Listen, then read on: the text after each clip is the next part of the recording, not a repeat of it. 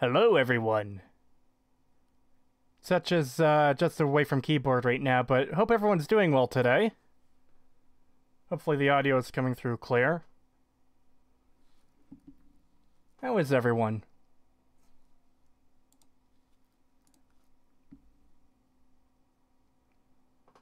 Afternoon, hi. Hey, Creetosis, good afternoon.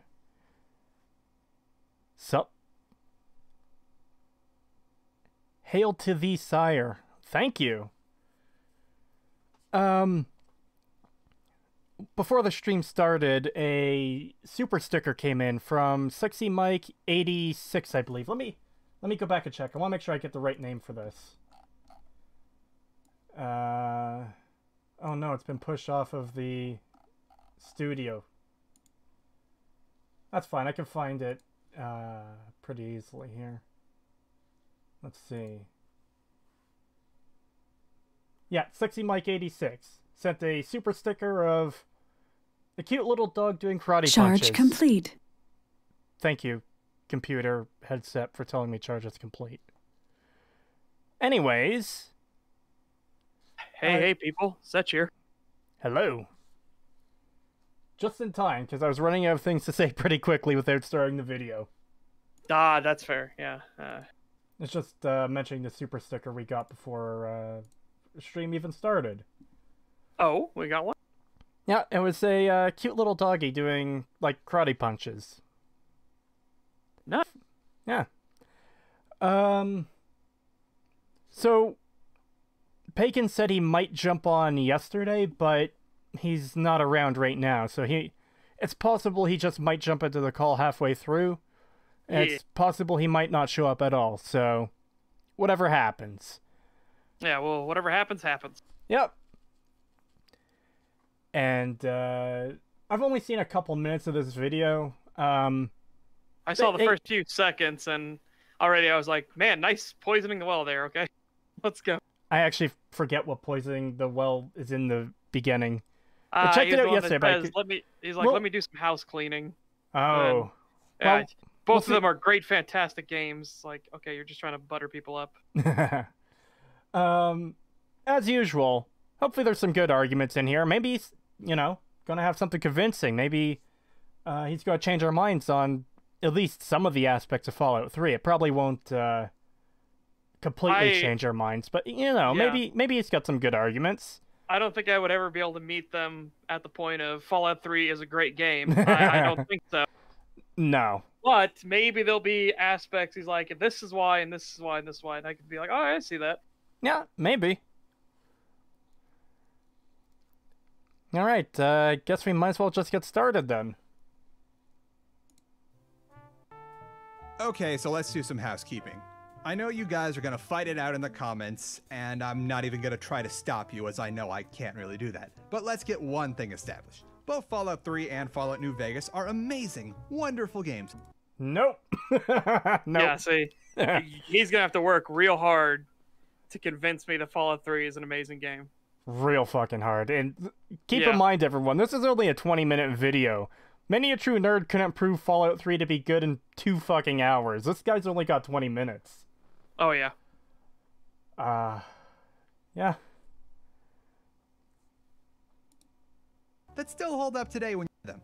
This video isn't how one of them is overtly better than the other, but how one set the other up for even greater success than itself. If you still want to fight about it, the comments, however, again, I can't really stop you, but your opinion is wholly yours, no matter how wrong it is. Oh. Oh, fuck you, buddy. Yeah, exactly. Fuck off. Wow. Oh. Not a great start. Well, You're yeah, allowed to have your opinion, even if it's wrong. Yeah. Yeah, that's... It's a fair assessment to be like, your opinion can be wrong, fine, but you've already set up that your opinion is the correct one. Yeah, pretty much. So you're already saying that you are objectively right. Yeah.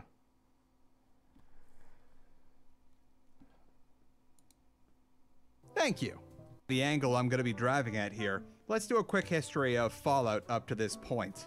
Shortly after Interplay dissolved the development studio known as Black Isle, which was responsible for Fallout 2 and whose head staff made the first Fallout game, they released a game called Fallout Brotherhood of Steel, to absolutely disastrous results. Interplay was already in some pretty dire straits as it was, and this wasn't helping anything, so Bethesda and ZeniMax swooped in and bought the property rights to the Fallout franchise off them and immediately got to work. The result was... Okay, there's a little bit more to the story than that. Yeah, we need to emphasize Bethesda and ZeniMax bought the single-player rights, and Black Isle had to give in to them. I mean, it was basically big fish come in and say, hey, little fish, give us the rights to your single-player. You can keep the multiplayer. We don't care about that.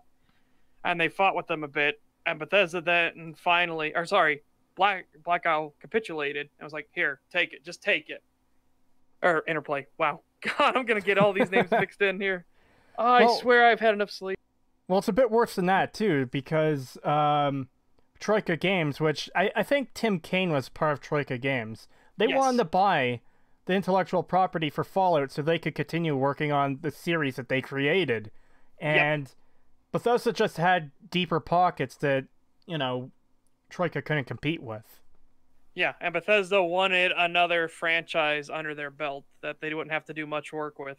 Yeah, and keep in mind, too, Van Buren was something like 80% done at the time, so it probably wouldn't have been a whole lot of work for Troika to just finish that off and release it. Exactly. So, later on down the line, Interplay was still working on the Fallout MMO, and I got to play some of it. It was okay. Fallout 2 Online is a lot better, but that's a fan experience. But that's neither here nor there. But what happened was, Bethesda was then like, you know what? We don't like that you have any rights left for Fallout. So began bullying the shit out of Interplay and threatening them with legal actions like, oh, well, we actually own the Fallout IP. It says here, here, here, and here. Even though Interplay's like, yeah, but it says you don't own the multiplayer or anything multiplayer related. It says we still own it. Well, ZeniMax is a law firm, and Interplay is not one of the big dogs. So you can imagine how this fucking fight went. Yep. And just for everyone in chat, I do realize the video is still skipping a bit. We haven't quite figured that issue out yet, so we might have to rewind for certain key points. But besides that, yeah, until we figure out what is causing that problem, we're just gonna have to kind of deal with it, unfortunately. Well, Troika ran out of money because their games, as great as they are, nobody bought them. And it sucks because you go back and play all three of their games, and they are fantastic games. There's a reason that every single one of them is considered a cult classic. How high is the chance of a new Fallout from Obsidian? I mean, both are now a part of Microsoft. I don't think the chances are very high, if I'm going to be honest. I don't think so either. I would like for it to happen, and if it does happen, I would hope they would make it a good game. Hell, you know what? I don't even care if it's Obsidian or Bethesda that makes the next Fallout game. All I care about is that it's good. Just please make it good. I don't care who does it. Just do a good job. Oh, they're saying, no, hey, what they mean by skipping is his story is skipping a few parts. Yeah. Again, he doesn't want to give the dirty deets of how all this went down. Ah. Well, it's still worth mentioning the video skipping. Yeah. It looks like Pagan might be able to join soon. Anyways, let's continue on for now. Was basically Elder Scrolls, but it had guns, also known as Fallout 3, and it was amazing and accessible to gamers everywhere, to the point that millions of gamers who were introduced to the Fallout franchise would have never been introduced to this wonderful franchise if not for the fact that Fallout 3 was not only accessible to people outside of the isometric strategy genre, but also a console-friendly game in general. Okay, so that's not inherently a good thing. And number two, you don't know that for a fact. Again, we aren't in alternate timeline. We can't see an alternate history. You don't know for a fact that Van Buren wouldn't have exploded. Yeah. It's entirely possible in an alternate timeline where we got Van Buren instead, it could have sold 60 million copies and took the series in a completely different direction, and maybe maybe even nudge the gaming industry as a whole in a different direction. We don't know what could have happened. All we know is what did happen. And not to mention, like, just because for the fact of it was stuck to the isometric RPG crowd, it's like, probably, I don't know when this video was made, but maybe you haven't heard of... 2018, I think it was made, or 2019. So you've heard of Divinity Original Sin 2, and you realize that just because it's an isometric RPG does not mean a game can't explode in popularity. Yeah. I also want to point out that I see this exact argument a lot, and I fucking hate it. That, you know, Fallout 3 is kind of what led to New Vegas exist. Here, let me just rewind it so I get his exact quote. It's Fallout 3, and it was amazing and accessible to gamers everywhere, to the point... That's right. That's the argument I see a lot is, well, Fallout 3 brought a larger crowd to playing the Fallout games. Yeah, that isn't inherently a good thing. Simply making something popular doesn't mean the game itself is good. Yep. As we will thoroughly talk about with Skyrim.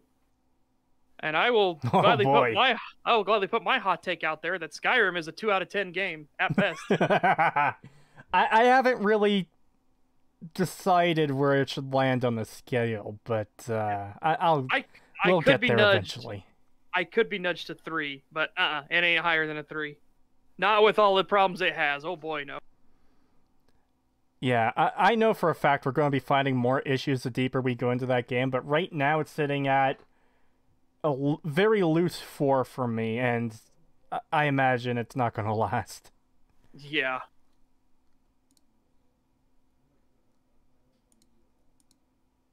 Who were introduced to the Fallout franchise would have never been introduced to this wonderful franchise if not for the fact that Fallout 3 was not only accessible to people outside of the isometric strategy genre, but also a console-friendly game in general. That's how I discovered the Fallout franchise, and ironically enough, Oblivion and Elder Scrolls after that. I played the crap out of those games when I was younger. We all did. In fact, when it came time for Fallout New Vegas to come out, my parents did the smart thing and bought it for both the PC and our PlayStation because they knew my sister and I were going to fight over who got to play first. Smart move, Mom and Dad. You really knew your stuff. Meanwhile, while Fallout 3 was collecting Game of the Year awards like it wasn't a big deal and pumping out mostly good DLCs. No! No. Oh, God.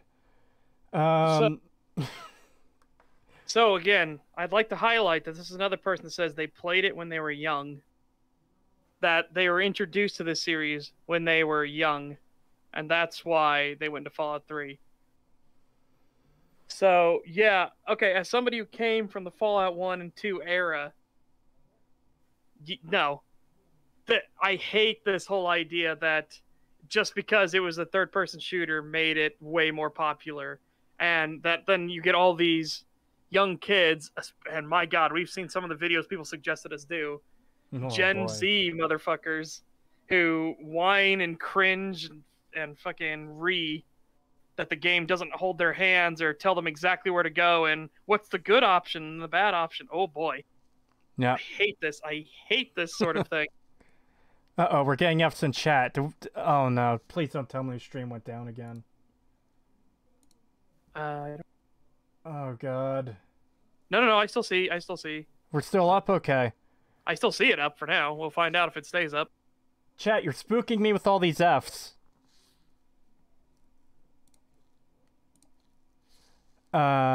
Anyways, we got super chat there.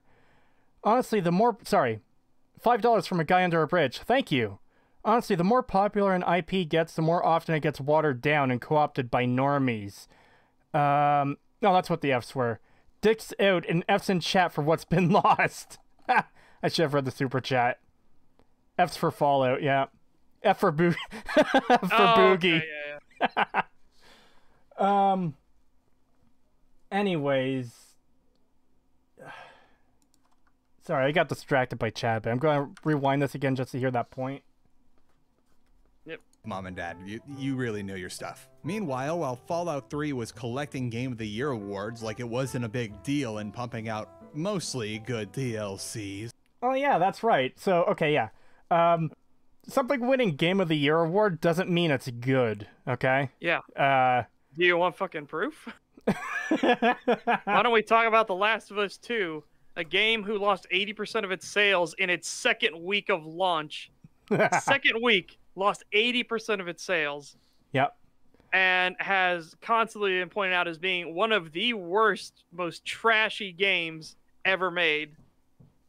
And yeah, got all the Game of the Year awards because my message.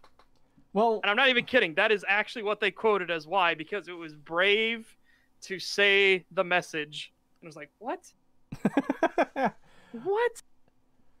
What?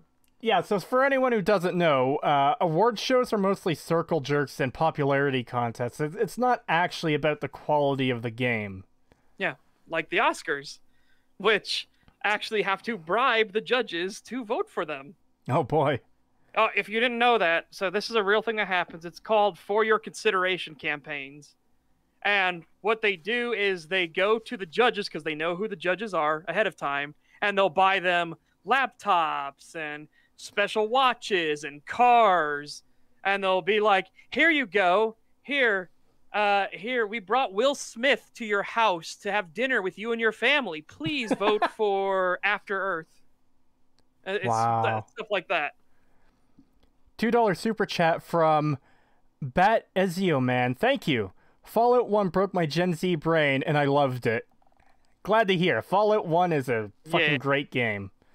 It is. But also, the statement that Fallout 3's DLCs were mostly good, no. Mothership Zeta was complete garbage. It was just killing generic alien enemies for like an hour and a half. There's practically no story content to it.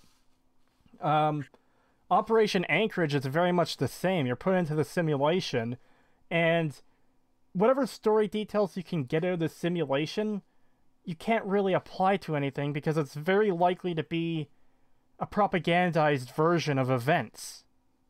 Yeah. So, what else? There was Broken Steel, there was Point Lookout, and The Pit, right. Unfortunately... As I'm saying, I'm not talking about just The Last of Us 2. I'm just talking about if people want to know in their mind what a current day example is. But this shit has gone on ever since award shows happened. The Oscars have been this for their entire existence of, you know, paying to get the awards. It's why a lot of us jokingly called, especially like the Spike VGA awards, holy shit, those were the not paid for awards.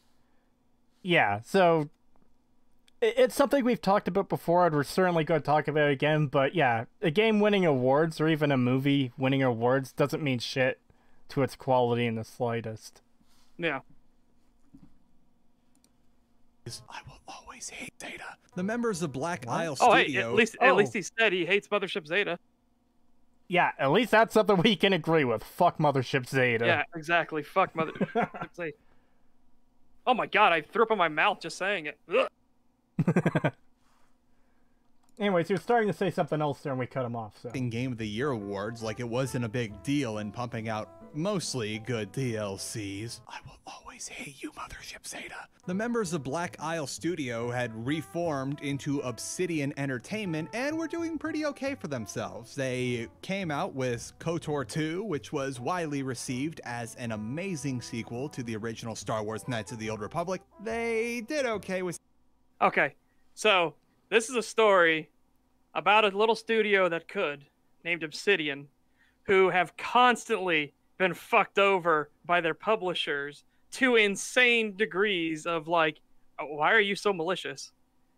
And when it came to KOTOR 2, Microsoft fucked them real hard because Microsoft changed the date on when the game was supposed to be released, thus forcing them to cut a shit ton of content and threatening that they would not get paid if they did not deliver it on time.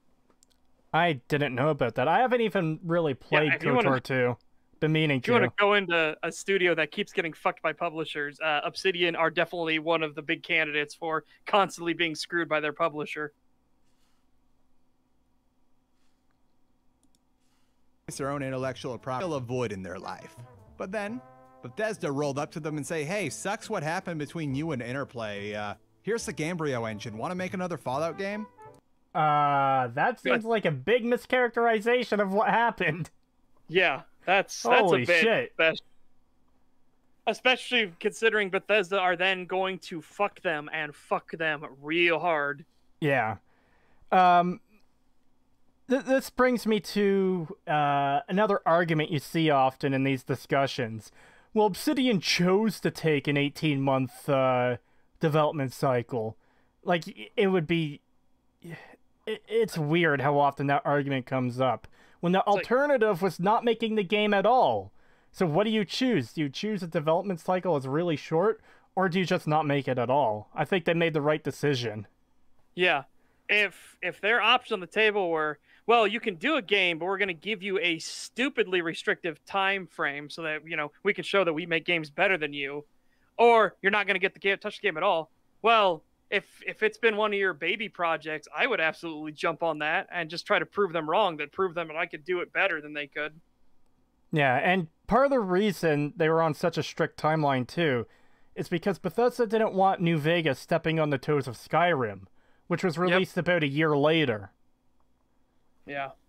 Just gonna hide Discord for just a second while I check some messages. Okay.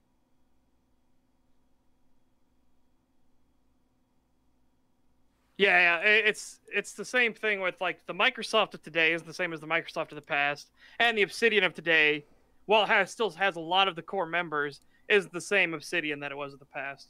So I was really happy when Microsoft bought Obsidian, because we want to talk about another publisher that fucked them over, MyCom, which is mail.ru, if you don't know what that is, fucked them over real good when it came to Armored Warfare. Actually self-sabotaged the entire project so they could steal it out from under them. Oh boy. I can go into a huge rant on fucking Armored Warfare and my.com. They are fucking garbage.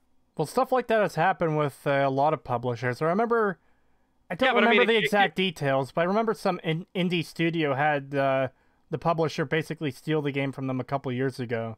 That was Frogwares, and the one that stole from them was Big Ben and something with an N. But yeah, they stole the Sinking City from them. Yeah. Like literally stole familiar. it. Actually pirated a copy of the game, changed the logos out, and uploaded the pirated version to Steam to sell. Oh. Yeah, there's a fucked. huge legal fight still going on right now so Frogwares can get their game back.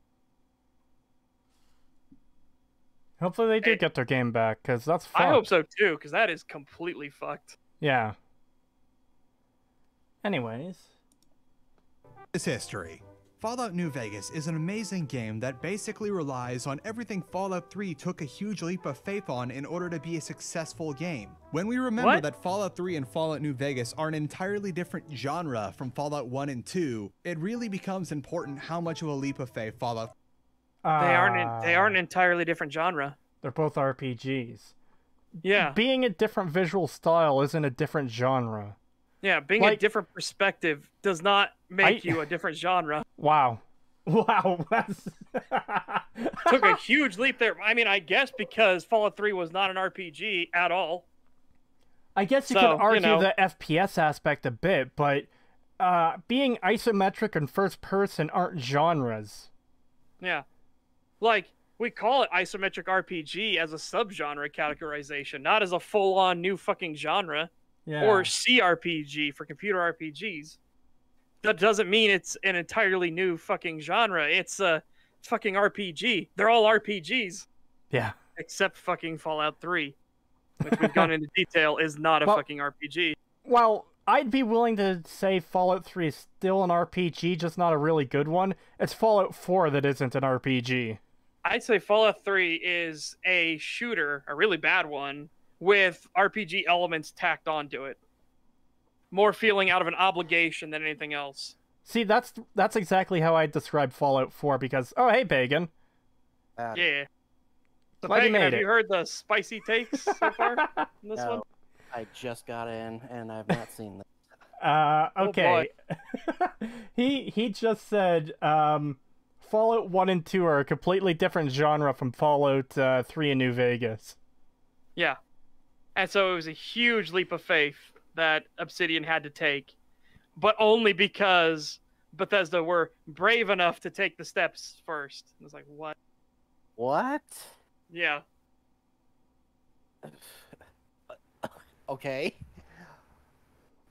What the fuck? Yeah, JRPGs are RPGs. Yep, absolutely. Again, it's a subgenre. Yeah. It's kind of the like Eurojank RPGs. They're still RPGs. They're just usually made in Europe with a very specific style, and they're janky as shit. Yeah. It's the still thing an about RPG. Yeah, the thing about RPGs is that it is a very broad genre, but, you know, something like Final Fantasy or Legend of Dragoon is still just as much of an RPG as Fallout is, or just very different kinds of RPGs. The thing you mostly do in Fallout 3 is talk to people and make choices. I Big don't know if disagree that's there. true. I Big do fucking not disagree there. Yeah, I think you mostly wander around a wasteland, shoot at people, grab loot. I think that's entirely what you do in that game, and you barely talk with people and make choices. Yeah. Even in Miniature Nerd's defense video, one of his larger points he went on for significantly was how much exploration there is, how many dungeons there are to do, and which doing dungeons in Fallout 3 just basically amounts to killing enemies. So yeah. And I would have to ask, what choices in Fallout 3? There are barely any choices. Yeah. And as we discussed in the video, especially as the main story is concerned. Yeah, and as we discussed in the video, there are barely any quests. There's barely any side quests. There's nothing. It is a big old nothing burger. Yeah, it can't be understated just how little content there is in Fallout 3. There is 18 side quests. This is all the non-main story content in the game. 18 side quests. Morrowind had like 300. Oblivion had 100. I think Skyrim had about 100. And Fallout 4 had like 30-ish, 35 side quests. And keep in mind... No, it was 50-something, because I remember I did the thing on it, and it was 50-something. No, it's not. I could guarantee... Sure? I am positive. I've gone through it enough times to know. And by the way, when we were talking about Morrowind, Oblivion, and Skyrim side quests, we're not even counting the factions in that, because each of them have a few factions as well. Oblivion and Skyrim have 4 entire faction quest lines. Morrowind has like 10. This is all apart from the main story. And that's compared to Fallout 3's fucking pathetic 18 side quests. That's all the side content the game has. Oh boy, you are absolutely right, because where did I get 50 from? But yeah, no, this is I'm looking at it right now. Yeah, this is I'd say less than 30 would be about accurate for Fallout 4. Yeah, because one of their named side quests is literally just to account for you getting banished from the Institute. So it isn't even an actual quest. Yeah. Anyways, let's get back to this. Fallout 3 took a bunch of things, and how, well, yes, Fallout New Vegas is pretty much improving upon everything that was made in Fallout 3. They got Bethesda to do all the heavy lifting for them, and both games benefit. How? How did they get Bethesda to do all the heavy lifting for them when they literally had to basically remake everything from the ground up? Like, what the fuck? Also, a $4.99 super chat from Dylan G. Creet. You seem to be a fan of these sort of video essay videos and take inspiration from them. Were you ever familiar with the videos by Mr. Mediker? Oh, yes, I was. I really enjoyed his content. Yeah. Yeah, he was good. He was really good. I want to know how Bethesda did all of the heavy lifting. How? Well, I think the argument here is basically, they set up the engine that Obsidian would eventually build their game in. But again, they had to make significant changes. The reputation system they had to make. All the weapons they had to completely fucking redo, because the weapons in Fallout 3 are kind of shit, even though Bethesda tried really hard to make it the next Call of Duty. Yep. Oh boy. Yeah, it's much less Obsidian's game being propped up by what Bethesda made before, and more Obsidian trying to lift this piece of garbage up and make something good with it. Yeah. But let's backtrack a bit and see what his entire point will be. Because I did stop it right there after hearing with Bethesda doing all the fucking heavy lifting. I'm like, what? Yeah, that's... Fallout 1 and 2, it really becomes important how much of a leap of faith Fallout 3 took on a bunch of things, and how, well, yes, Fallout New Vegas is pretty much improving upon everything that was made in Fallout 3. They got Bethesda to do all the heavy lifting for them, and both games benefit from that. Fallout New Vegas is basically an expandalone to Fallout 3, albeit a very big, well put together expandalone. Expandalone? Oh, first off, I've never heard that phrase. It's not a phrase. It's a fucking standalone expansion is the phrase you're going for. A fucking expandalone? God, don't try to coin new terms, please. Yeah, we don't want another fucking ludonarrative harmony. Yeah, we don't want another situation like that. Yeah. But also, it ain't an expansion. No. Okay? You can completely ignore Fallout 3, and it literally doesn't matter, because Fallout 3 was garbage. Yeah. I was about to ask. You don't even need to know a single thing in about Fallout 3 to play New Vegas at all. Yeah, it's actually beneficial to not know anything about Fallout 3 to play New Vegas. Yeah. I was just about to be like, what are you talking about? Like, what does it expand upon from 3? I don't think it literally acknowledges anything from 3 as well. It very minor things. As like a bandage, because they have to somehow reconcile the fact that Bethesda fucked up the Enclave, that Bethesda fucked up the Brotherhood of Steel, that Bethesda fucked up the Super Mutants. So they had to do little bandages to be like, no, these aren't the Super Mutants, you know. No, this isn't the Brotherhood of Steel, you know. No, this isn't the Enclave, you know. Yeah, I think there's like maybe one reference where they talk about the mutants back east, or the mutants that are east are crazy or something. No, they call them dum-dums or something like that. Yeah, I think that's it. I think that's like the only reference you really get to Fallout 3 in terms of like direct reference to the eastern side of the fucking world. $5 super chat. Go ahead. $5 super chat from a guy under a bridge. Thank you. This implies New Vegas could... Oh, no, it's... There it is. This implies New Vegas couldn't exist in the Fallout 1 and 2 engine, as if God Howard's buggy-ass third-world engine was what drew us all to that game. Shaking my fucking head. Yeah. Yeah, because like we said, actually, I don't think we mentioned it earlier, but a lot of the plot points... Whoa. Drago Dot says, the fact you can delete a location, the simple fact you can blow up a town is a consequence on its own. No, it fucking isn't. Yeah. What changes in Fallout 3 because you blow up Megaton? Oh, wait.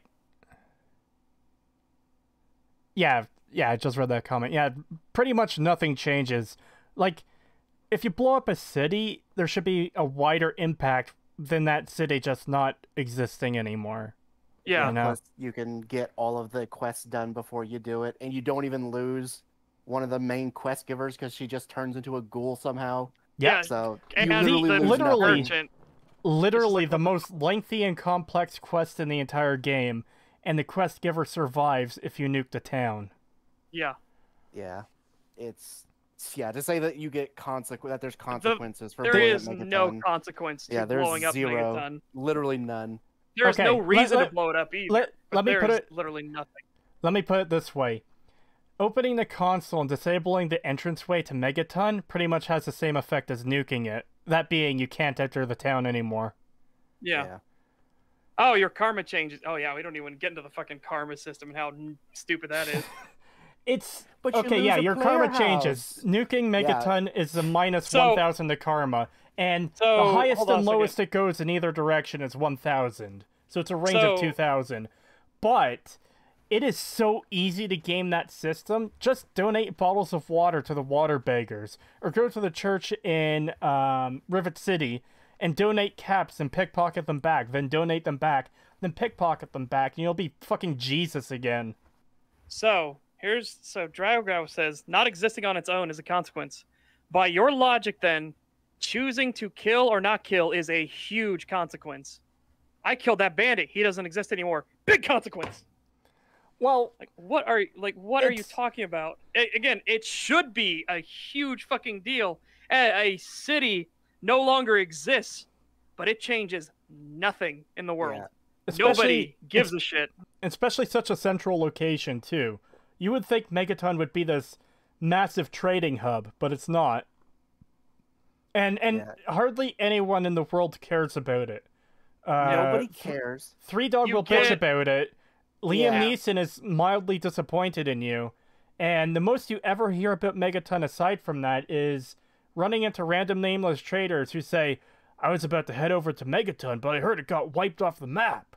Jesus. Yeah. And that's the extent of... And not to mention, Three Dog only suspects you did it. He has no proof, but he'll still say you did it to everybody over the radio waves.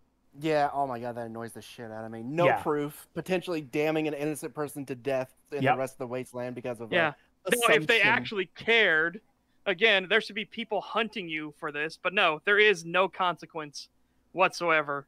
Yeah, the world does not change around you. Hardly anyone references it. You don't lose out on any items or quests because you can get them all beforehand. Hold on. Could you apply the same thing to Caesar? No, you can't. The Legion will fall apart in due time without Caesar. There's many references for this in the game. He is the one thing holding them together. After he's gone, Lanius is in control. And it's very heavily implied that he does not have the... He does not have the charisma and the willpower to hold it together. Not just that, but just the general ability to run an entire nation. He's a conquering warlord, not a politician. He is a general, not a leader. Yeah. Okay, generals are leaders, but he's not a leader of a nation. He is a leader of a military unit. Yeah, and those are two very different things. Yeah.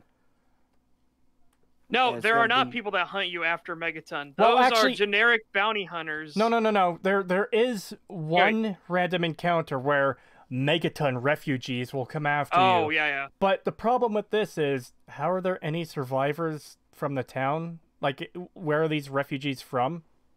Yeah. You do... And also the fact that it's completely random that they'll come after you. You do lose the ability to grab the strength bobblehead from Lucas Sims' house. If you haven't grabbed it already, that's it. Well, yeah, any significant consequence from nuking Megaton requires you to not go through Megaton and get everything.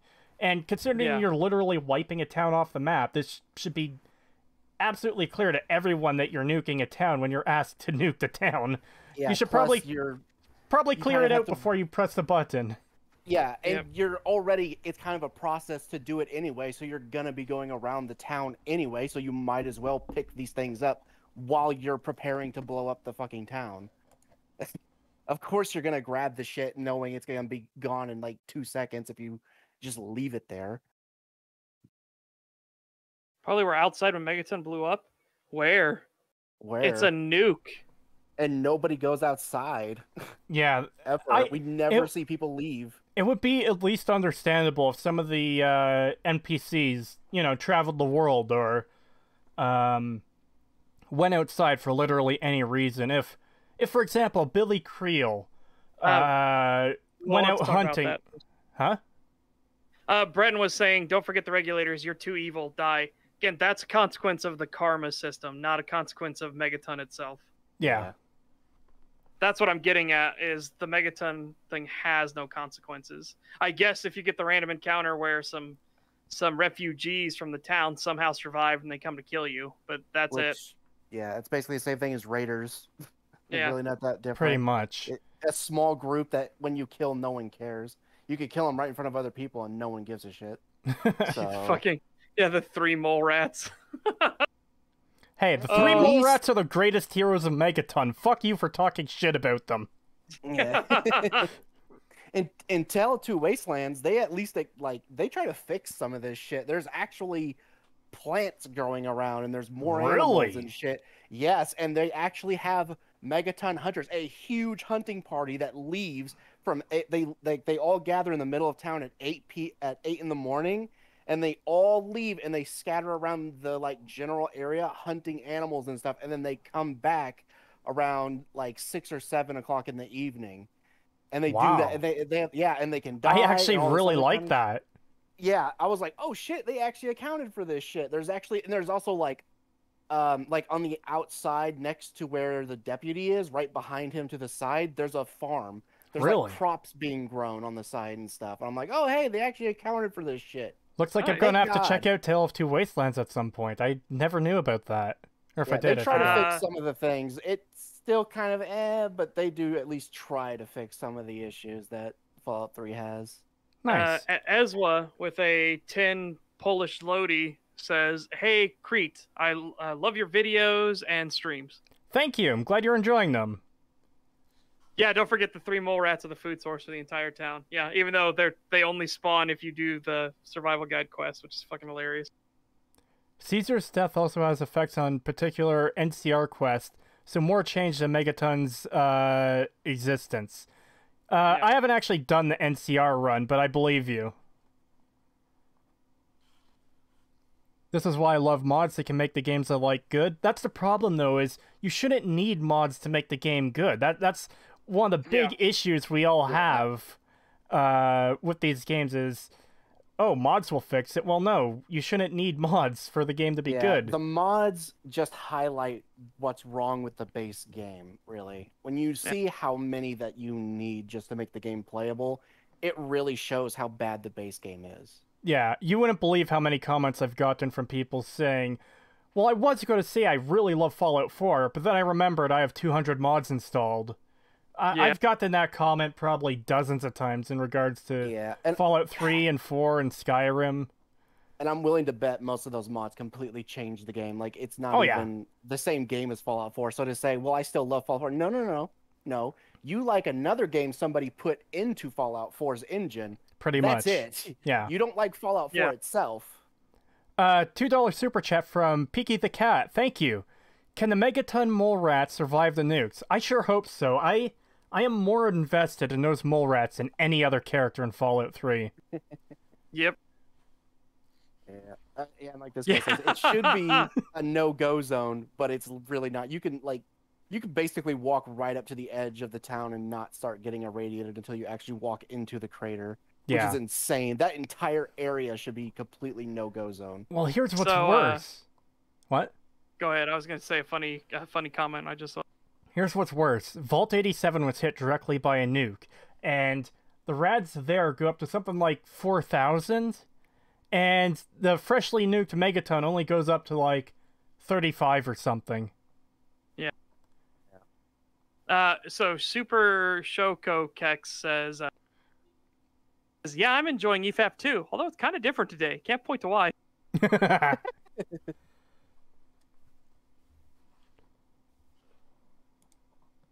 New Vegas is similar to Blood Dragon, or that new Subnautica game where you're basically in the Arctic now. It's an expansion to the previous game that takes the elements of the first game and morphs them into something improved, but does not add anything entirely new or radically improve on the graphics. What? How the fuck can you say New Vegas doesn't add anything? How the fuck can you say Below Zero doesn't add anything radically new? What the fuck? Oh, what a bad argument. What about the entire fucking story to New Vegas? You didn't have a choice of which faction you could side with in Fallout 3. Oh shit, my internet went off. God damn it.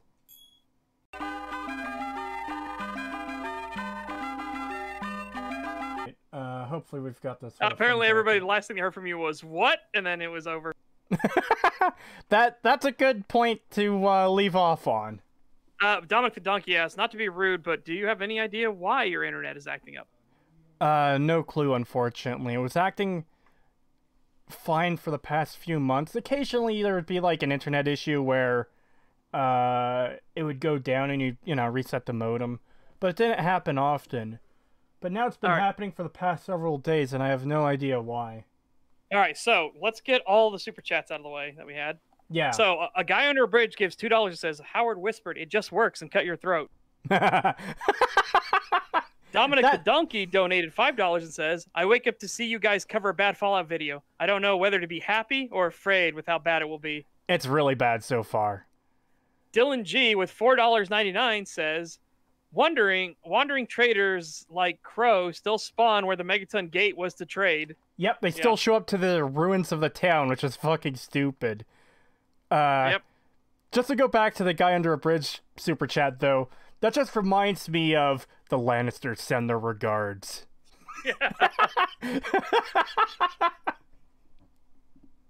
Bethesda sends their regards. Fuck, I guess I'm gonna post the link in the server again. I did already. Oh, you did? One. Cool. And I did a ping for it. Cool, thank you. Alright. Let me just get Watch Together back up then. Yeah, that is so fucking... That's so annoying that happened. Incredibly annoying. Anyways, let's just rewind this back a bit so we can hear the point again. I rewound it back a bit. I rewound it back, I think, like 10 seconds. Are you at 325? Yeah.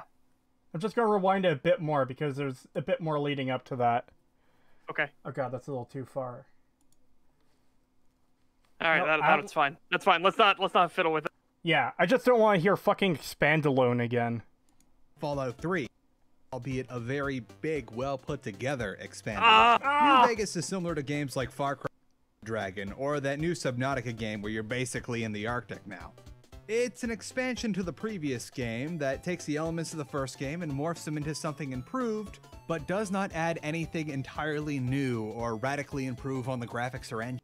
Okay, which is absolute bullshit on all 3 games he's mentioned. Okay, I haven't played Blood Dragon, so I can't comment on it, but I know for a fact that Subnautica adds a lot of new shit. There's all kinds of new fish and enemies, and I still have to stream Subnautica Below Zero, but like, there's the Sea Truck, which is an entirely new vehicle. Not to, like, this isn't even touching New Vegas, which has the entire fucking 4 factions. Fallout 3 didn't have multiple joinable factions at all. Exactly. It didn't have ending choices either. Don't even give me that bullshit about spare Autumn, like kill Autumn thing. That is not a fucking ending choice. No, it has literally no impact on the world. If you spare Autumn or if you kill him, the game gives the exact same feedback in Broken Steel, which is to say fucking nothing at all. Yep. We need that fucking clip from Simpsons. Nothing at all. There's nothing at all. But yeah, I like this preview. I like the previous stream better. I did too. I kind of miss it. It was kind of homey. You know, we had about an hour under our belts, and then it was ripped away from us. Yeah, I am very annoyed by that, because I said it before we started streaming again, but this means I'm going to have to take both streams and stitch them together again like the fucking Half-Life stream. Yep. Yeah, it also did ammo types, ammo switching, it did gun customization and changes. Yep. Your fucking NPCs, you had companions that actually had like full-on storylines and everything you could follow and do. We talked about the reputation system. We talked about new entire fucking factions that didn't exist in Fallout 3. Yeah. Something Fallout 3 couldn't even do. Couldn't even come up with new factions. I was about to say, fucking, what? This guy's talking about new shit, not adding anything new. What did Fallout 3 add that was really new? They reused everything. Fallout 3's new factions are fucking pathetic. The Talon Company is just a generic group of mercenaries who are always hostile. For all intents and purposes, they're just reskinned raiders. Yeah, that's exactly what Super Mutants aren't a new faction, but the Regulators are a new faction, and they hold one entire location that exists entirely for the Lawbringer perk. And they have, I think Lucas Sims is the only named NPC out of that location that is a Regulator. There's none others in the game. Just fucking pathetic. Peaky the Cat with $5 says, this guy probably thinks that The Empire Strikes Back is an expansion for A New Hope. Yeah. Well, shit, if he's gonna make that argument, then Fallout 2 is just an expansion for Fallout 1. It's ridiculous.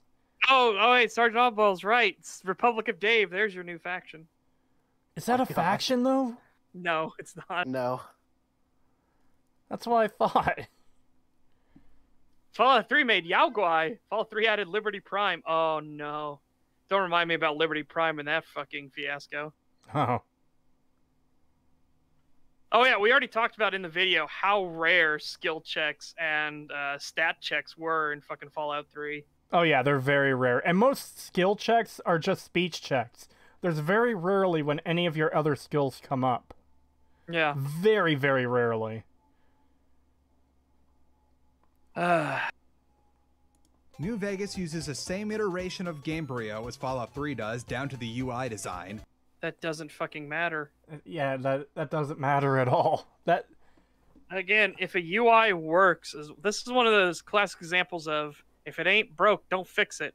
If the UI worked and it showed what it needed to and it wasn't obtrusive and obnoxious, don't fix it. Yeah, exactly. By fix, this is when you start going into but we got to be something different. That's when you start getting into the fucking insanity UIs where they cover 90% of the fucking screen with useless fucking shit everywhere. Or you get Fallout 4's UI, which is just fucking boring. Yeah. The weapons are recycled over from Fallout 3 down to the textures. Whoa, okay. There's a lot of new weapons. There's a ton of new weapons. Fuck ton of new weapons in New Vegas. What are you talking about? A lot of the weapons. Yeah, dude. sure. The 10mm pistol and shit like that. Whatever. Yeah, fair. Sure. But are you going to tell me the caravan shotguns, the hunting rifle, the anti-material sniper rifle, the grenade Tesla launchers, cannon, the varmint rifle, the multiple lever action rifles you can get? Yeah, because it's again, bring back the Wild West. Oh my god. I'll be Dominic right back. Donkey with $5 says. I'll be right back. No, it's a new faction. Oh, okay. Dominic Donkey says for $5 says no, it's a new faction. I won't have, or I'm assuming won't have this slander against the Republic of Dave on this stream. Just kidding. Like, holy shit. This dude is so fucking reductive.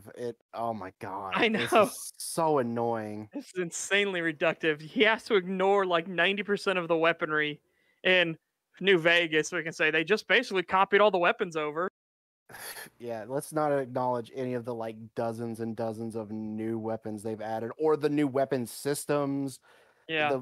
All this other new shit they've added, actual story, actual fucking factions you can join, fucking super mutants and other characters you can actually The Wild Wasteland to. perk. Yeah. All the shit that comes with that. Oh my god. Yeah. Fucking weather systems and some of the DLCs. Just come on. They also added stuff like the boxing gloves, so you could knock enemies out without killing them, so you could do a pacifist run. Or a no-kill run, at least. I was gonna say, it's not really pacifist if you punch them. Yeah. But you can still do a pacifist run if you just don't attack at all. Yeah, again, I guess I gotta agree with Dirks McGee. It's worse than reductive. He's demonstrably wrong. Yeah. Yeah.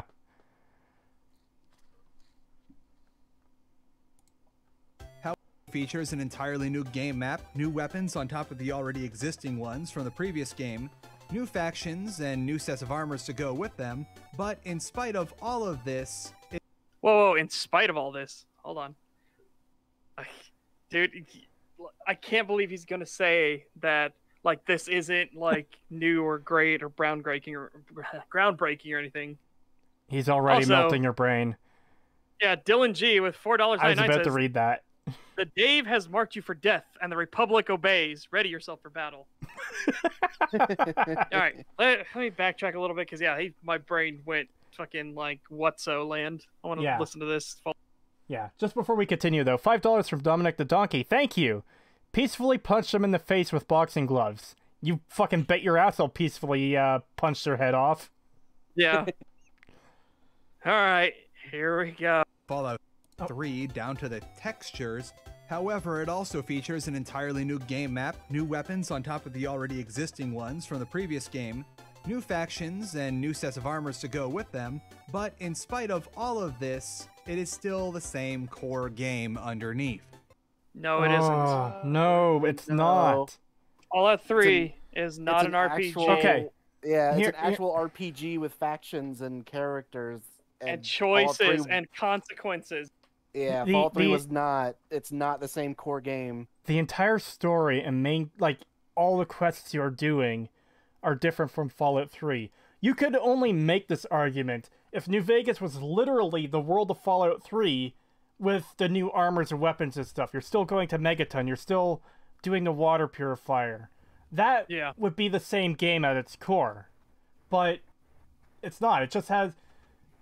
Essentially, New Vegas has a similar skill system, but modified. It has a similar perk system, but it has actually decent perks rather than just skill bonuses. And it has a very similar gun system, but tweaked to be better. Yeah, with a ton of new weaponry and modifications you can make to those weapons to personalize them to how you play. Just a fuck ton of stuff. Yeah. It feels like he's just taking very minute things and saying like, oh well, it looks similar. Oh well, it has somewhat similar weapons and skill system. It's like, okay, but that doesn't make it the same core game. Otherwise, Fallout 1 and 2 would be exactly the same. Exactly. A guy under a bridge donates $2 and says, again, he thinks all we care about is the engine. Thank you for the super chat. Yeah. It's really that's- feeling like that for sure. Yeah, it really does. Yeah. Guys, we're only... the same, so therefore it's the same game. And it doesn't even look the same either. That's the thing that's I know. fucking mind blowing. Yeah. We're only 4 minutes into this. We're not ignoring things exist in Fallout 3. They're there, but as we said in the video, they are so inconsequential and so minute. They are not the core of what Fallout 3 is. Fallout 3 is a dungeon no. looter. Yeah. It is not an RPG. Pretty sure this guy liked Amnesia Rebirth, I guess, and thought it was good. Oh. Wow. Well, that's horrifying. Yeah, that's horrible. They did it. It's It's an expansion. It improved upon the originals. I want to say Subba Dubba, but it's probably Subu Dubu. Gives 20 euros and says, just reinstalled New Vegas. Appreciate you guys. Thank you. Nice. And glad to hear. nice. Play the fuck out of that game. By the way, for everyone Hope you enjoy thinking it. that we think New Vegas is perfect or there are enough flaws in it, oh boy, just you wait. No. Oh yeah, no, we're gonna cover this at some point. It Yeah, definitely. we are has gonna flaws. cover New Vegas sometime in the future, and boy howdy, are we gonna make everybody that thinks New Vegas is perfect mad at us. Yeah. Oh Yeah. yeah.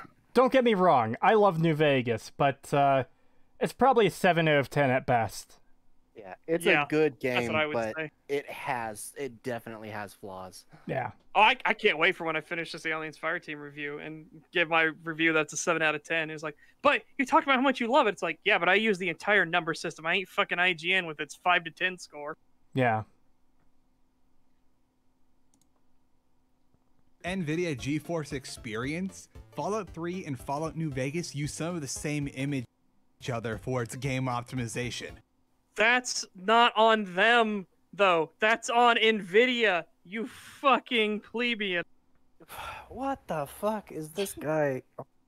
Do you think that Obsidian goes into NVIDIA and is like, hey, we're going to program in these details for you in your system that's a third-party thing that doesn't affect our game at all? What the fuck? Adeptus Fantasticus says, with $10, thanks for covering this. Charlatan really needs help differentiating between the levels of effort Obsidian put in compared to Bethesda. Yeah, absolutely. Thank you for the super chat. It's very much appreciated. And yeah, this seems to be an issue a lot of people have where it's just someone looking at the surface level aspects and they don't understand why there's so much love and hate for these two games. Yeah. That was that whole thing of like, you just have to pretend New Vegas doesn't exist for a moment. And it's like, no, not at all. And then you brought up the perfect example of it doesn't rain in New Vegas and it doesn't rain in Fallout 3. And that's a bad thing in Fallout 3, but it makes sense in New Vegas.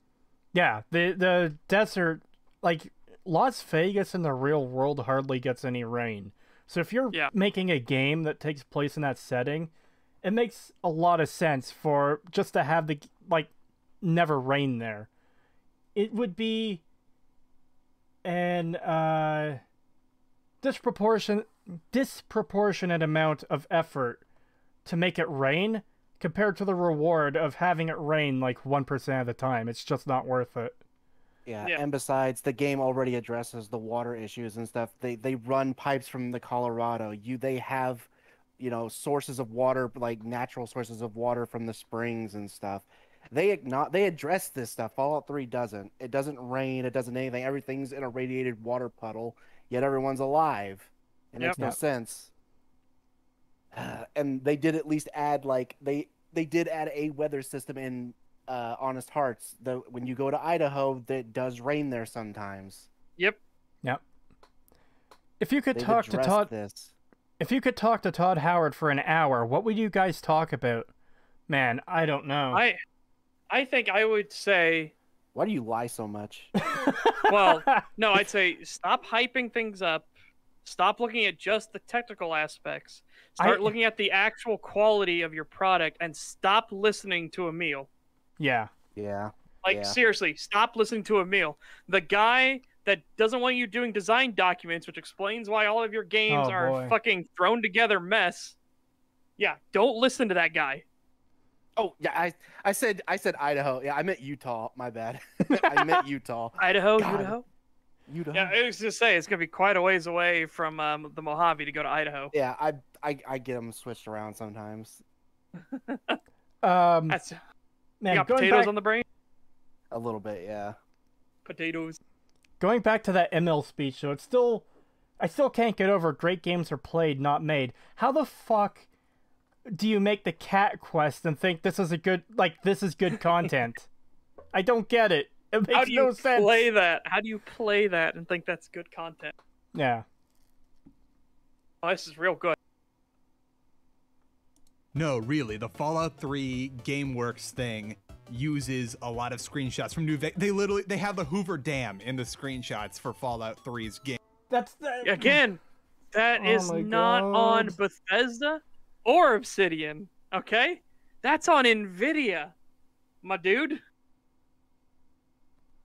What the fuck is this guy talking about? Dallas Trouble with 5 Polish Lodi says nothing. He just gave us 5 Polish Lodi. Well, thank you, Dallas Trouble. Thank you. It's very much appreciated. There is a lot of new stuff in New Vegas, but when you strip it down, it's basically Fallout 3. It reminds me No, it's not. How? What the fuck? How? Explain how. You can't just say that and move on. When you strip it down. Explain it. Oh, man. Like, how? How is it just Fallout 3?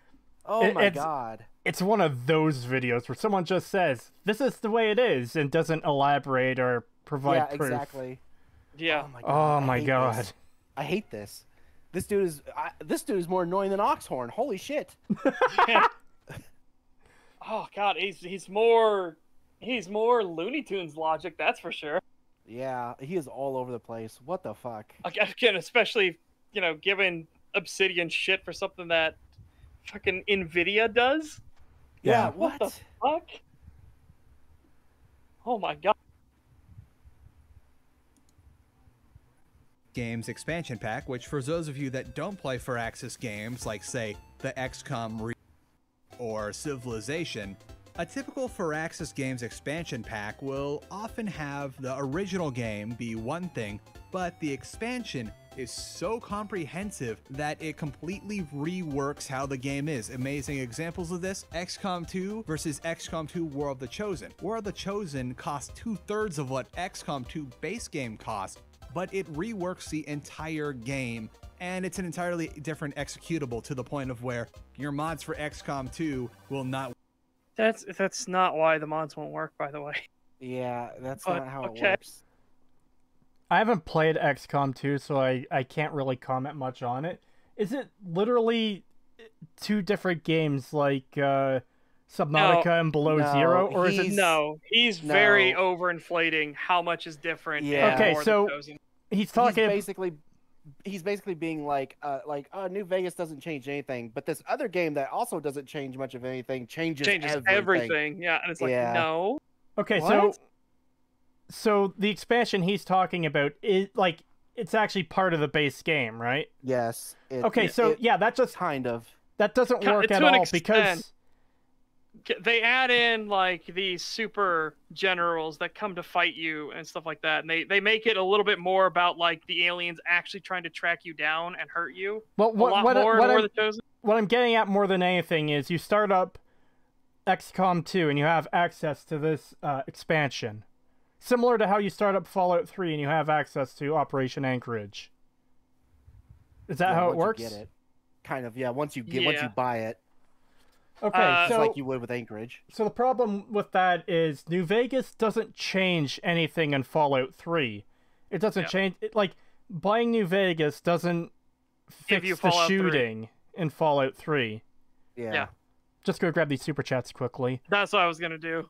$5 from Dominic the Donkey. Thank you. Also, not to mention a poorly spliced together voice line for the cat quest, or at least for the male character. I usually play female characters, so I haven't noticed that myself, but Oh my god. if that is an it's so issue, bad. then yeah. It's so bad. And €5 from Dion Van Owini. I hope I said that right. In the cat quest, you can use a gun with sights to avoid having to go around the lake. What? Oh, I think you can. I think I've seen that. Yeah. What? So like you could talk to it from a distance if you use like a scope. Wow. It's Nice. fucking dumb. Charlatan Wonder has a bad reputation with tangents and takes things personally. I know I keep pestering you to watch his Fallout DLC tier list, but it really gives you an idea of this guy. Oh, that's unfortunate. We're already given an idea of this guy, and it's not looking good. Yeah, it's really not bad. very bad impression.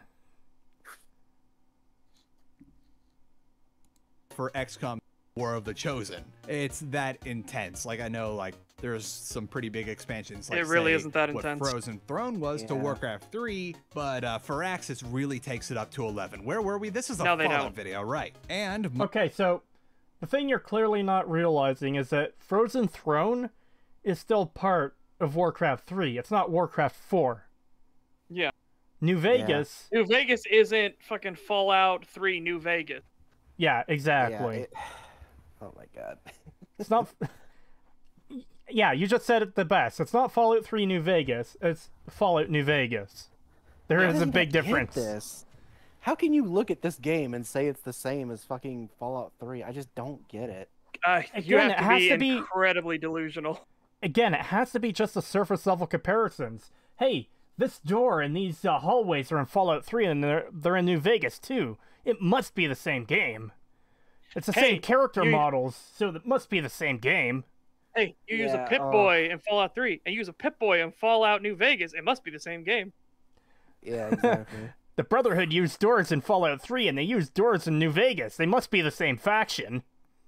Yeah. Yeah, it literally just sounds like, oh, well, they reuse some assets, so therefore it's the same game. There's plenty of games that reuse assets. Fucking Stalker does it all the time.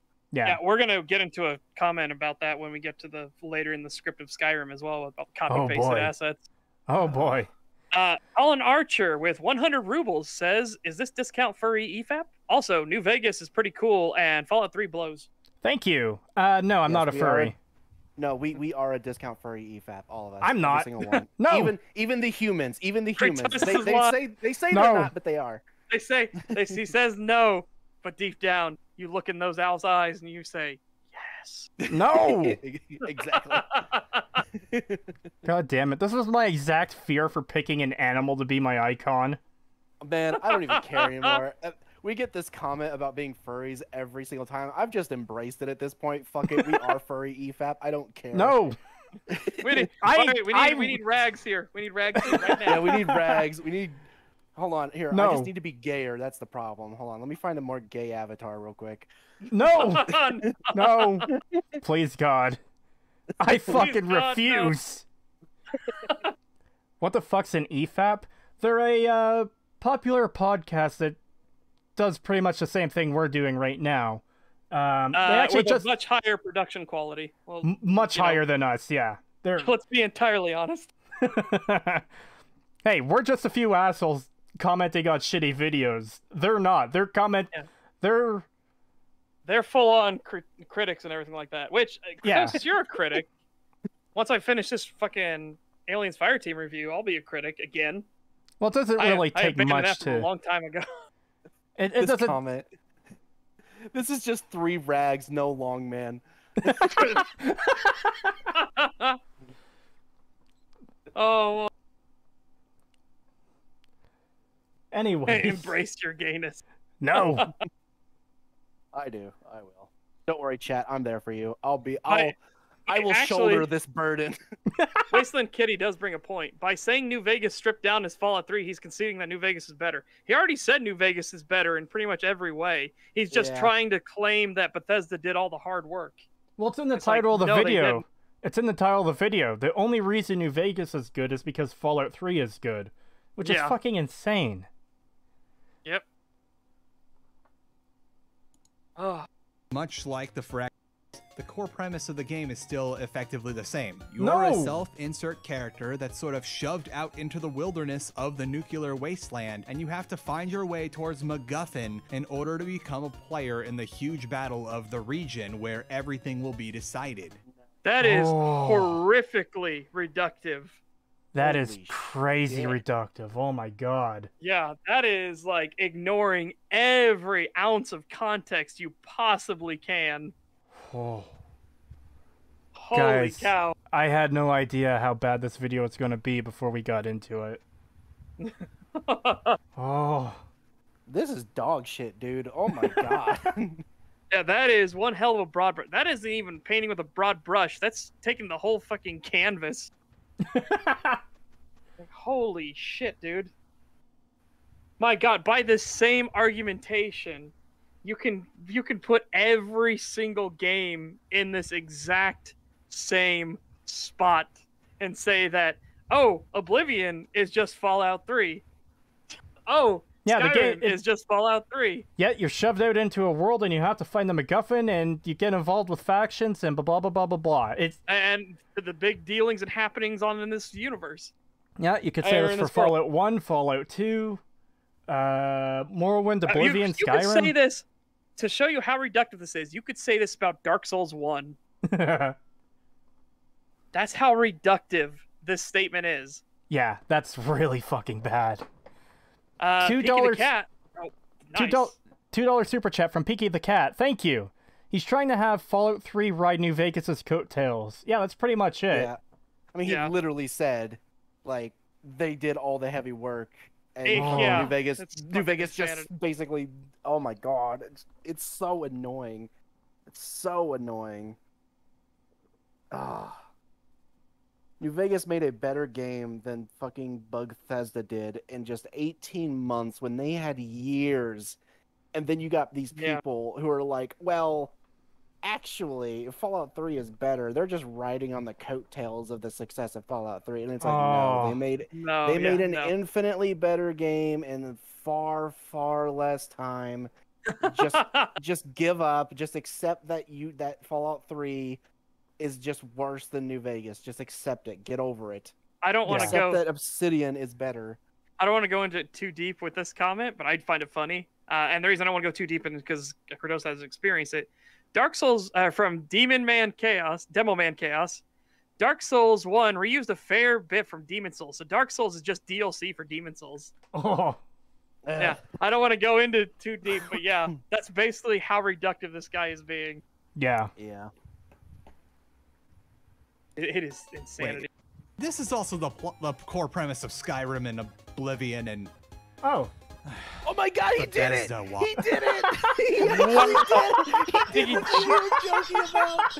He fucking did it. We said it Oh as my a God. joke, He but he realized meant it how in earnest. stupid. What? Yeah. How do you say that and then not realize how stupid your fucking argument is? Holy shit! Yeah, good fucking job. Oh you my idiot. god. That comment You- we got earlier about Empire Strikes Back being an expansion to fucking A New Hope. I think that was more Yeah. accurate than we thought.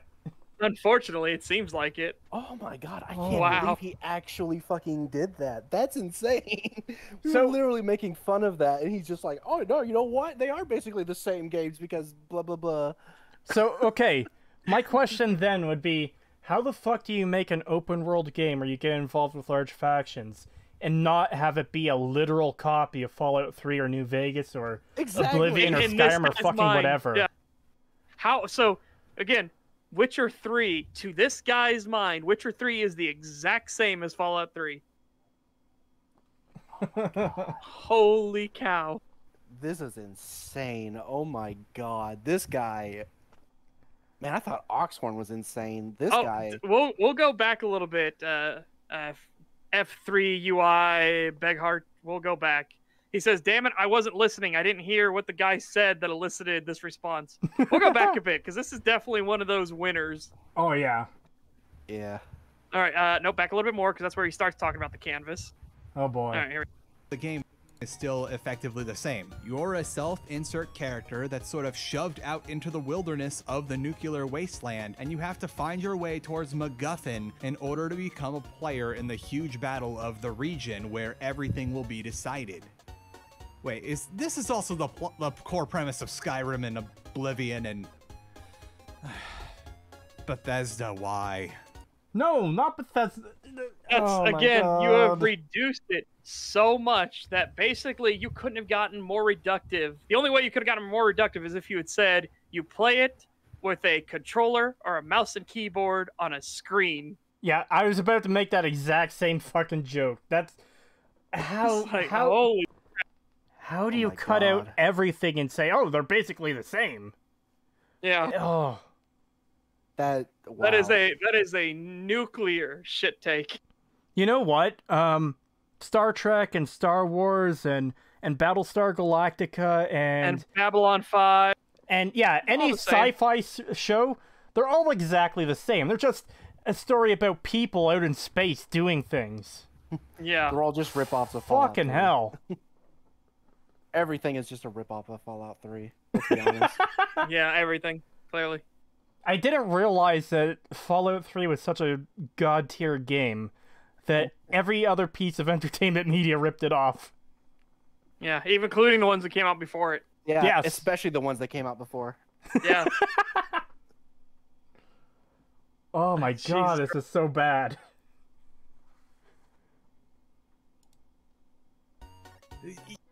Let's move on. The best way to boil this all down is that New Vegas is much more than an expansion than a full-on sequel. Yes, It skipped there. expandalone games. Hold on, hold on. Yeah, it skipped He for said me it's much too. less than something, and then it just went. I was like, what? You know what? Whatever. Let's move on. The best way to boil this all down is that New Vegas is much more than an expansion, but much less than a full-on sequel. Yes, expandalone games are usually a bit. Oh my god, Which again one? with that fucking term. One, it's not expand alone. This is not an expansion at all. You're saying it's much more than expansion, much less than a sequel. They didn't sequelize Fallout 3. They didn't want to be associated with Fallout 3. Yeah, they Do you made their notice own that it isn't game. called Fallout 4 New Vegas? Yeah. Well, Yeah, it's a completely different game. Has nothing to do with Fallout 3. Yeah, they wanted to get away from the East Coast shenanigans entirely. I mean, I wouldn't even consider Fallout 4 to be a sequel to Fallout 3 in the sense that I wouldn't It even doesn't consider take- Fallout 3 to be a sequel to the other Fallout games. Fallout New Vegas feels like the actual Fallout 3. yeah.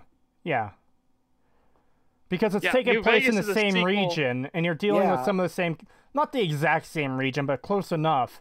You're dealing You're with one some, state over. You're Yeah. within. You're 300 miles.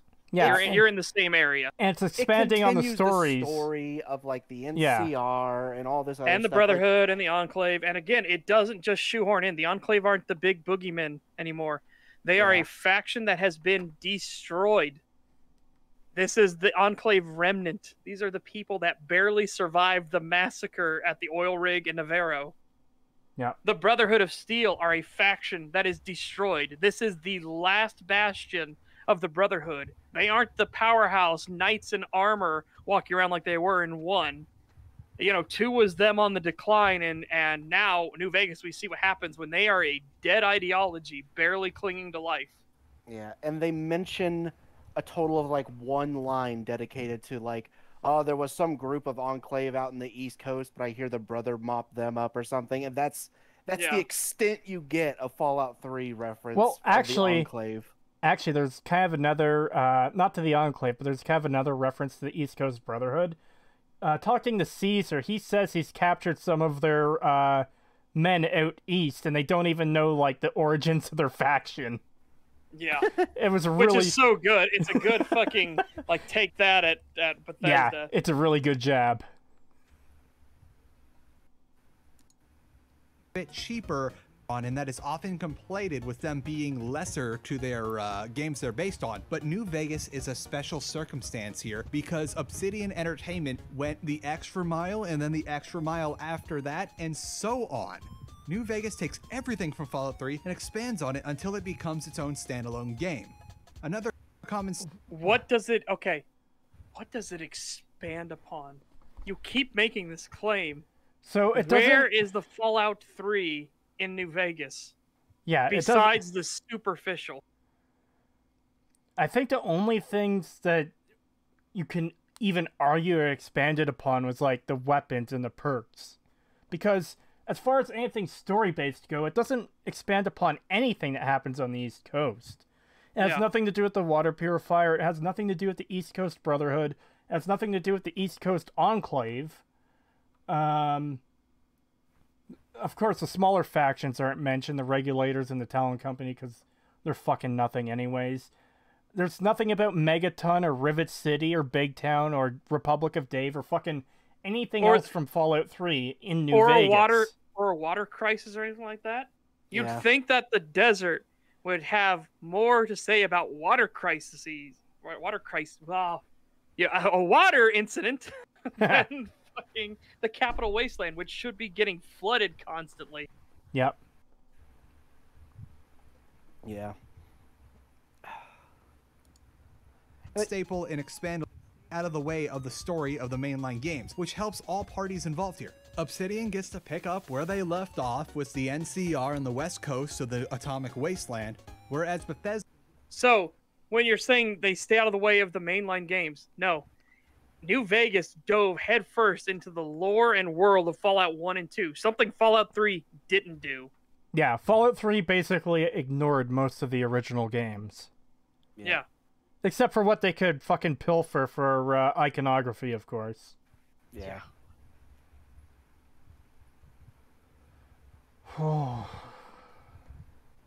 It's real fucking bad. Continuity on the East Coast without pissing off any of the hardcore fans from the original games. Everyone is pleased and nobody gets kicked out of the canon or gets accused of ruining the pre-existing canon.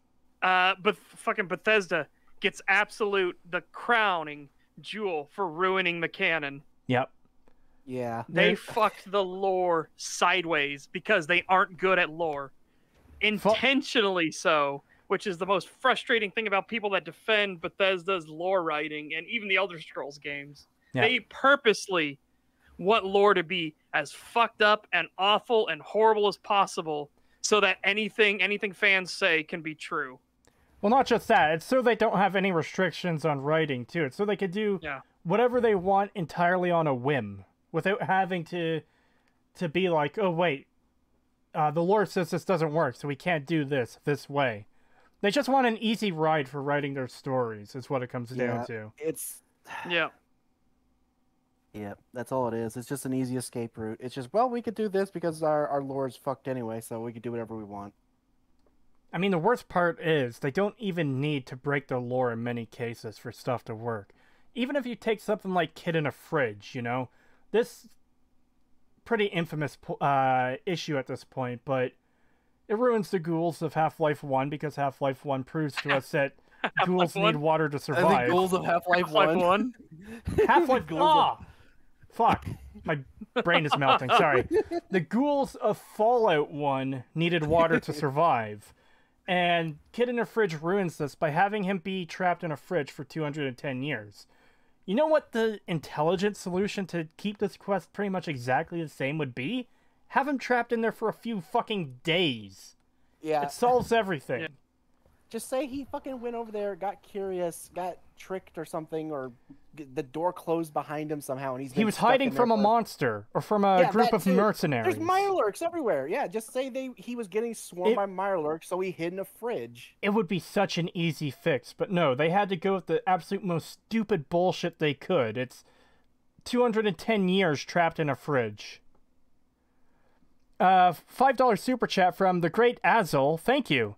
It's extra hilarious how important the water crisis is in Fallout 3 when the East Coast just got historically flooded less than a week ago. Did it really? Yeah, they had the hurricanes came through. Yeah. Oh, right. I forgot about that already. My bad. But yeah, it's... I agree. The Combine was a weird inclusion in Fallout 3. Guys, I fuck things up from time to time. I'm sorry. We all do, man. I literally called Utah, Idaho a few minutes ago, so... Yeah, that's true. The ghouls in Star Wars needed water to survive. Yeah. Anyways. Improves on nearly every aspect of Fallout 3. Obsidian already had all the heavy lifting done by Bethesda for making the Fallout. You Shut keep the fuck up. saying that, and yet you have not proven it. I'm pretty sure he's just referring to the same thing everyone refers to. Oh, a lot of the models were already made. The shooting system was already there. It just needed to be tweaked. Amazing how Bethesda could never tweak it in the entire time they had Fallout 3 and all of its fucking DLCs. Yeah. Yeah, plus that's kind of not the thing that people recognize Fallout New Vegas for, was the mechanics or the way it looked. It was the stories it told and the characters you meet. Like, Yep. Like an And the RPG. actual consequences you have. Yeah, it's almost like it's an actual RPG, and Fallout 3 isn't, and that's what people focus on, not the superficial, well, hey, it looks similar and they use similar assets.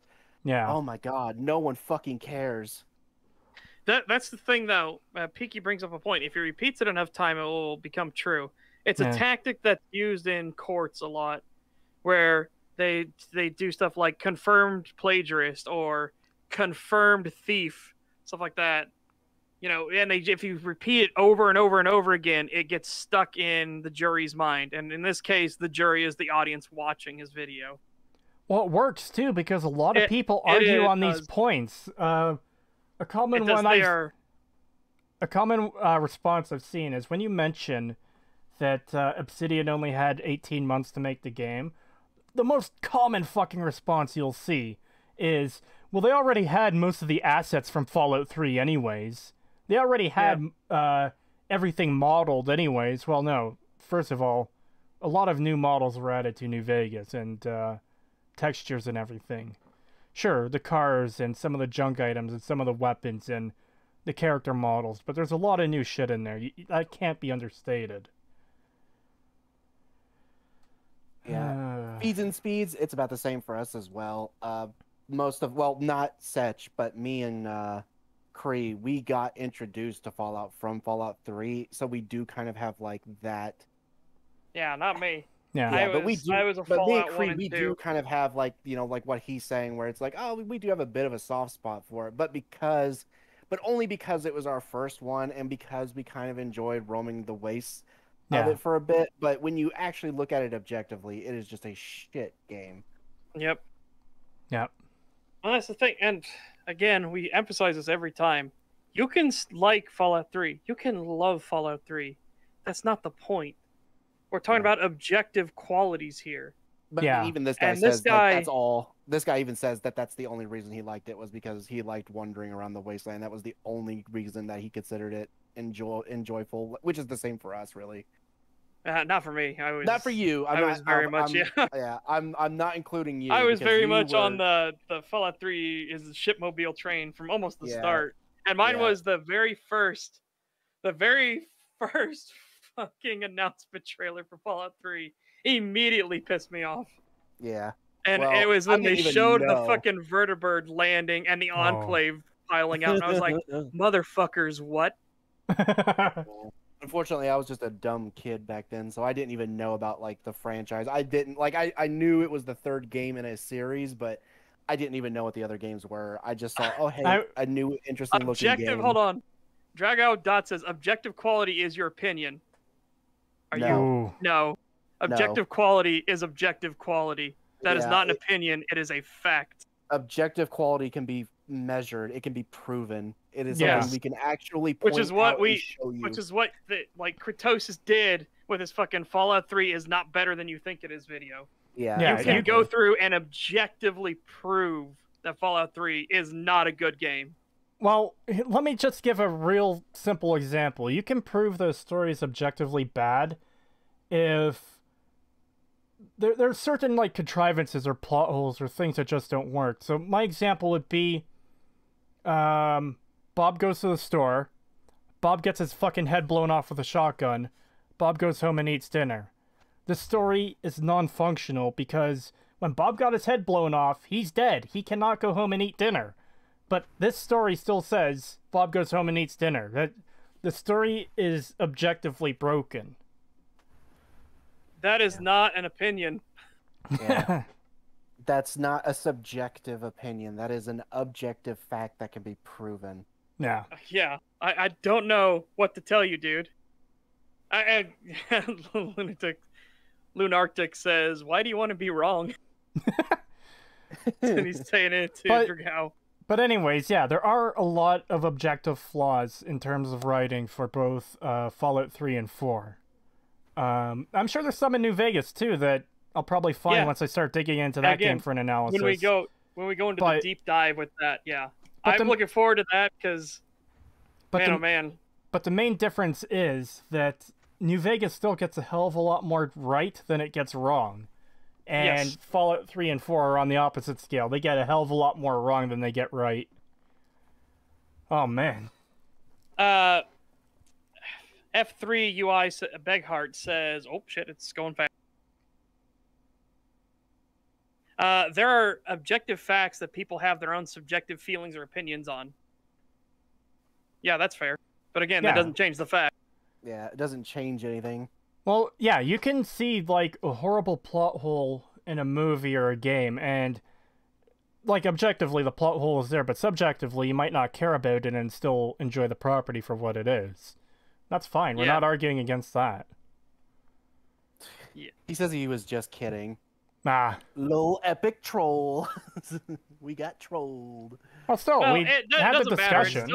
It still led to a discussion, so fuck it. I know, I'm just joking. It's just funny when they're like, when they say something like that, and then they say, well, I was trolling. They could have been, but it's hard to tell if they were being serious or if they just can't, Or my favorite meme, where that's the guy with the, like, sad face, everything, and he's got the troll face over top of it, and he's like, I was just kidding. Yeah, exactly. Like, that's what I think of when I see this stuff most of the time. Yeah. Anyways. So they got to just improve everything in this game. A good way to describe all the improvements made in Fallout New Vegas compared to Fallout 3 is anytime you were playing Fallout 3 and said to yourself, man, I really wish Fallout 3 had blank, New Vegas likely has that in the game. We can go down the line of all the things. That is super anecdotal. Not only that, but, like, again, the video is titled, New Vegas is only good because Fallout 3 is good. So, you haven't proven how Fallout 3 is good here. What you've said is, you might find something you think could be improved and New Vegas just did it. Which is, that doesn't say Fallout 3 is good. Yeah. And it's funny, it's like, and every time you've said, boy, man, I wish I had a cheese taco here. Does Fallout New Vegas give me a cheese taco? No, charlatan? Oh, I guess you're wrong. Well, no, he's talking in-game, I know what for he's example, doing. But, like, I know what he's doing, but again, it's that same thing of, like, it will likely have it, is every thought that you ever wanted. It's the same thing he did earlier with the... Okay, so, I feel Fallout 3 is lacking big titty anime waifus. So does Fallout New Vegas have it? Yeah. Oh, God. Things in Fallout New Vegas avert improvements from Fallout 3. Are you annoyed that you only get this weak zoom when you're trying to shoot, and you only get an actual zoom if the weapon has a predetermined scope on it? Well, now in New Vegas, you can zoom on all your weapons by aiming down sight, so you can have an idea of what the heck you're shooting at right now. Okay, so New Vegas improved upon garbage. Yeah, and did you know that that's technically a natural phenomena? Like, you don't literally, your eye doesn't literally zoom, but your eye focuses better when it has something that's closer to it to build off of. Yeah. It's why a lot of measuring tools back in the medieval ages were just like 2 or 3 pegs, stuff like that, and they would judge distances based off of that, because your eye will actually refocus itself to look further away. It is a weird phenomena, but it is an interesting one. Also, I like how he's saying, like, that adding basic mechanics that have existed long before Fallout 3 are somehow like these big, huge improvements and stuff. It's like, I wouldn't even say that they were improving upon Fallout 3. I would say they're just adding basic mechanics that Fallout 3 should have had. Yeah, they're bringing it up to a agree. baseline. There's no reason Fallout 3 shouldn't have had iron sight aiming. It's insane. The Fallout 3 in 2008 didn't have fucking iron sight aiming. John Doe says, the phenomena he is describing is known as the focal length of the eye. Thank you. Yeah, it is a fascinating phenomena, and it is, like, so that whole thing where people that never fired guns anymore, what the fuck? Have never fired guns before, they think, like, oh, why would you zoom in? Like, that seems so unrealistic. It's like, no, your eye kind of does that when you start focusing down the sights because of the way it plays off of the reticles and the posts. It is kind of weird and disorienting to get used to. And it's that whole notion where if you flinch a millimeter, you're off by an inch, stuff like that.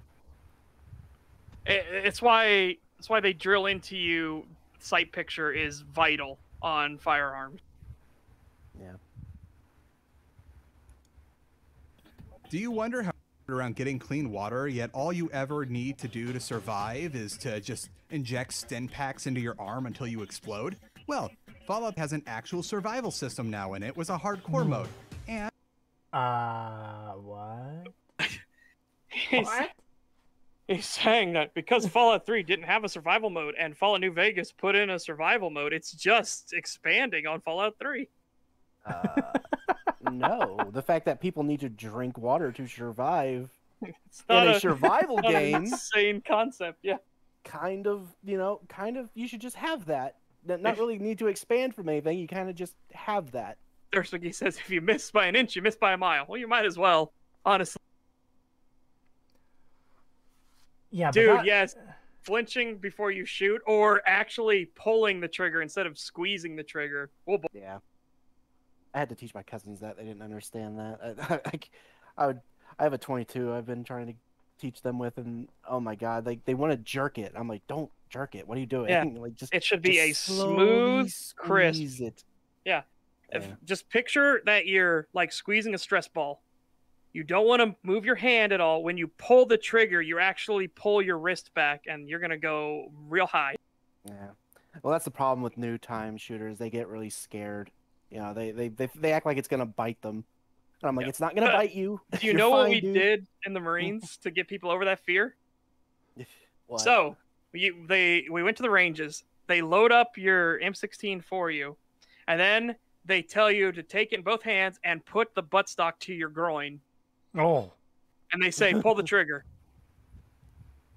And you get to feel the recoil. And it's like, yeah, notice how it didn't blow your fucking balls off when you fired? Yeah, stop being a baby. It ain't going to hurt you. Yeah.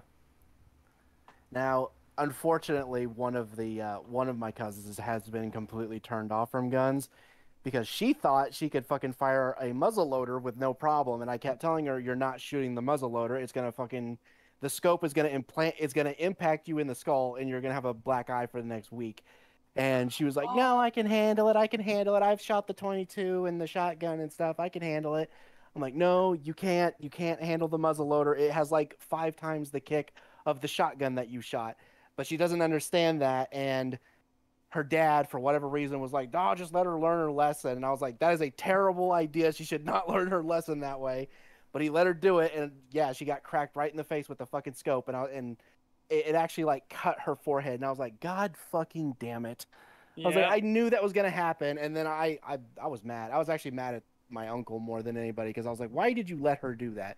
You knew that was gonna happen. As Roachbait FNV says, slow is smooth, smooth is fast. I love that quote.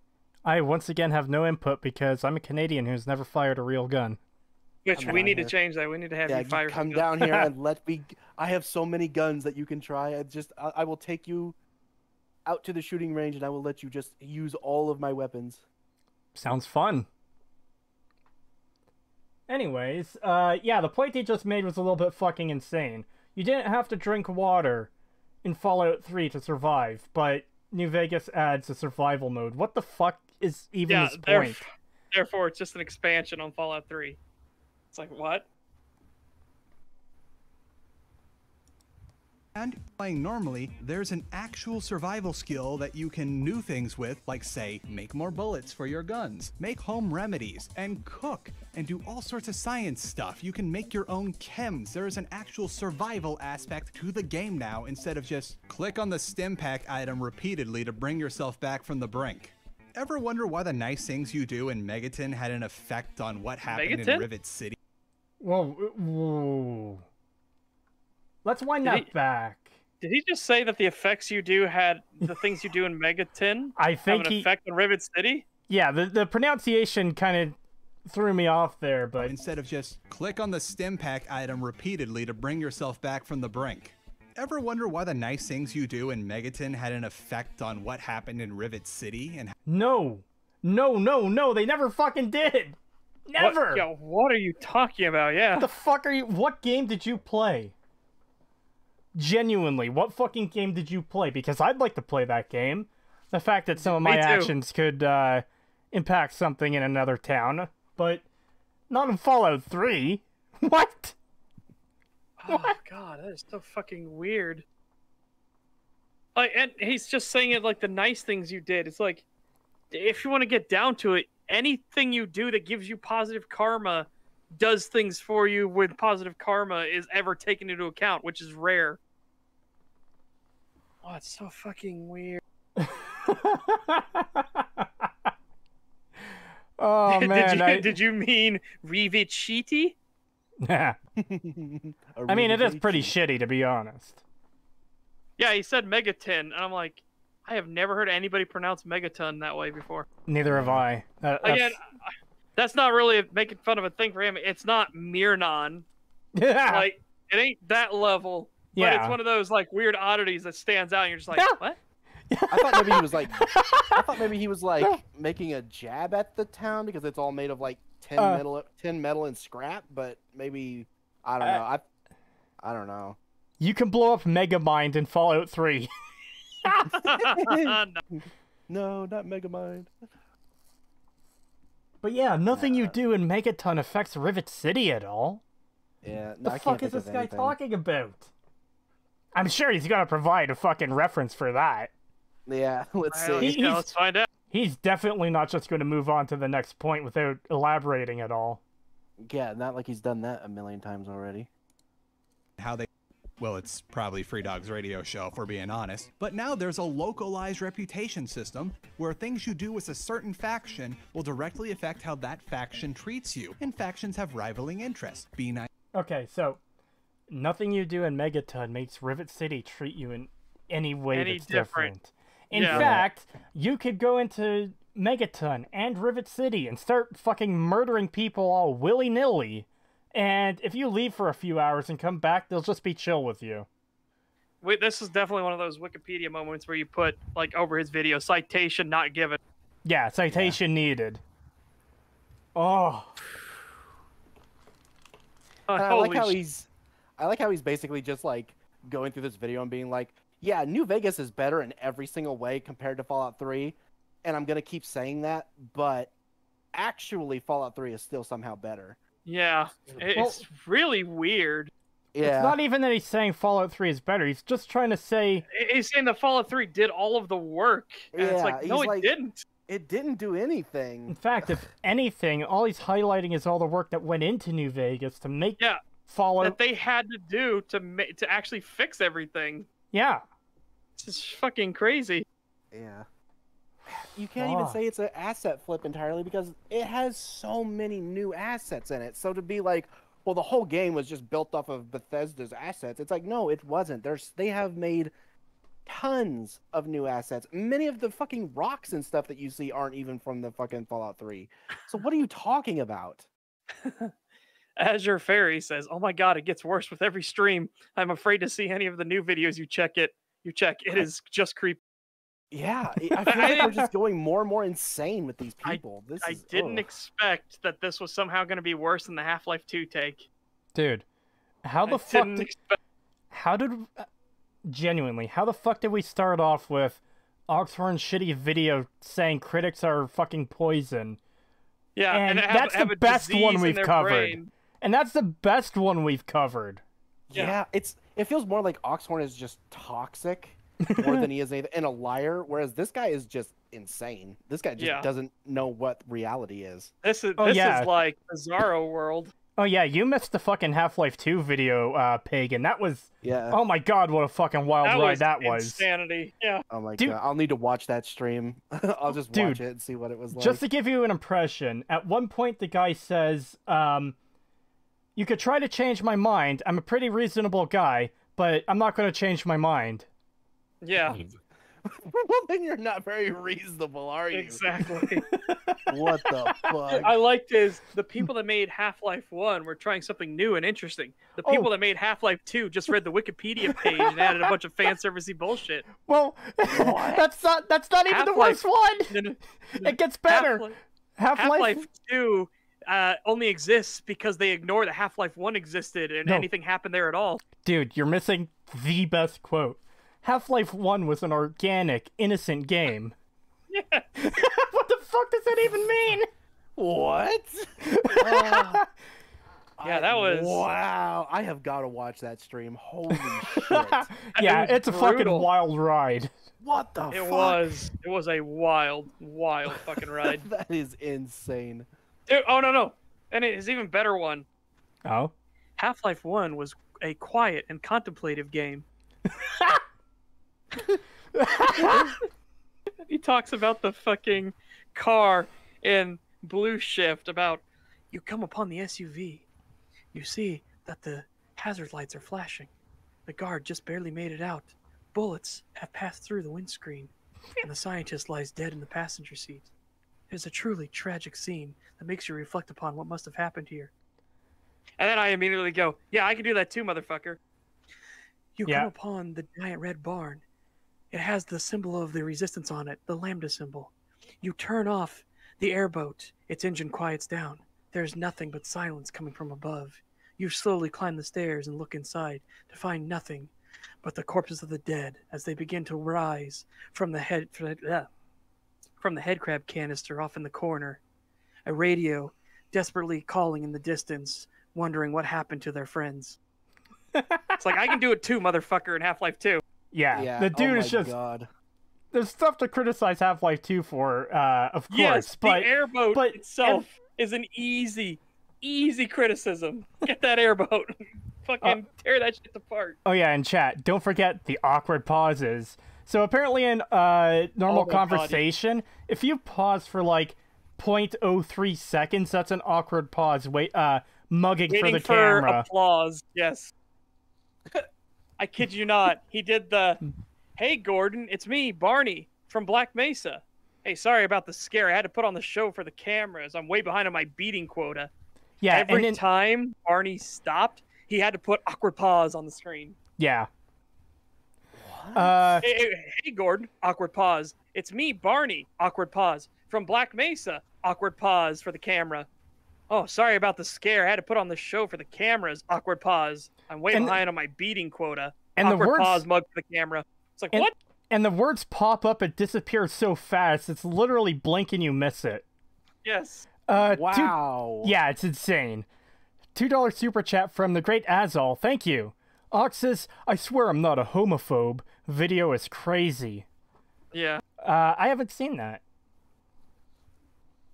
Anyways, let's get back to this. Yeah, we're gonna get back to this video. We went off on a wild tangent. Welcome to the Wild Tangent Hour. Oh yeah, just so everyone knows, we go off on tangents a lot. It's just part of natural discussion, but we needed a little bit of a break from the insanity. No. And then the other best one, the one that was like demonstrably false, he even proved it in his own fucking video. Oh boy. Hey Gordon, you dropped this at Black Mesa. Here's your crowbar. Isn't it way better than any firearms? Yeah. It's like nobody ever said that. What the fuck? You even show the scene in full. What the fuck are you on? Yeah, it's fucking insane. Yeah. Nice to good spring hangers. Hate the Legion? Become friends with the NCR. Now there's not only just a karma system, but you also have an actual reputation in various towns. There is no karma system. Fox the in friendly New super Vegas. mutant might just... Yes, there is. Is there? Yeah. Yeah. It's just I don't not remember utilized. It's just Yeah, not it- utilized nowhere near as much as Okay. Fallout 3. Yeah. It's there, Because- but it doesn't really play a huge role. All right, fair enough. Yeah, I totally forgot that there's a karma system at all in New Vegas because I Yeah. focus more on the reputation. Well, you The could get... reason I know that there is because I always found it weird that when you shoot the ghouls outside of near the highway patrol station, you get good karma for some reason. But that's like the only ghouls that give good karma when you shoot them. I always thought that was really weird. Well, there's some other Yeah, okay. cases like that, too. Like, the killing the fiends will give you good karma. Yeah. Yeah. Guys, Oxford has already cornered the EFAP market. Nice. Oh, wait. They say it can affect end slides in the DLC. Okay. Yes, that's what I was going to mention. Maybe the reason I didn't notice well- it is because I have a hard time not being a good person. Well, not just the I can't help DLC. myself. The end slides for each of the 4 major factions get different end slides based on your karma. Like, if you're evil and you do the house ending, it says something to the effect of house, like, fears you a little bit because of the insane evil you've done. Oh wow, I didn't even know that. Holy Yeah, shit. see, Yeah. like I said, I can't bring myself to do like horrifically evil things. I just Yeah, can't I do it. either. Yeah. So what you're saying is you nuke Megaton every single time, right? Yeah, obviously. Yeah. That ain't evil. That's called that's called Darwin. Yep. companion ever. Between his Gatling laser, that's a fire hose of death, combined with shouting Zen Buddhist proverbs as across the wasteland, purging all that is evil. But don't you wish you could find out more about his story? Well, now in New Vegas, all the companions have their own side quest line where you can learn about them, form relationships with them, become their best friend, sort out all their emotional baggage. You can do it all. Yes, it's almost like the developers thought about their characters a little more than not at all. Yeah. Yeah. Than being Almost like it's glorified an RPG. fucking damage / tanks. I've This described it. problem doesn't even go away in fucking Skyrim. It doesn't even Where? fully go away in Fallout 4 either, by the way. A couple Yeah, this is fucking insane. couple companions in Fallout 4 do get a bit of love, but not all of them by any fucking means. I've described the companions in Fallout 3 before as, a turret with a backpack or a pack mule with a gun, because that's what they are. They get, like, the most bare minimum of a backstory to them. Who is Jericho? He's a retired raider. Who is, Clover? She's a slave. Who is... Fuck, I'm trying to remember, any of the other companions, really. In 3? Yeah. Fox is just a super mutant who isn't insane. That's literally his entire character. Butch, but you basically know Butch from the beginning of the game, so... Yeah. He's the only one and that has a bit of a backstory more than anyone else. And Yeah. that's only because he was a character that showed up before. Yeah. Yeah. Jericho could have had a good backstory, too. A retired Oh, yeah. raider. He God, genuinely... there's so much you could do with that. There is so much you could do with that, and they just did literally nothing with it. Absolutely it nothing. genuinely could have been interesting. Especially since you need evil karma for him to be a companion. So, Yeah. like, there's so many story beats you could do with that, whether you're pushing him back to the evil side, or whether you try and find a way to redeem him, or fucking whatever else. There's so much you could do. And they just But- don't. And you could find out, like, what caused him to go from, like, being a raider who lived probably with other raiders to becoming a retired raider who lives in the middle of a lawful town. Yeah. Yeah. What made him how decide? do you go from that to this? What made him Yeah. decide to just say fuck it and go live in a town? Yeah.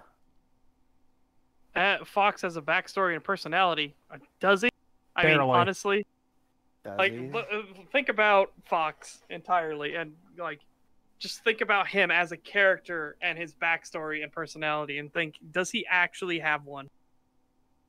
The most they give is that he was trapped in the vault and treated differently because he was smarter, and he will help you because you free him, and he likes to quote random proverbs that he learned on the internet. Yeah. How the That's fuck it. did That's he even learn those? He says that he has a terminal that has like limited access to certain things, and he just like read them over and over again and just like ingrained them into his head, which is why he got smarter. And I don't know, it's really weird. He just says like, Point is, there's pretty much nothing to Fox as a character. His yeah, there's character- really not much. His character is that he's one of the only non-insane super mutants in a world full of insane super mutants. They think Yeah. that is fucking compelling enough alone. It's not. It really isn't. It's, yeah. Compare that to Lily. Oh and yeah, it's just like, yeah, no comparison. at all. They're nowhere near the same tier. Hell, Marcus isn't even a companion, and I consider him more of a companion than Fox. Well, Yeah. Marcus is a companion in Fallout 2, but Yeah, Yeah, but he's- not in New Vegas. not in But New yeah, Vegas. But there's so much characterization to him, and just the fact that, you know, you walk up on this town and there's a super mutant standing there.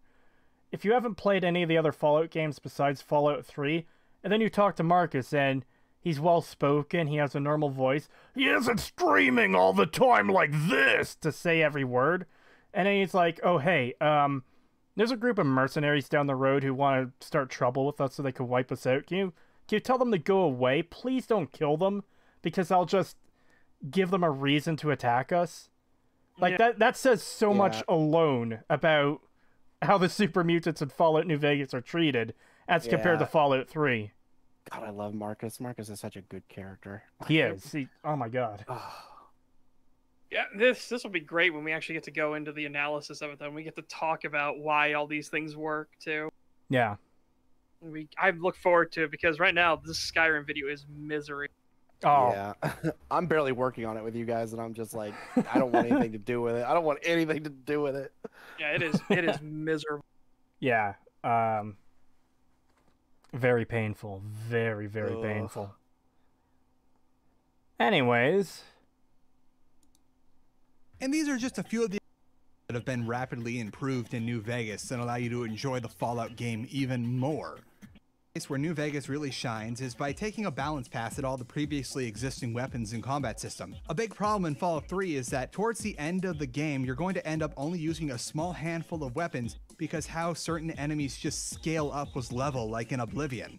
I have no idea why in Point Lookout enemies can take out half of my HP in one shot despite the fact that I'm level 28. But if I steal their weapons, bring them to full repair, and then try to hit them back with those weapons, I barely register on their damage. It's almost Because- as if Bethesda's fucking level scaling is a really, really bad idea, and they should stop fucking doing it. And Point Lookout fucked it up even more because they get a plus 15 damage bonus to all enemies in that fucking DLC. Yeah. So they automatically do more damage than you by default. Well, like many things, I think the level scaling thing is supposed to be a precision tool, and the problem is they're using it as a fucking blanket on the entire Yeah. game. Yeah. That is a big problem alone. Like, it makes sense for certain areas to be leveled. Like, you're going into a main quest area, and, well, if you leveled up by doing a whole bunch of side shit, then those level 2 rats aren't going to be much of a challenge, so let's spawn in some fucking, I don't know, any enemy type that would be more fitting for being level 20, for example. Oh god. Because the way they did level scaling in Morrowind worked fairly well. Not perfectly, but fairly well. after Oblivion, everything scales like directly to you. Certain characters will be like always plus 15 levels to what you are. And yeah, it's just not really good the way they handle it. Yeah. And it's really annoying when you get the DLCs and it goes from like, oh, well, there used to be mole rats here and now there's Yaogwai, but now it's, there used to be Yaogwai, but now there's albino rad scorpions that are just the tankiest fucking things you'll ever fight in a video game. Yeah, and that's the other thing we've talked about before. Bethesda seems to think difficulty means more health for the sorry. You do less damage to the enemies and they do more damage to you. That's what Bethesda thinks difficulty is. And Yeah, it's a really shitty way of handling difficulty. It really fucking is. Like I said, guys, I'm doing Skyrim on Legends so we can just get that. We can definitively say that the game is not difficult. It's fucking tedious. I wouldn't have the patience to do it on Legendary. I'm already fucking sick of this game. Dude, I kind of wish you were awake for when we did the stream the other day, and I did the fucking hamster song as I attacked Winter. Oh my god, the fucking capital of the Stormcloaks. God damn it. Windhelm. Windhelm, yes. I attacked Windhelm and I had the fucking hamster dance song going because I was like, let's give this entire battle the music more appropriate for it. How this fight's gonna go. So you just hear so going through the street. You could have also used the terrible Resident Evil basement music, or you could have used the world map theme from the Museum of Anything Goes. Yeah, I don't know. I just thought the hamster dance would fit. Yeah, I used to always only play Skyrim on Legendary difficulty, but that was because I used to do the thing that I was telling you guys about before, where you would upgrade your weapons and armor to be like super ridiculous. You could just one-shot everything. Well, Speaking of Legendary, I can't upgrade weapons because this is a magic only one. So I have bound weapons, so I can't upgrade those. But I could do the fucking armor. yeah, Speaking it is no. tedium, pure Yeah, that's tedium. gonna be super tedious. Speaking of, after stream, you'll have to tell me how to do that so we can include it in the video. Yeah, sure. I can send you a video of like a tutorial on how you do it. All right. It's pretty simple. Anyways, New Vegas manages to fix this by adding stopgap weapons such as a 9mm pistol and a 22mm pistol, or no, it's 22 caliber. Excuse me about that. That was bad. But as I was saying, there's not only stopgap weapons, but now you can modify and improve your weapons to allow for more life out of these things even after you're out of the areas where you will commonly find them. okay, so those 2 points aren't anywhere fucking close to each other. Yeah, I Like, don't even the issue with the enemies being too strong on point lookout is an issue of balancing their health and damage. Yeah. It's not that more weapons that have mods will fucking fix it. Oh man, that's so weird. Resto enchanting loop to make it permanent. I don't think that was that the one you're talking about? Yep. Oh, The okay. restoration potion loop. Yeah, I'll have to figure that one out. I might show that on my stream and be like, just to get, because like I say, the game's not difficult, but I can get one shot by anything that has a bow. That is, that makes every single fight so fucking tedious. Because if I see anybody draw a bow, I'm like, ah, fuck, and I'm like dancing around constantly. Oh my god, the fucking bow shit. And I mean full on from full health to dead in a single arrow, no matter where it hits. Yeah, that's one of the main reasons I would always upgrade my armor was because of archers. I was just like, I got so sick of archers one-shotting me. I was just like, fuck this. Super armor time. I'm done. This is bullshit. Yeah, that's what I was gonna need to do. Modding improvements, you can use the varmint rifle much later in the game than initially intended by making it be a sort of stealth assassination type weapon for low damage threshold enemies. Which brings us to the next thing that Fallout New Vegas does to improve the general combat. Armor now has damage thresholds. Certain enemies will just glance off shotgun attacks despite the fact that even with a perk that allows you to do more damage with shotguns, there's still a threshold. Certain guns just aren't going to hurt certain enemies and you're going to need to bring something bigger. That being said, Certain end-level enemies that do have a lot of high HP and a lot of damage don't have that much armor, so other things will hurt them that normally wouldn't hurt other enemies. And now, because that also applies to you, power armor means something beyond just a straight stat boost. And to Okay, so So still none of this shows how Fallout 3 is good at all. yeah, and how this is an entire new system from the ground up that New Vegas added. This Yeah. isn't something they took from 3. Like Yeah, what? they're also not improving the power armor or anything, or the shooting from 3. They're really just moving it from Fallout 2 to New Vegas. Yeah. So Cottonmouth with don't- $10 says, "Fun fact about the Resident Evil basement music is that it was made by a guy who pretended to be deaf and used it to emotionally manipulate people into giving him jobs to make music." Wow. Wow. I didn't know that. But yeah, he's not made any, like, serious points so far. The good thing is we're over halfway through the video, so at least there's that.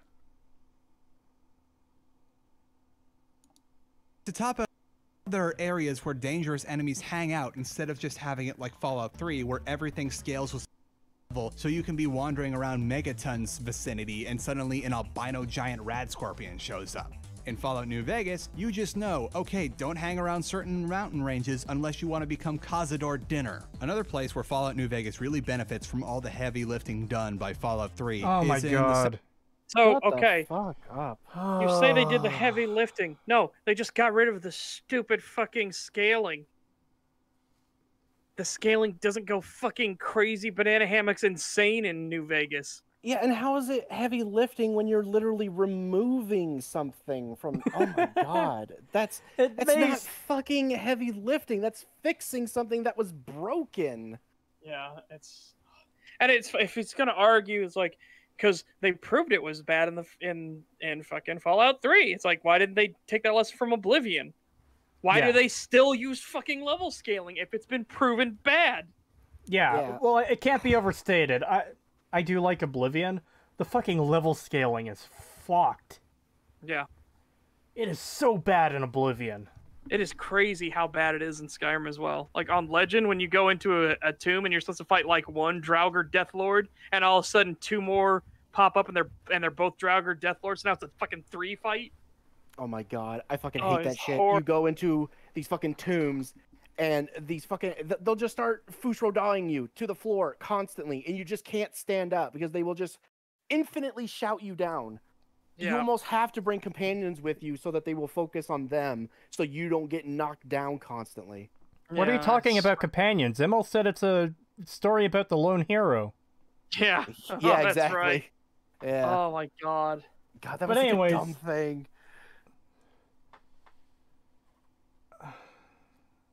Yeah, this video is pain. Oh, that's a good point. Oh? Christian Reyes says Bethesda is only lifting Fallout to its grave. Yep, I'd say Bethesda are the fucking pallbearers of the Fallout universe. Yep. Seems to be. No, that's not even fair. They're the fucking necromancer. They're puppeting this corpse around for fun. Yeah. world building in the Mojave Wasteland. While Fallout 3 certainly has some stuff going on in it, like occasionally Brotherhood outcasts just wandering around and a few random encounters, Fallout New Vegas feels a lot more like it's a living world where things are happening even when the player isn't around. Okay, again, how is that building off of Fallout 3, and how does that mean Fallout 3 is good? Oh my god. Like, New Vegas actually feels like a lived-in world, which is something Fallout 3 couldn't do. Okay, how does that make Fallout 3 good?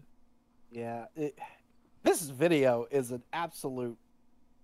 All he's doing is fucking proving how good New Vegas is compared to 3. That's all he's done. I don't even know why he made this video. Well, he's doing it to try and convince people that Fallout 3 is actually good. It allowed New Vegas to do this, that, these, and those, but he's not substantiating any of this. He's just saying, New Vegas did this. Or, sorry, Fallout 3 did this, and here's how New Vegas made it better. But like, a lot of the examples he's using... A lot of the stuff he's using, you can literally just say, well, no, they didn't improve it from Fallout 3. They just took stuff from Fallout 2 and brought it back to the series. Yeah. It feels more like they just skipped 3 and said, hey, 2 was a lot better. Let's just do what we did in 2. Instead of, it doesn't feel like there's anything to do with 3, but he's trying to make it seem like, well, 3 is actually what carried New Vegas. No, they went not at all. They went back to 2. They went back with what 2 was doing with the ammo types and all this other shit. Yeah.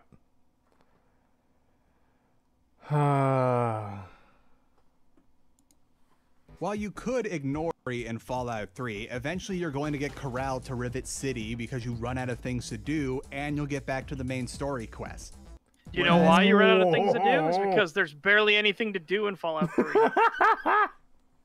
They have nothing in terms of side content, like, at all. It is crazy how little there is to do in Fallout 3. Yeah, but did you hear just, like, what he said? You run out of content, so the game pushes you back to the main story. Yeah. So the main story is so unengaging, you have to fucking do a bunch of other bullshit, and once you run out of that, well, it looks like I have to do the main story now. I fucking run out of everything to do. Oh yeah, my this is God. fucking crazy. They fuck up the rest of the fucking world so that way you'll stay on the main story even though it's so bad. That's hilarious. Wow. What an indictment of the game, and yet you're still trying to sit here and defend it somehow. What the fuck, dude? What are you doing? Yeah, I'm more side with that what Bernie says. You know, a crazy idea? Fallout New Vegas would be made even if 3 didn't exist. I agree. Yeah. Yep. Yeah, it would. It would. Yeah. It totally would. People keep using that as an argument in some of my comment sections too, that, oh, well, Fallout 3 allowed New Vegas to exist, or New Vegas wouldn't exist without Fallout 3. Yeah, that's not the case at all. We would have had Van Buren, which New Vegas took many of its plot points from. And they likely still would have made something similar to New Vegas, except without the references to Fallout 3, which would probably make the game even better. Yep. They wouldn't have had only 18 months to do the game. Yep. Yeah, so fuck off with that. Oh, well, it allowed it to... No, if anything, it hindered it. It's a miracle it existed. Yes.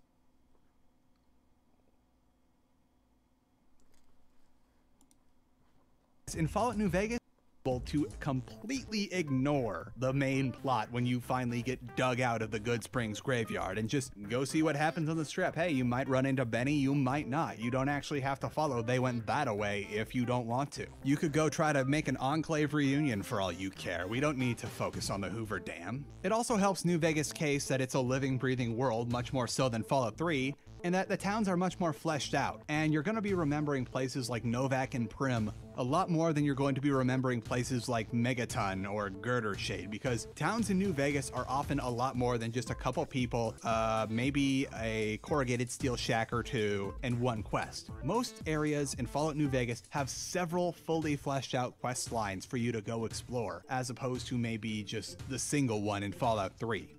There are... Okay, so... Go ahead.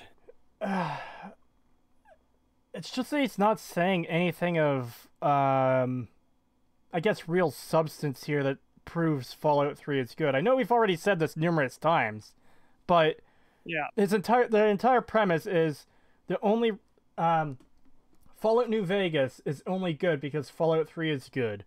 And the examples he's providing, oh, well, Girder Shade is just a couple of shacks with a single quest. That doesn't say Fallout 3 is good, nor does that mean that, like, New Vegas isn't good for its towns because Girder Shade exists. Or Megaton, or, you know? Spaghetti, has he actually said anything positive about Fallout 3? He said that Bethesda has done all the heavy lifting for Obsidian, so Obsidian didn't have to really work that hard to make New Vegas good. Yeah, but with every point he's making here, he's just proving the exact opposite. Hey, here's how Fallout 3 didn't do this too well, but New Vegas fucking improved leaps and bounds. Yeah, and all that work that they had to do to fix everything. Yeah, so how has Bethesda done the heavy lifting? Yeah. And then at the same time, he fucking says shit like it didn't add anything new or substantial at the same time as he's saying all this other shit. It's like, are you fucking kidding me, dude? And by the So way, frustrating. what was the name in chat? It's gone, I think. Spaghetti. Yep. He did say at the very start of the video that Fallout 3 is an amazing game that still holds up today, which no, it fucking doesn't. No, it fucking doesn't. He's literally sitting here and saying, like, the main story is shit. There's nothing to do in the world, so it pushes you back to the horrible main story. The towns are just one or two people in shitty steel fucking shacks that give you maybe one awful quest. Yeah, it's a completely lifeless and dead world that doesn't feel like a real place. You don't feel like anything happens unless you're actually there. It just is completely lifeless, oozing mass. It's like, okay. So how does this mean that Fallout 3 is an amazing game that holds up today? This whole video is just a conundrum. It is just a complete mindfuck. It contradicts everything he says. I'm just reading a couple comments in chat. This whole video is just one backhand at Bethesda disguised as praise. I don't even know if that's the case, though. I don't think it's intentionally, but he is doing that. Yeah, it seems like he's saying, hey, some of these things are genuinely good. Here's how New Vegas made them better. And, like, obviously, New Vegas is leaps and bounds ahead of Fallout 3. But it's not leaps and bounds ahead of Fallout 3 because Fallout 3 was such a great game. Yeah. Especially when he's sitting here saying that that's not the case. Fucking New Vegas, the towns feel lived in. The story actually matters. All this other shit. And then he references Fallout 3 and he's like, yeah, these towns are completely dead with maybe one or two people in them with maybe one quest that you won't want to do anyway. And it's like, how are you going to sit here and say that fucking Fallout 3 is this amazing thing that still stands up today and Fallout New Vegas is just leeching off of it when you can't even defend it yourself? Yeah. It's so fucking baffling. There are times, however, when this kind of feels like the world is just a bunch of disjointed incidents as opposed to one single threaded area. However, that's always remedied by just going back to the main quest line and realizing that, oh, are you going to substantiate that claim there, sir? Let's rewind it because it was pausing for me. It was doing the circly thing. Okay, yeah, I'd like him to substantiate that claim he just made. Places like Megaton or Girder Shade, because towns in New Vegas are often a lot more than just a couple people, maybe a corrugated steel shack or two, and one quest. Most areas in Fallout New Vegas have several fully fleshed out quest lines for you to go explore, as opposed to maybe just the single one in Fallout 3. There are times, however, when this backfires and it kind of feels like the world is just a bunch of disjointed incidents as opposed to one single threaded area. However, that's always remedied by just going back to the main quest line and realizing that, oh yeah, this does all eventually fold into what happens at Hoover Dam. So, would you like to substantiate that claim that it backfires and feels like a disjointed mess until you go back to the main story? Like what? Yeah, Can you give even a single example of that? Even one single example? Again, I'm totally fine. If you give an example and then we look into it and it's actually accurate, totally fine with that. Here's the problem, though. Are you going to? It's like all these other unsubstantiated claims you made. Are you going to?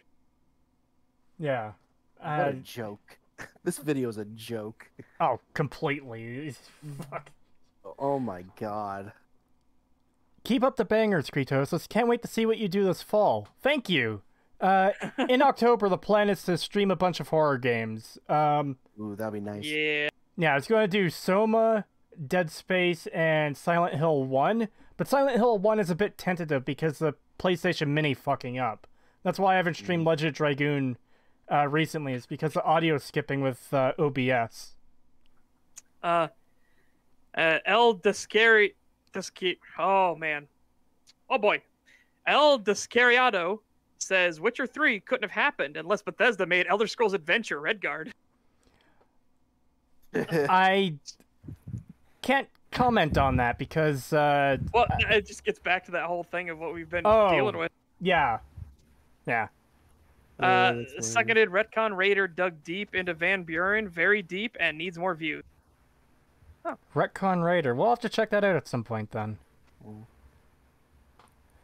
Hey, I will admit this. I will say I do like his background music. It reminds me a lot of Don Somewhere's videos, so I'm getting a little bit of nostalgia. So, hey, you got one thing right. Yeah, I will say this before I read this comment. Creetosis has plans. Overlord, are you guys going to do any videos on Telltale games? Oh my god. Yes. I don't know when, but Telltale is absolutely on my fucking hit list. I've got a lot of issues with some of Telltale's games. The ones I've played. And I very much look forward to covering them one day. Use Duck Station for Silent Hill. It'll play well and look fantastic. I'll try to keep that in mind. I was using the PlayStation Mini. It's modified to have extra games on it, but I could probably use an emulator to do Silent Hill 1. I have a question. Are you interested in recommending Crysis series in one of your streams? I've never played any of the Crysis games. I have. They were, at least I played the first one. I can't say that it inspired me enough to play the others, but it wasn't bad. It was obviously a tech demo first and foremost, but it wasn't bad at all. Like, that's my memory of it. I'd have to go back and play it again. I do remember the VTOL section, though. Fuck that section. Telltale, remember that. Oh, never mind. Yes. Yeah, I will be right back a second. I gotta go to the bathroom. Yeah, no worries. Yeah, Telltale might have closed down, but I have no problem with kicking a company when it's down. Fuck their shitty games. Yeah. Like, yeah, it's been fuck off. It's been a long time since I've played any of their games, and admittedly, from what I can remember, I do like Season 1 of Walking Dead. It's got issues, especially with the choices, but I remember very much liking the characters of Lee and Clementine and Kenny. I think some of the character work is very good in Season 1 at least. Yeah, I think most people like Season 1 of Walking Dead. It's what they do afterwards that makes everyone hate it. Oh yeah, Season 2 just goes to absolute shit, and from what I've heard of Season 3, it only gets worse. Yeah. And Wolf Among Us too, I played that. Again, I kind of like some of the characters, but I've got a lot of issues with its story and choices, especially choices. Yeah, and then there's what they did to fucking Borderlands. I actually never played that one. I might have It's to. awful. I might have to acquire it to cover Telltale at some point. All right, I am back. Welcome back. My cousin got that game, and I watched him play it, and I was just like, we were both like, what the fuck is this shit? Wow. It was bad. Are you guys James? Oh, that's what I was gonna. I think Yeah. that's what I was gonna read. Yeah. Are you guys going to do videos on Elden Ring when it comes out, or Dark Souls? I still need to play Dark Souls. I will be these- doing Yeah, Elden Ring. I will for be. Sure. I am heavily looking forward to it. It's in fact, Elden Ring is the only game I'm looking forward to right now. And knowing these two, I'm going to be forced to play Dark Souls at some point, especially since I've now picked it up. So Oh yeah. we'll probably be streaming it at some point. I'll be streaming it with these two in a call with me at some point. Yeah. So Dark Souls stuff is coming eventually. I just can't promise when. I gotta agree. I was very much one of those people that didn't like Borderlands. I just never got into it. And then Borderlands 2 went even more insane with its humor, and that humor was just not for me. I didn't like Borderlands 1. I liked Borderlands 2. I thought it was all right. Everything after that I hated, though. I hated Borderlands 1. I hated it so much. Even as a kid, I hated it because it already felt very empty and boring, and then you got to the end, and that fucking ending pissed me off so much, I literally cracked my disc. Oh. I literally took it out of my 360. I was like... I did that I was with... like 14 or 15 at the time. I was just so angry. I just took it out of my Xbox 360 and I just crushed the disc in my hand. Wow. I did that with I one of the. I did that with one of the Gears of War games. I can't remember which one I did that with. Yeah. for me with Borderlands, I was interested in the game. I liked the art style. I ended up picking up and enjoying it. I played co-op with friends who are way leveled above me. Well, once they exited the game and I was all alone again, all the enemies were still powerful, so I couldn't do shit. I literally had so much trouble killing enemies, I just dropped the game there. I eventually picked up Borderlands 2, and I even got the DLC pack to play the Psycho character. And I was playing for a bit, and then my character just randomly started ranting about nipple salad, and I was kind of like, okay, so, next game. Yeah. Not playing this one anymore. No, I know it wasn't Gears of And, War like, 4. This was way back in the day. So and I don't remember which Gears it was, though. I know that's like a really silly thing to drop the game over, but it was just proof to me that it was the worst kind of lol random humor, so, yeah. Actually, that does remind me. If we play Fallout, if we play Dark Souls 3, like once you get through the other two games, Yeah.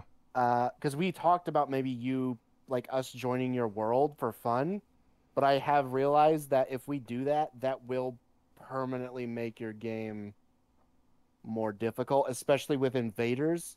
You will be able to be invaded by multiple invaders if we join. Alright. Well, we can figure all that out when we eventually get there. It'll probably be quite a while before I get to Dark Souls 3. I would much rather do it where we don't jump into his world unless he asks us for it. Yeah, that's probably. So that's what I would prefer to do. Yeah, we should at least. I'll level we should up beside definitely. him. Yeah, we should definitely at least wait till he's like a higher level. One last comment before we continue. Do you think Shadow of the Colossus is a masterpiece? I've never played those games, unfortunately, but I did hear that it's really good. I hear a lot of people fucking love that game. I love Shadow of the Colossus. It's a good game. I can't speak on it because it was on the consoles I didn't have, so. May Crawford stare intensifies. Yes, let's get past this pitch. Basically have everybody's side with different people if you really wanted to. It's great. Everything I just mentioned that Vegas improves upon from Fallout 3 wouldn't have happened if Fallout 3 did all that experimental gameplay compared to the previous games and laid all the groundwork for New Vegas to be great. Bethesda took in a thoroughly Shut the fuck up. No. They took it from Fallout 2. They ignored Fallout 3 as much as they possibly could. Yes, this argument that fucking it exists and it did this stuff well because of Fallout 3 is I've got the perfect bullshit. example. He went on about the reputation system a few minutes ago in his video, fucking few hours ago for us. He said the reputation system was an improvement over Fallout 3. The reputation system fucking comes from Fallout 1 and 2. This was not an improvement over Fallout 3. It was bringing something back that Fallout 3 cut out. Yeah. Yep. That's what most of it is. Oh my god. This is oh my, I hate this guy. I actually hate this guy. He is so far up his own ass and just it's just riding on the coattails. No, it's not. It's literally going back to what they made, what they did, and they're bringing it back and skipping the actual dog turd that is 3. They're not taking things from 3 and improving on it. They're bringing things back from the other games. Yeah. Because shut up. The reason he keeps showing Brotherhood of Steel is he's making the claim that Brotherhood of Steel killed the franchise. No, it didn't. A lot of people like to say that. It wasn't good, but it didn't kill the fucking franchise. Yeah, most people just skipped it. Most people just looked at it as like the black sheep and said, wasn't a very good one, but we'll get better ones in the future. And then we got fucking Bethesda. Yeah. And again, we got Bethesda because they bullied Interplay into it, and they made sure that Troika Games couldn't get the license for it. Yep. So again, when they say like, oh, well, it wouldn't exist without Fallout 3. No, we would have gotten something better. Troika would have made something. Yeah. Shut up. And again, Troika, as unfortunate as it is that their games didn't sell, they are now cult classics. Yeah. Like Arcanum, fucking Temple of Elemental Evil, and Vampire the Masquerade Bloodlines are cult classics. Yes. Vampire the Masquerade, that is a good game. So for them to be like, no, we just wouldn't have gotten anything else. Nope, what never happened. No, shut the fuck up. We would have gotten something good. Shut up. Stop saying that Fallout 3 allowed New Vegas to exist. It didn't. We would have gotten something better, in fact. Yeah. Yep. It's originally from a genre that was dying out, and most recently a complete disaster. Genre that was dying out, Genre motherfucker. dying out. Fucking shit. What? Again, the genre was not dying out. I gotta What agree are you with the talking chat. about? I gotta agree with the chat. I don't think this guy knows anything about Fallout 1 and 2 at all. No, I Doesn't don't think he knows seem like anything about anything. I don't think he knows anything about RPGs even. Holy shit. Vampire the Masquerade Bloodlines 2 scares the shit out of me after what they did to Chris Avalon. Ooh. Well, didn't that get canceled? As far as I know, no. It's just indefinitely not coming out. Oh. Like, let me check my thing. I've got it here. Hold on.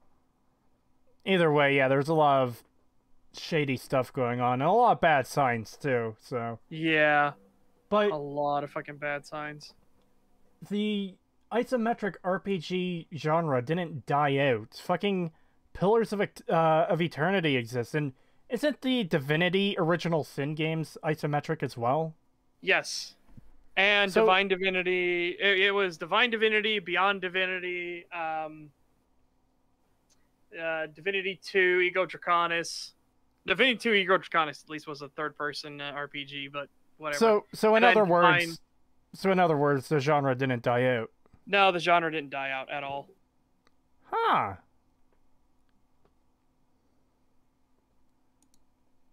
At that point in time, he worked it and turned it into a smash hit again, renewing interest in the franchise.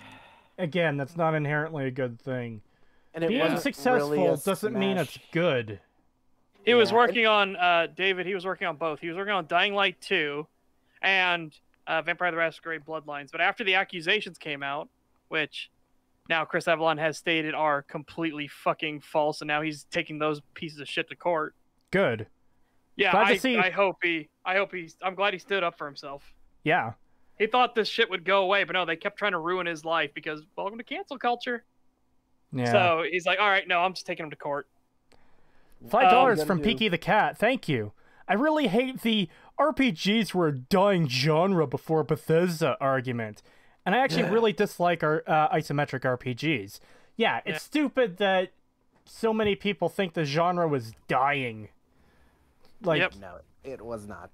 I gotta agree with HoboCop. Divinity Original Sin 2 is one of the best RPGs of this era. I agree.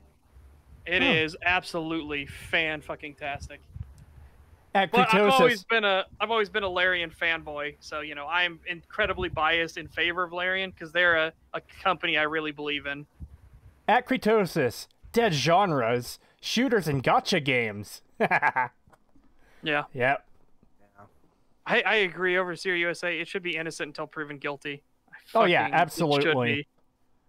And that's why it was so disgusting that Vampire the Masquerade Bloodlines and Dying Light 2 immediately threw him under the bus. Dying Light 2 said, we're rewriting the entire story because we don't want anything to do with this horrible, disgusting, awful man. That's And fucking Vampire the retarded. Masquerade Bloodline says, oh, he didn't actually do that much for him, so we'll just rip out all the stuff he did do. That is Yeah. such stupid bullshit. That's why I am not like looking forward to Bloodlines 2 if it isn't canceled. And it just says it's to be considered for release. To be considered for release. Yeah. That doesn't sound too good. It doesn't sound like it's going so good for them. No. Just so you know, Pagan, you've got sound coming through your mic. Yeah, sorry. No, it happens. I I'm was just gonna say. I forgot. I Boomer- was gonna say something about the game. About I don't Or think the boomer video. shooters are a dying breed either. Like we just had fucking Realms Deep 2021, which might as well be Boomer Shooter Con. And we got like what 30 new boomer shooters coming out.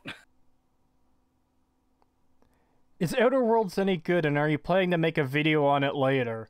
I've only played like an hour and a half to 2 hours of Outer Worlds. I really need to get back to it. I'll probably start over, if I'm going to be honest.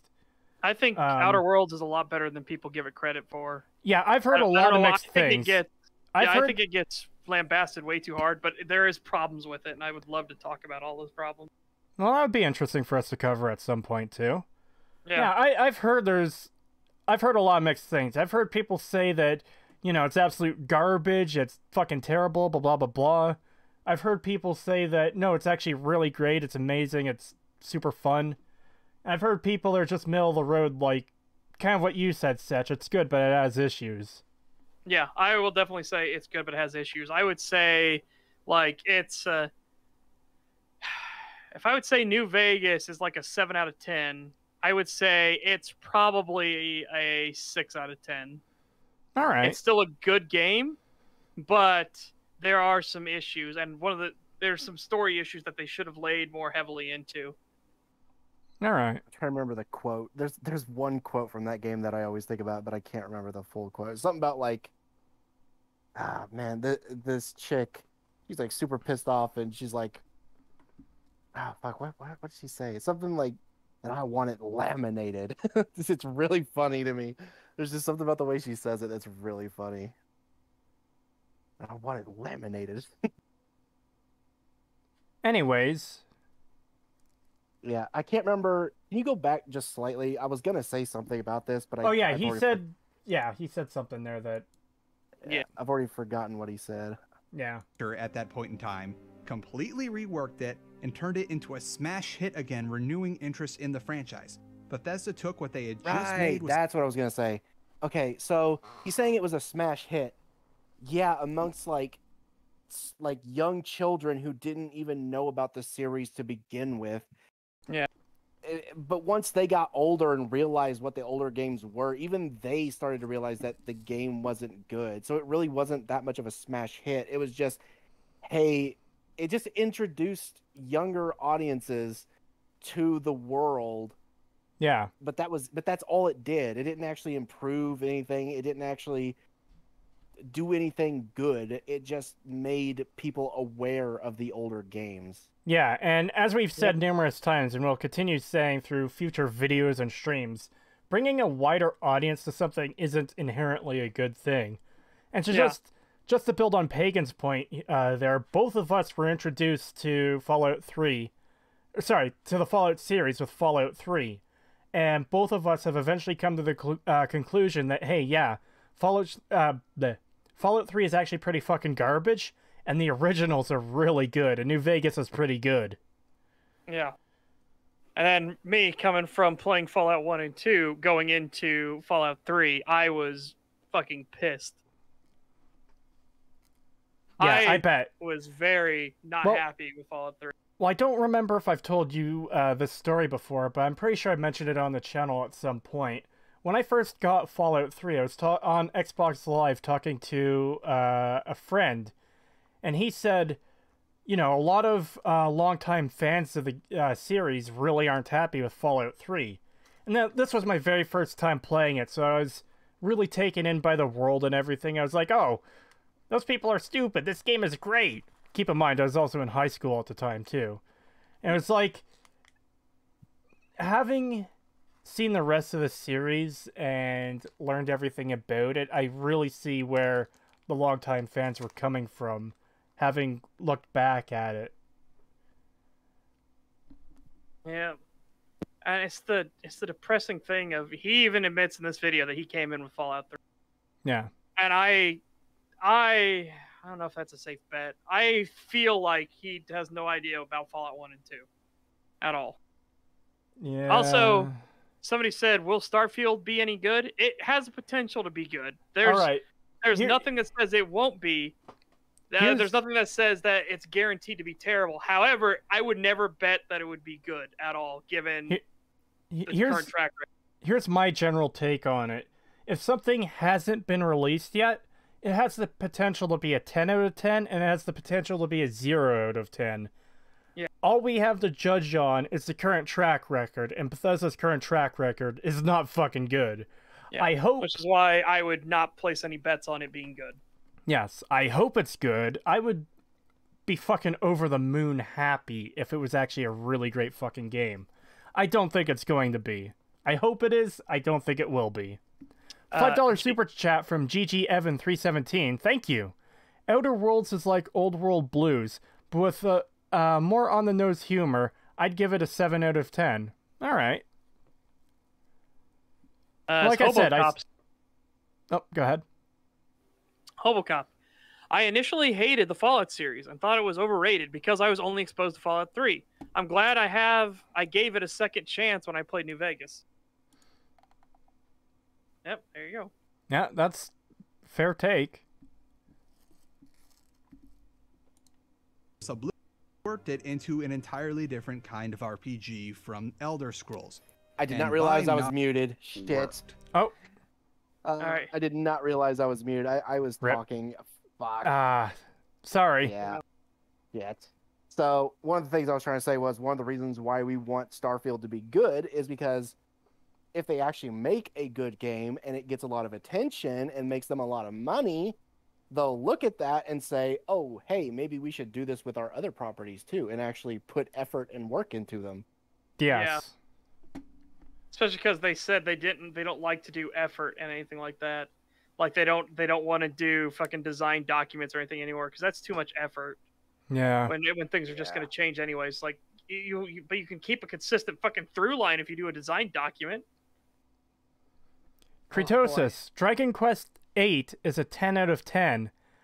I have never played that game, but I'm always extremely hesitant of 10 out of 10s because you're saying something is perfection. There are no issues. There are no flaws whatsoever.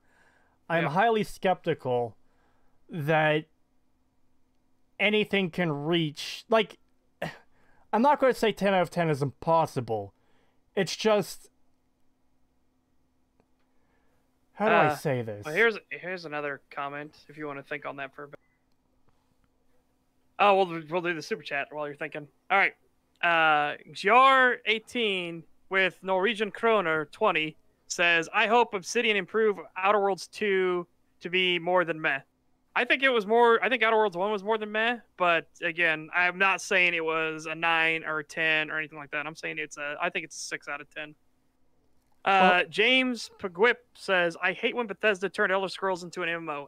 Bethesda didn't do shit. That was ZeniMax. And ZeniMax, the Elder Scrolls MMO is fan-fucking-tastic. It fixes so many problems with the Elder Scrolls, especially its god-awful lore. Anyways, back to the point about the 10 out of 10. I'm just very skeptical of, I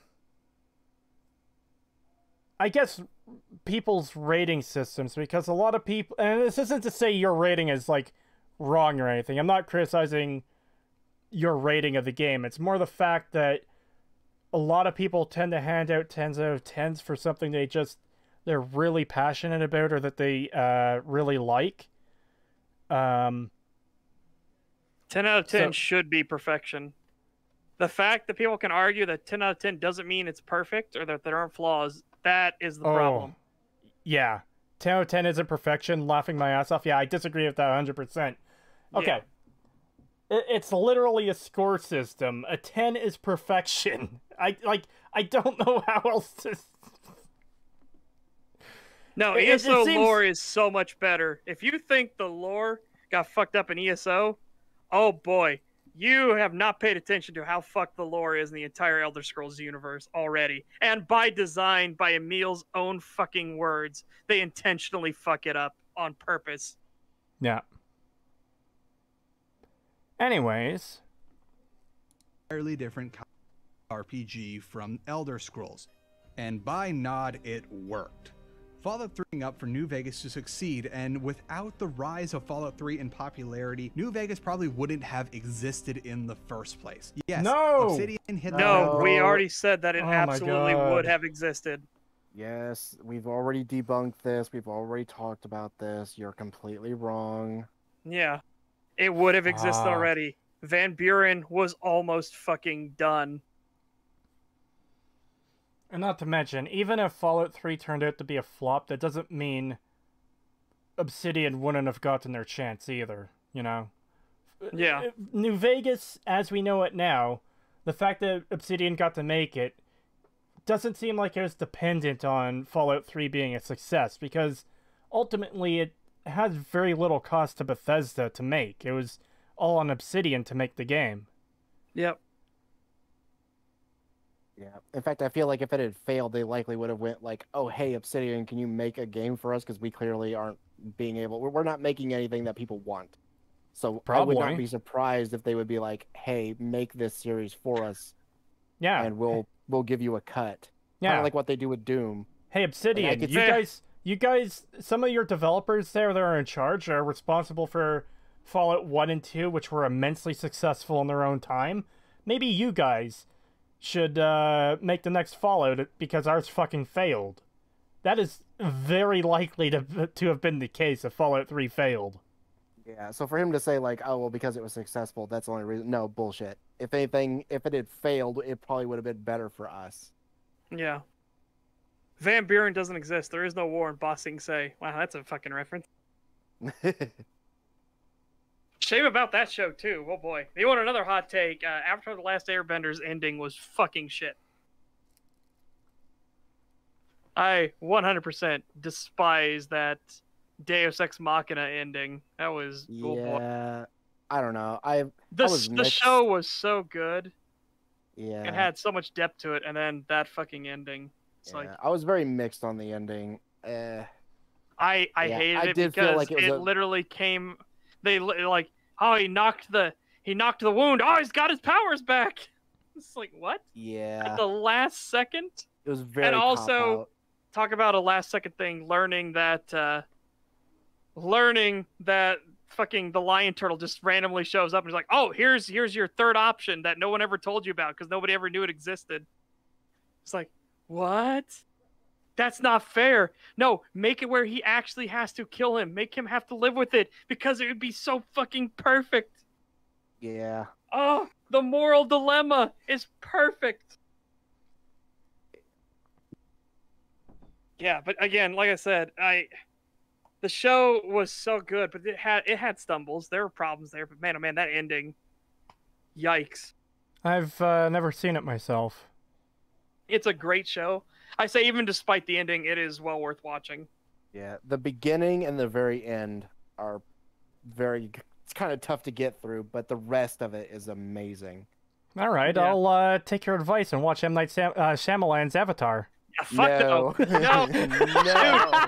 Dude, you know what annoyed me so much about that movie is they couldn't even keep consistent in their own fucking rules. We need to put out all the candles and torches because that's how the firebender's going to do it. And then the very next scene when the firebenders show up after hours that the Water Nation had, there are candles and torches and shit lit everywhere because they realized, oh yeah, the firebenders wouldn't be able to fight without it. They just forgot to do the thing that they said they were going to do. Are you telling me they just kind of forgot about the Iron Fleet? Yes.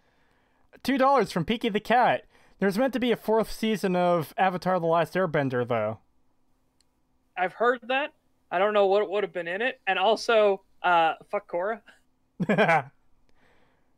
I am very much not a Korra Yeah. fan. She is a fuck Korra. I Mary fucking hate Sue her. beyond belief. She is a Yeah. horrible person who destroys people and is like, what? I didn't do nothing wrong. When she makes people fucking cry because she hurts them so badly. Yeah, And I she's did like, not I'm like totally Korra. in the right. Because I'm the Avatar. It's like, wow, you are a fucking wanker. Yeah, I fucking hate Sounds like her. a cunt. Yeah, she is. She is an absolute cunt. Have you It guys is- watched Samurai Jack? No, I've never seen it. Bits I and have. pieces. I loved what I had, but it's timing. I It watched is, the I whole could never thing. get timing to watch it. Yeah, that was probably my favorite No. show in terms of like when I was a child. That was probably my favorite my favorite part of my childhood was Samurai Jack. I love Samurai Jack. I watched it all the time. Nuva DT says, I'm the Avatar. You gotta deal with it. Oh my god, Yeah. yeah, that. That's when you fucking- knew. That's when you knew the show was like, oh no, this is Yeah. gonna be bad. Yeah, that's when you knew that, and when they introduced the sports shit, when they were like, "Oh, this show is also going to be about sports," and I was like, "Oh, I was fine with that because it was supposed to be an evolution on bending style, and they found a way to turn it into like entertainment. I was like, okay, that can work. But then they just made it to where now nobody ever does bending styles like normal ever again. They lost everything from the past. Yeah, Everything. Like, what the fuck? it's so dumb. And then of course there's the fucking god awful love triangle and all that Oh other yeah. needless bullshit and just. I'm not gonna actually get with you because you're poor, and I'm gonna get with this rich girl instead. I just want to interrupt the conversation quickly before we Sorry. get back to the video. Courage the Cowardly Dog is the best cartoon ever. I don't know if it's the best, but it's really fucking good. Yeah, Anyways. good. Burn the slab or suffer my curse. Go away. We don't want any. What's your price? No solicitor. But as time would tell, they were having trouble working on their own IPs and really could use a boost. And that's exactly what they got was Fallout 3, and then getting the offer from Bethesda to go work on their old game series again. By using all the core elements of Fallout 3, and instead of trying to do their own thing or rehash old ideas, which may or may not have been the best choice, the Fallout franchise got a new lease on life. Pine over Van Buren all you want, but there's something to be said about how, by the time it would have came out, say maybe 2005 or 2006, given that in 2003 it was still in the tech demo stage, it would have been No, it wasn't still in the tech demo phase. Again, it was was nearly done. I was waiting for him to finish off that point before pausing, This but guy. he said a lot there. I want to wind that back a bit because Yeah. Let's get wow. this $5 super chat before we do that. Yeah. From $5 super chat from Gizmo Hunter, I consider Fallout 3 to be like Devil May Cry reboot or Devil May Cry 2. Bad games that lead to something better down the line. I No. don't. I No. consider Fallout 3 to be a mistake, and we would have had a better game had Bethesda butted the fuck out. Yeah. Yep. Exactly. This guy needs to do more research. He is blatantly saying incorrect things. Yeah. These are, everything he is saying is just wrong. The genre work on was dead, and it was like, what are you fucking talking about? game series again. By using all the core elements of Fallout 3, and instead of trying to do their own thing or Okay, but here's the thing. They did do their own thing. They didn't use all the core elements of Fallout 3. They reworked all of those fucking aspects and added in new ones because there was such fucking garbage in Fallout 3. Yeah. It cannot be overstated that gunplay was such fucking garbage in Fallout 3 that they had to do a lot of tweaks to get it working and good for New Vegas. Yep. And they had to add basic fucking features like iron sight aiming. I shouldn't have to praise a game for adding iron sight aiming, but that's where we are because Fallout 3 was such garbage. Yes.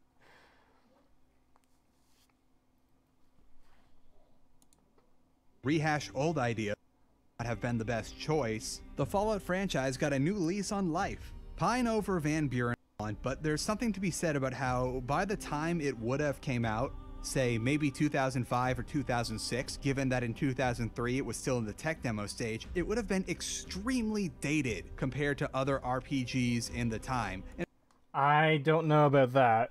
I don't know where you're getting that from.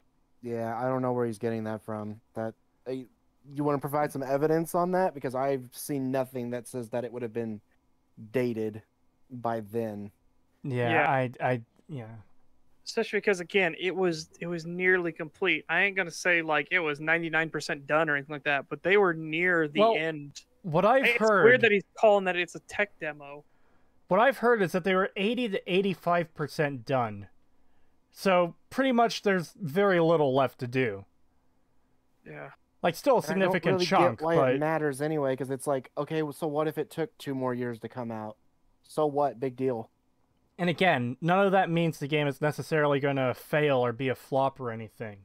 Yeah. It could have come out and been a massive success, but we'll never know that because we can't see that timeline. We can't look at the alternate universe where Troika got the rights, the ownership of the intellectual property instead. Yeah. Yeah, all we can look at is the fact that Bethesda got it, and look what they did with it. Yeah. So, Arcanum was in 2001, and then Temple of Elemental Evil was 2003.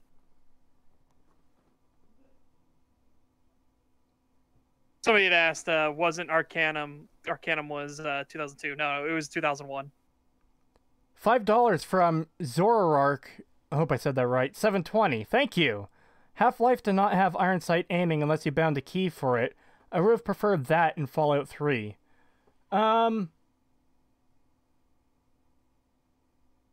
Yeah. I suppose. I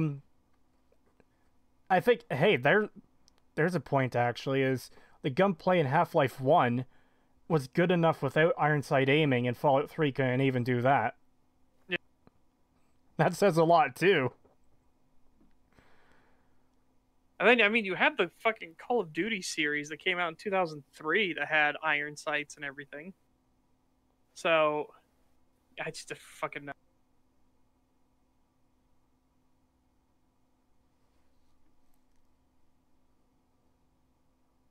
Oh, he meant Half-Life 2.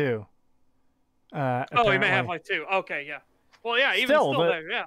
The gunplay in didn't need the Half-Life iron 2 is sights. really good. Well, no, I'd say it's good, but I wouldn't say really good. There Well, are problems with it for sure. Absolutely. It's not perfect, but it doesn't have the level of issues that Fallout 3 does. Yeah, that's for sure. Like your bullets don't randomly shoot at 90-degree angles down to the floor. Yeah, I would have definitely preferred to have had Half-Life 2 shooting mechanics and in Fallout 3's mechanics. Holy shit. Oh yeah, absolutely. And it'd be and Mass Effect. Van Buren would have likely been Okay, there's a big skip there, so I'm just gonna wind it back just a bit. Yeah, and It he would was have been saying. Okay, go ahead. Let's do it. extremely dated compared to other RPGs in the time, and it'd be competing with the likes of Oblivion and Mass Effect. Van Buren would have likely been critically panned because it just stuck to the old ways, and You cannot What? say You that. don't You do know not that. know that. Yeah, you don't know that. Plus, why Oh my would God. why would these other games existing automatically cause this game to be panned? That makes no sense. Yeah. Dude, this guy needs to do some more research. This is painful. This It is is. painful. What I want to point out is, when we've speculated what might have happened if Van Buren existed, we're still saying it could have been this, it could have been that. We're not saying there's a good chance that Van Buren would have changed the gaming industry for the better. That's not what we think. We Damn think it! I did the dumb thing. I didn't have live chat on. Oh, rip. fucking yeah. But 'Cause what I we're saw saying Stu's is, comment, I wanted to talk to. what we're saying is it could have been successful. It could have. We don't know what would have happened, and it's really not a good idea to say, well, it probably would have failed, because you don't know that. You can't know that. Yeah. Unless you've got some way of looking into an alternate reality that no one else fucking knows about. That'd be I mean, nice. It would be really nice. I'd like to see a version of Fallout 4 that isn't fucking garbage. I'd like to see a version of Fallout 3 that's great, or like a version of Bethesda where Emil doesn't get fucking hired. Yeah. still tried to play that kind of petered out in the late 90s. It's similar to how, well, yeah, it would be really cool to think about what would have happened with XCOM Genesis. It is basically just trying to apply a 3D format to something that worked in 2D isometric and not really adding. Itrometric? Itrometric? I've noticed a few issues like that. Megatin, or something else he said earlier, which... Yeah, he said Megatin, yeah. There's also something else that he said earlier that I was going to comment on, but I didn't, just because it's that small, but... just a little weird. Bethesda also did a pretty bro move at the time and decided that even though they were going to take over this franchise, they put it on the East Coast, far away from anything that had happened in previous Fallout. That's not a bro move. If you actually look into the making of Fallout 3, they entirely intended it to be on the West Coast until Emil kept badgering the shit out of Todd Howard, saying, we should just do it in our backyard. We should do it in our backyard. Who could blow up DC better than we can? We should do it in our backyard. Yeah, it was... It also went against the lore and put a bunch of things that didn't belong on the East Coast there, instead of saying, hey, if we're going to move to the East Coast, let's do our own thing and actually make it make sense. Yeah. No, they didn't do that. They just took everything that was on the West Coast and moved it to the East Coast for no fucking reason. And again, I don't think people understand. This is the apocalypse. This is after transportation would be easy, and we are thousands and thousands of miles away. I don't think people understand how fucking big the U.S. is. It's that whole thing where Europeans are like, oh, the U.S. ain't that big. It's just, a lot of tourists that come to the U.S. have this problem where, like, well, I'm going to fly into New York, and then I'm going to drive down to Florida, and then we're going to drive over to Texas. Like, how long are you going to be in the United States? Oh, yeah, because... about a week. It's like, oh, good fucking luck, son. You will never be out of the car. Yeah, I've heard before that's particularly an issue with Europeans, because their countries are so small, they could, like, drive from Germany to fucking Sweden in, like, a day. Maybe not that far, but... Not that, but yeah, it's basically the same thing. You can pass, like, 3 or 4 countries in a day. The entirety of Europe fits comfortably in the U.S. It is massive. And that's the thing is, like, this is one of those things, like, God, do you understand, like, how long it would take for the Brotherhood of Steel to walk their happy ass from the West Coast to the East Coast in the apocalypse? Yeah. There's no infrastructure left. There's no buses or planes or anything like that. You're walking on foot. You have to consider the amount of resources needed to keep that many people alive over that much distance. Yeah. We're talking the number of trucks to carry the food supplies.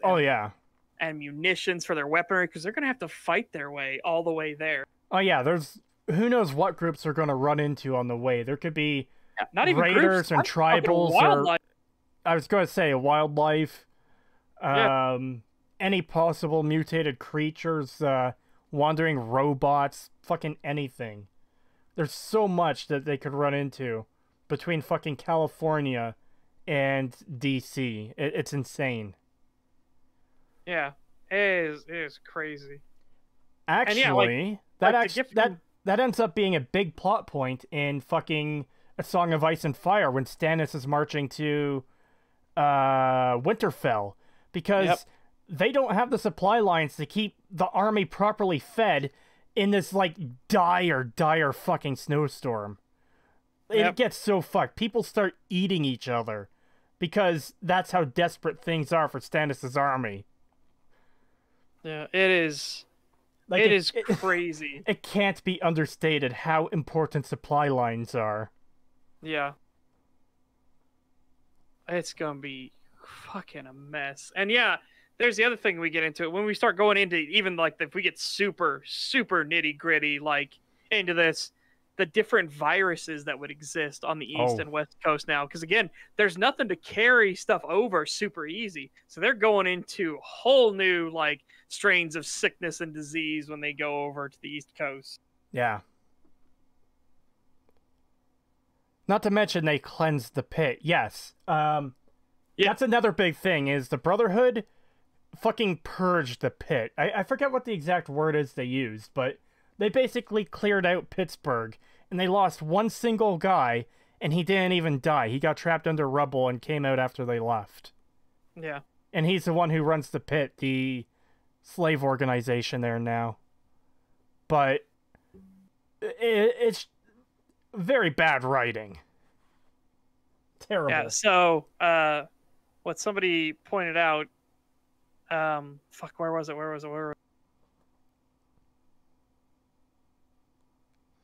The NCR... all right.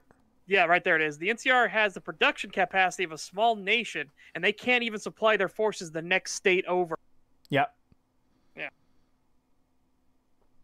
And that's the thing, too. A lot of people who disagree with the whole point about Lanius in my videos, they like to try and argue the same point Miniature Nerd basically made, which is, Lanius gives up just because California is a bit big. Well, it's actually explained in-game. It's amazing how many people miss this. It makes a lot of sense for Lanius to be like, yes, the supply lines are a big fucking deal. We cannot win this war.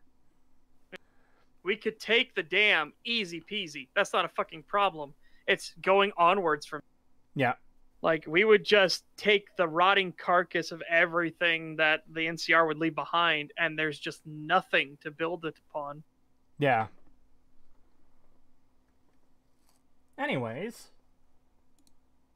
Her own story, kind of sort of from scratch, but still featuring major pillars of the Fallout canon, and then inviting Obsidian Entertainment to pick up where they left off on the west coast of the Fallout universe, and effectively allowing Fallout New Vegas to be a kinda sort of Fallout 3 for the west coast wasteland content. No, that is being way too charitable to what Bethesda did. Yeah, that... Like, this is, like, really, like, hey, you know, we pissed in this glass for you. If you drink it, you'll at least survive here in the desert. It's like, wow, thanks. Yeah, especially considering they put them in this situation to begin with. They were going to make Fallout games to say that Bethesda taking the franchise away from them. Well, look at the way somehow... look at the way he's acting about it too. It's like, hey, come on, buddy, why don't you make your own Fallout game? That's not the relationship these companies had. Yeah, no, it was very much not friendly. No. $2 from Peaky the Cat. Thank you. They said Kellogg walked from California to Massachusetts alone, too. Did he do that entirely alone? That'd be fucking crazy. I don't remember them well, it probably is, because he lost his wife and kid, and he was kind of lone wolf at that point, so yeah, I guess he might have. I actually never considered that aspect of Kellogg before, because Fallout 4's got enough issues fucking without that. Oh yeah, absolutely. They also have people coming from other countries and fucking... Oh, Fallout 3, 4. yeah. Yeah. Moriarty with his Irish... Fallout 3 and Fallout 4. Fallout 4 has people coming from Russia. Oh, yeah. Yeah, that's something I've never really brought up before, but it's really fucking weird. Moriarty has an Irish accent. Tenpenny is kind of like almost sort of a British accent. I think he even has a line saying he came to America. Yeah, I'm gonna have to double check that. And then in Fallout 4, you've got the Russian guys. Yeah, you've got the Russians. There is I think, oh fuck, what's her name? What's the druggy bitch's name? I can never remember her name. Oh, fuck, Kate. Kate, yeah, I think she's also from Ireland. Yeah, I believe so. I'm just looking up Tenpenny's dialogue now.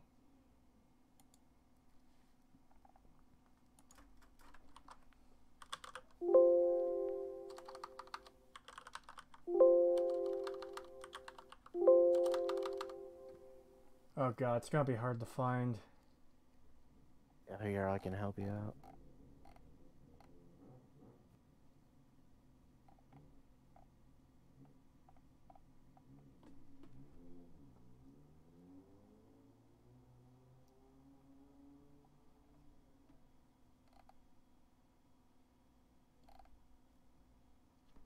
Sorry, everyone. I'm pretty sure I just remember a line of Tenpenny saying he came to the area, so...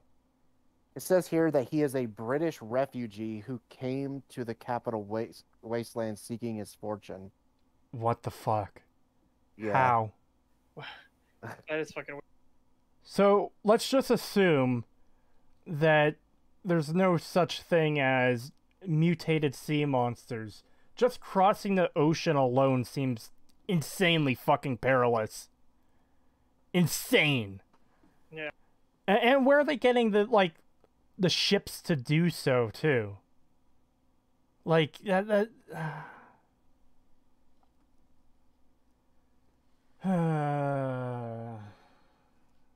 anyways, let's get back to this shit. Yep. Where were we? There we are. Hang on a second. Let's backtrack a little bit, just in case it decides to do a skip thing. Yeah. Allowing Fallout New Vegas to be a kinda sort of Fallout 3 for the West Coast wasteland continuity. They didn't have to do that. They could have just tried to make their own continuity on the West Coast for the actual Fallout 3 and written over anything that Black Isle, or now Obsidian, would have had planned.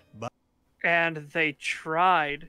Again, originally Fallout 3 was going to be on the West Coast. It was only because Emil kept pestering and harassing Todd to put it on the East Coast and in DC that it happened. And not to mention, they're still clearly writing over the stuff Interplay and Interplay and Black Isle already wrote by, like, just the fucking retcons they do. $2 from Zoroark720. Thank you. Fallout 4 shows sea monsters. Yeah, I was mostly saying, like, let's just assume that isn't even a problem. It's still insane that someone could travel from England to America in Fallout. I just... It seems like an extremely perilous journey. Extremely. Yeah, it also seems very pointless. Like, I don't get why you would want to go to a completely different country when you could just move to a different place in your own country, which would be likely way better off for you and way easier. Well, just think, the war was centered on America and China, so those two countries are probably going to be the worst off in terms of Yeah, exactly. how damaged they are. Now, obviously, the entire world got fucked, but these two countries were the main players there. I just don't see how anywhere else could be worse off than they are. Yeah, exactly. Except maybe Australia. Yeah. No, I'm not going to elaborate on that. Yeah, that's a big old yikes there. Oh, you want to know something funny though about Australia? So, a certain someone, I won't say exactly who it is, because I don't know. You know, again, the point isn't about their life in general, but they went back to work because the stuff they do on YouTube counts as essential workers in Australia. What? But his wife, who teaches children at a school, and his wife teaches those with Down syndrome, retardation, the mentally handicapped. That's what his wife does. Wow. She is not considered essential worker. So How? the reason that I bring this up is because to get into a babysitter, to go to a babysitter place, oh my god, they're not preschools, it's daycares. Jesus, thank God, Brain, we got there eventually. High five. To go into a daycare, you need a permit, and you can only get a permit because you can only get a permit if you're an essential worker. So they couldn't get a permit for his wife because she's not considered an essential worker. However, they can for him because he does YouTube videos, and that's technically underneath the media classification of essential worker. What the fuck? Yeah, that's fucked up. I just want to read a comment quickly, too. This is Australia. Refuses to elaborate. Leaves. Okay, look, I'm sorry, but Australia has spiders the size of my fucking cat. That's without nuclear radiation or FEV. Yeah. Australia I had a is feeling fucked that's in the what you world of meant. Fallout.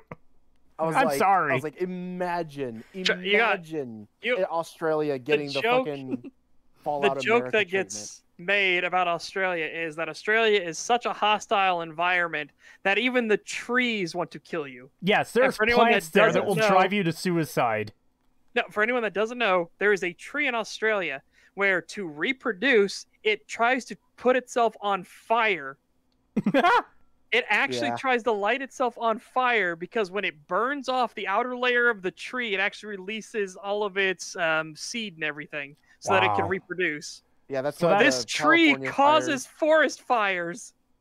fires- Yeah, that's why California had that one forest fire. Like, I think it was either last year or the year before that. Was because we have a bunch of trees from Australia and they didn't realize that they did that, Oh. Yeah.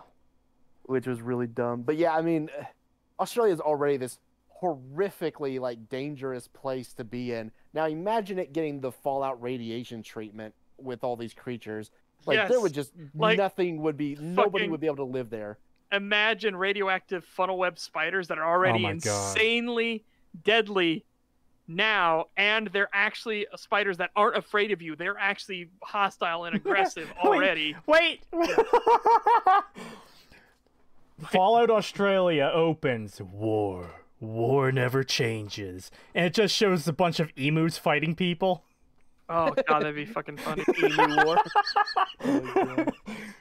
Oh yeah, the fucking Yeah. what Creetosis was saying, fucking pungy plants. Imagine that in the Fallout universe, where you just touch it and then like a minute later, your character is just blowing his own brains out, and there's nothing you can do about it. It's just funny. Like Australia, the more you learn about Australia, the more it's like, why does anybody live here? Yeah. Yeah, I'm sorry. I I'm love sorry, the Australia. I'm sorry, Australia. I love you guys, but your Yeah. nation is fucking terrifying to me. I don't we need to understand get, it. I love need to the get Gadget EFAP in here. crew. Be like, Gadget, explain. My explain favorite your-" thing is the EFAP crew who hear all the stuff about Australia and they're like, Australia's not a real place. So now they've gone in the meme where they constantly tell Fringy he doesn't live in Australia because Australia doesn't exist. Yeah. $2 from GG Evan 317. Thank you. I thought the joke was Australians were criminals. That was the old one. The new one is, Yeah. not really new anymore, but everything Yeah, that not lives in anymore. Australia that isn't a person wants to kill you. And even the people want to kill you. Some of them. Yeah. Yeah. Yeah, they've basically gone back to being a prison colony again, so have fun with that. Rip. Get your phone app, make sure that the government knows where you are at all times, and if you're not where you're supposed to be, you're going to jail. Yeah. Hobocop says eucalyptus are incinerators from hell dressed up as trees, basically. I do not understand. It's like this is a tree that sets itself on fire to reproduce. Oh It's like god, these flaming drop trees- bears. Yeah, Flaming drop bears, Creetosis. Oh, God. They drop on you and they're on fire. Oh man. I can just see one of these things screaming as it falls out of the tree and lands on you. Anyways. Yeah. Fallout 3 and written over anything that Black Isle or now Obsidian would have had planned. But now everyone gets to stay in the canon as mentioned previously. Okay, that is a really bad thing. Yeah, because they already did write over a bunch of fucking shit, okay? Yeah, but They just did a ton of damage to the lore and world. well, of Fallout. I've got an example too. He just said now everyone has a say in the lore and canon. So the stuff that was established in New Vegas can still be written over and entirely disregarded by Bethesda if they choose. One of the quests in Fallout 4, the secret of Cabot Manor or fucking whatever, that stupid family, the alien Cthulhu helm or whatever. One of those characters will say they want to search the Mojave for a similar crown as to what the father had because they think there's another one out there. So they specifically mention New Vegas in that regard in Fallout 4. And during Kellogg's memory sequence, you see San Francisco, and they mention the She as well. The stuff in New Vegas is not safe. Yeah. Bethesda could come right in and fucking trample over it anytime they want. It is entirely possible, I doubt it, but it's entirely possible that Fallout 5 might take place in California or Nevada or the general area. Nothing is safe. I'm sorry. Nothing is safe. Remember EFAP talking about how no one is safe anymore because they keep bringing back dead characters to ruin them in like so many different series. It's like even the people that are dead aren't safe anymore. Yeah, that's pretty much the position we're in for Fallout.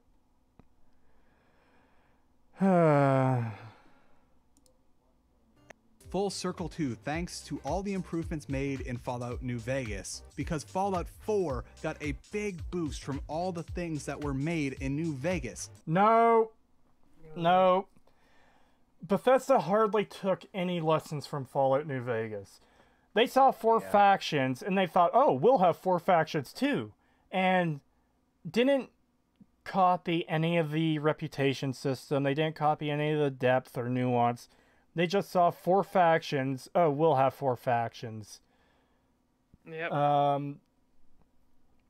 Yeah, fucking Palpatine wasn't safe. Yeah. Guy died in an explosion of the Death Star. Even Palpatine wasn't fucking safe. That bugs me. That'll always bug me. It's so insanely fucking stupid. That was insane. Yeah. But I think one of the easiest example is companions here. So New Vegas expanded companions. They had companion quests, and they added a lot of personality to companions. Fallout 4 comes along, and there's 4 companion quests out of the, like, dozen companions you can get. Dance's quest isn't really a companion quest. It's part of the Brotherhood of Steel line. Brotherhood of Steel quest line. The only characters out of the dozen or so companions that get their own unique quest is Nick, Kate, Curie, and McCready. And even then, a lot of those quests aren't that good. They're very shallow. Like Nick's quest, for example, it doesn't lead to any significant changes with him. He just gets closure for an insanely stupid and contrived situation. It's fucking retarded.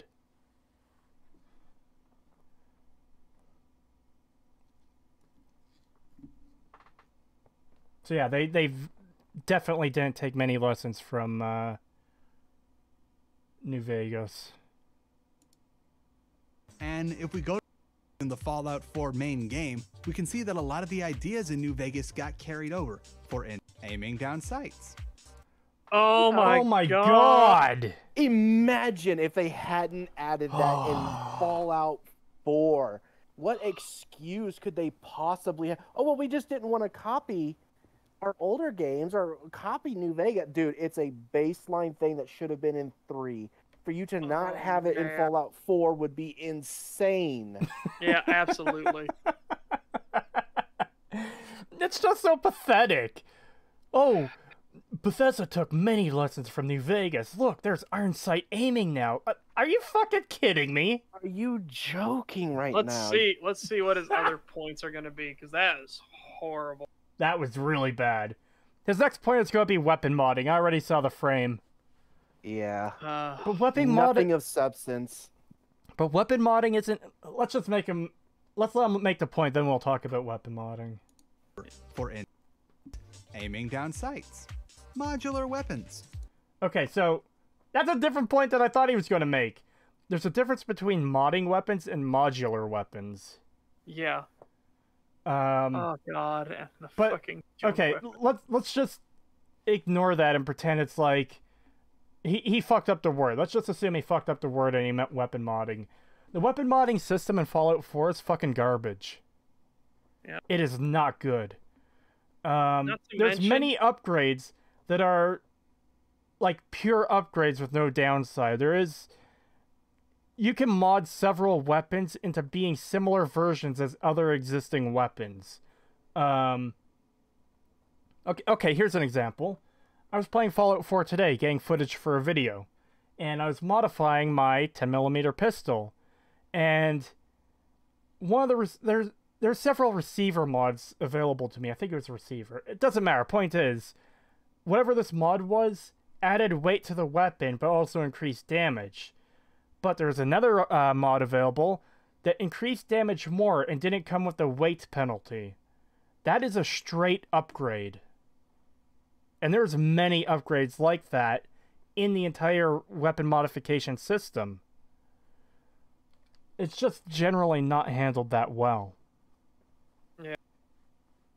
So, let's backtrack a bit here, because I think, as far as I know, there's no survival mode in Fallout 4, but I think he just made the thing. Yeah, they added one later. Well, let's...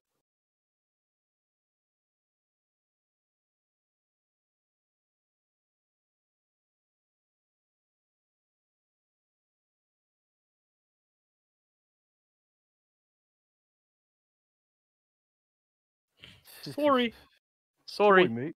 Sorry. Hey, what you want to boot? Sorry.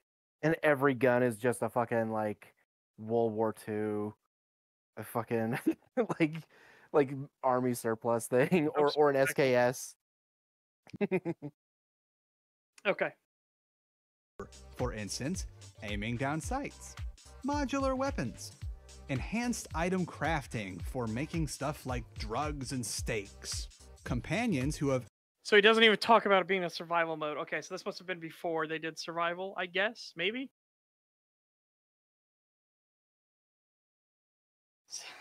Oh well, it was definitely out by then. I forgot So- to unmute myself for a minute there. Sorry. No, we heard from No. 2019. Stream chat didn't hear me. Oh, stream chat didn't hear you. Yeah, it shouldn't have been too long though. Sorry, everyone. Oh, okay. But yeah, I think this video came in 2018 or 2019. Okay. And Definitely survival would've been mode out was by then. added like a few months after. It was like 4 or 5 months after release. Okay, fair. All right, yeah, so it would have been in there. But it's funny that you didn't. Yeah, it's funny that he didn't mention survival mode itself. Maybe because they had to re-add it later. Also, But he just wanted, mentions like enhanced crafting, and just like what? also, I might have been muted for that super chat, so I'm just gonna read it again just in case. Oh, $5 okay. from GG Evan 317. Thank you. Fallout Canada would be nuts. Mutated maple trees, moose knuckles for a Deathclaw gauntlet, and every NPC saying sorry. Sorry. Yeah. Sorry. Sorry, everyone, for accidentally muting myself there. I meant to unmute myself. I was just... My computer chair is kind of old, so it makes sounds when I move. So if I'm, like, adjusting how I'm sitting, I try to mute myself, so it's not, like, coming through the microphone. So like a true Canadian, Creetosis says sorry. Well, there's Sorry. genuinely something to apologize over. Sorry. Sorry. Sorry. Sorry. Anyways, Or making drugs and steaks. Companions who have actual character writing and quest lines. okay, so again, only 4 companions have a quest. Only 4. Yeah. Strong Not doesn't all have a of them. quest. Piper doesn't have a unique companion quest. I can't remember the rest. I don't really care about Fallout 4's companions overall. They didn't really make me do anything to care. But yeah. You can find friendly Deathclaws. Just play Fallout 2. Yep. I really do like the idea of the talking death claws. Yeah. And if you know what you're doing and you can fight the Enclave quick enough and attack Navarro quick enough, you can actually save them, which is really nice. Yeah, I want to try that at some point. A localized reputation, although it's not so overt as compared to New Vegas. Hold the fuck on. Companions who have actual character writing and quest lines assigned to them. A localized reputation system. No. No, there is no reputation system in Fallout 4. What the fuck are you talking about? Yeah, that's one of the criticisms people make A about the game. localized reputation system, although it's not as overt as Fallout New Vegas, is what he said. It's not as overt. That's not even. Oh, you true, mean by though, not 'cause it- fucking existing? Yeah, it's pretty not overt. Exactly. Yeah, that's pretty not overt. Goddamn. That is pretty subtle. They don't, they committed non-exist. Oh. Yeah, you can save the death clause in Fallout 2. You just have to get to the Enclave before the Enclave launches its big strike. You're on a very, very strict time limit after the power plant, I want to say. And they're like, okay, chucklefuck. It's like, yeah. Then I think you have 13 in-game days before they attack. Wow, that's really not a lot. Yeah, it is not. You need to be on the ball. And you need to finish off the oil rig to save them, right? You need to finish off the oil tanker, get power armor training. Highly, highly recommend get power armor training. You don't need it, but good luck. Or get power armor, and if you don't need it, but yeah, you good fucking luck if you don't have power armor and you go into Navarro and the oil rig. Overt compared to New Vegas. And multiple factions that are all tied into the main overarching plot of the game, which you can choose to side with, as opposed to just, hey, hang out with these guys whether you're good or evil and get to the end of the game. Okay, so that's not inherently a good or a bad thing either way. Having joinable factions that go to war with each other and you destroy the other factions is not inherently a good thing, as proven by Fallout 4. They handled their factions absolutely fucking terribly across the board. It's not a, like... Okay. Fucking Ideally we would have a situation like New Vegas where there is a choice between factions and, it's written well. There's a lot of depth and nuance to the factions.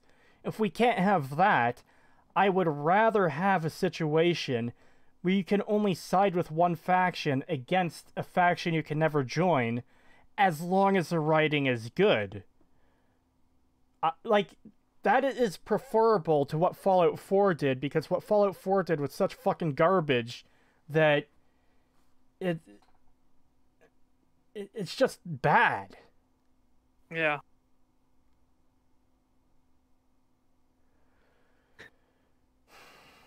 Fuck. Didn't Two Talking Deathclaw survive, though? Yes. You have the one that's your companion and another one that gets away, but I don't remember the other one that gets away. But your companion survives, yes. I didn't even know about the one that got away. All I knew about was Goris, which, man, he's a good companion. He really fucking is. There is just something so cool about, like, a dude picking a fight with you. He pulls a knife and fucking Goris throws off his robe and he's a death bomb. And the guy's like, oh, fuck. Yeah. And there's also, like, the mental visual image of you're driving down the road to whichever location you're going to, and you've just got this massive fucking Deathclaw in your passenger seat or back seat. Yeah. Anyways. Finds the best elements of Fallout 3 and New Vegas to give us a worthy successor to the Fallout franchise. Oh my god. Establish it as a franchise that's here to stay. Shame about current events, really. Fallout is perfect, and even a step backwards in a few areas, like the skill checks are non-existent, leveling is now kind of weird, and base weapons you can modify. Even with all the modification variants, there still aren't as many weapons as there were in previous games. And yeah, while settlement building can be fun, it also is a huge time waster sometimes, because you're going to need to figure out how to make an intricate network of trade routes that all go everywhere except for your Red Rocket station, and then just have one guy going back and forth for Red Rocket so that you can craft without being disturbed by raiders attacking your base. It's whatever though, it's still better than 76, so we can play forward in the meantime when we wait for Fallout 5. Oh my god. No, I don't even want to do that. Fuck off. I really don't want to see Fallout 5. I really don't. No, I really want the series to just end at this point, to be honest. Yeah. Sometimes it's better. Let it die before it gets worse. Yeah. Yeah. Just let it die. Or, again, if somebody at Microsoft, if somebody there gives it to Obsidian for whatever reason, oh boy, I will be so happy. Yeah. That is the only way I would want to see it continue.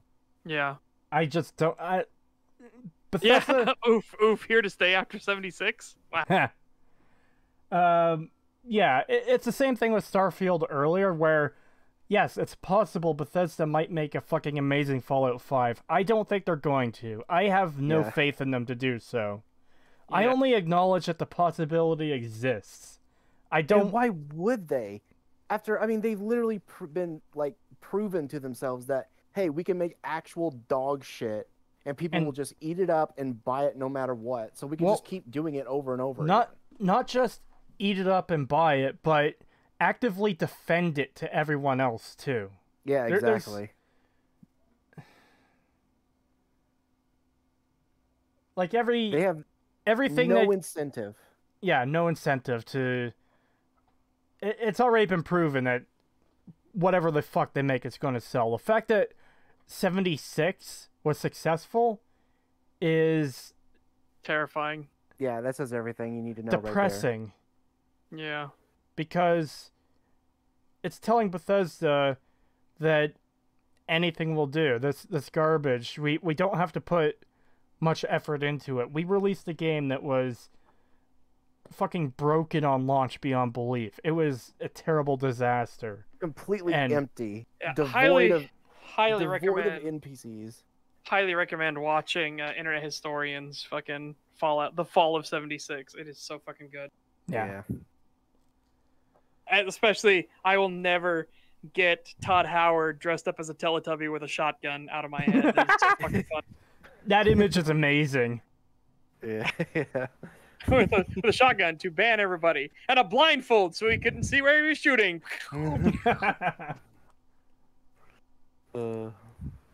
like you to take away from this video is that both Fallout 3 and Fallout New Vegas are great games that built off one another's success, and it shouldn't be seen so They much as a absolutely did not.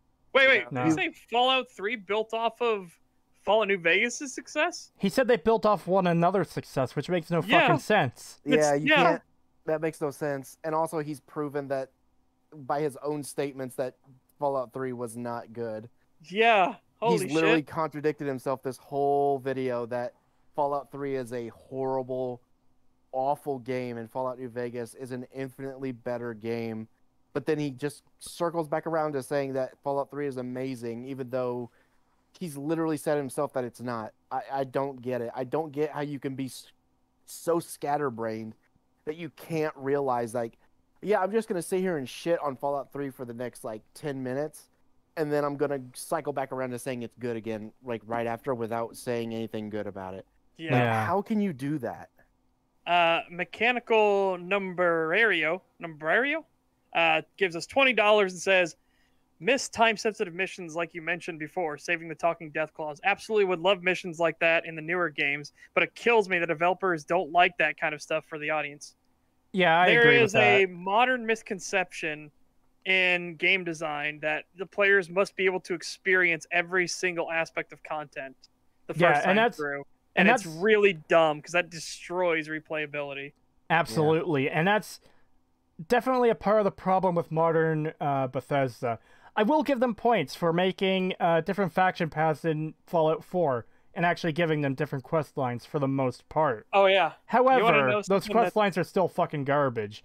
And this idea that the player has to be able to experience everything has led to games like Oblivion and Fallout 3 and Skyrim, where generally there's very little changes if you do have a choice, but for the most part, you can do everything without restriction. It is dumb. And if you want to make yourselves upset, Vapid Zero says, did everyone see the new limited edition merch of Caesar's Legion from Bugthesda? Still trying to milk a game they did nothing to make and actively try to derail. Yep. Oh, yeah, I saw that. And there's also the Yes Man statue. Yeah.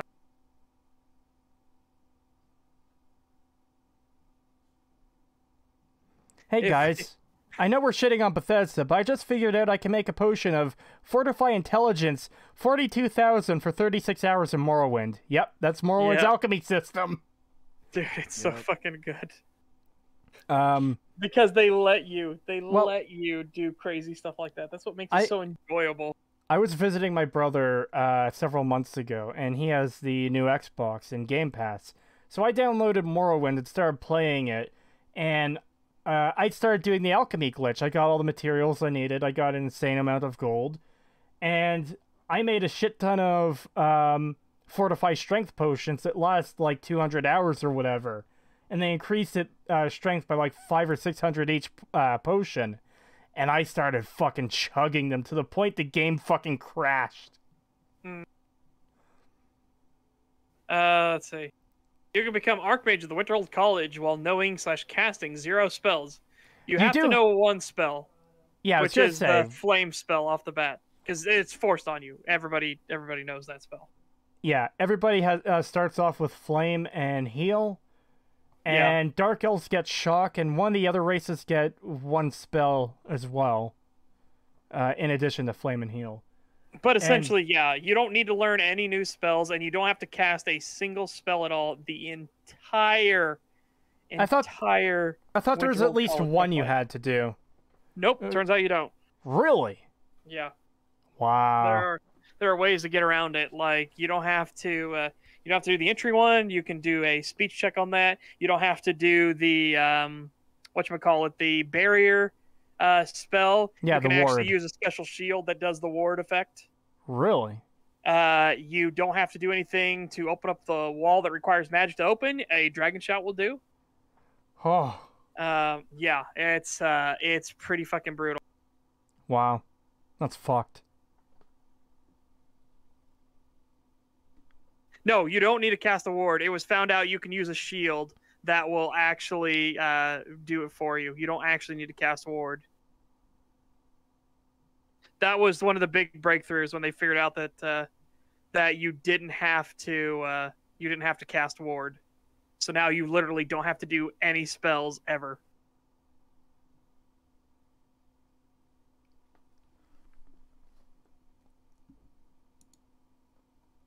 Is better, but more about how these two games came together and eventually made something better than the both of them. He's saying Fallout 4. He's saying, one, they didn't come together, and two, Fallout 4 is not better. Oh No. no! Not even remotely. Yeah, In fact, I would say Fallout 3 is better than Fallout 4, and that's holy shit. That is not something you want. Yeah, the Spellbreaker shield. That's what does it. Holy fucking shit. How can you say Fallout 4 is better? And this is in 2019 too. This is after like a lot of the analysis videos came out tearing Fallout 4 apart for its shit fucking story and everything. Again, he's a Bethesda fanboy. He Clearly already said that he came into the series with 3, and he was super grateful that he came in with 3 and everything. It's just like, oh god. Wow. He probably just watched an Oxhorn video and said, "Oh my god, you know what? You're right. Fallout 3 and all these other things are amazing. I should make my own video."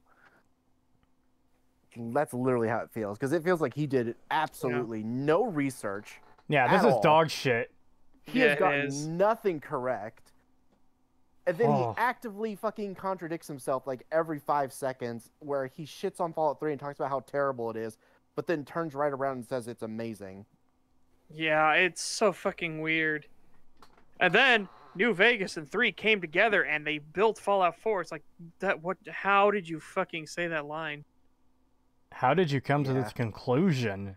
Yeah. Jesus it Christ. Makes no sense. Yeah. It's so fucking weird. And again, Creetosis and Pagan came in with 3. I'm the fucking weirdo that was in the series long before 3 came out. Yeah, oh boy. I wasn't expecting a take that fucking insane from this video, I've got to be honest. Yeah, me either. Like I said, I can't believe... and New Vegas came together to make something better than themselves. What the fuck? What the absolute fuck? It's fucking crazy. May or may not be better because they're both good and both should be enjoyed.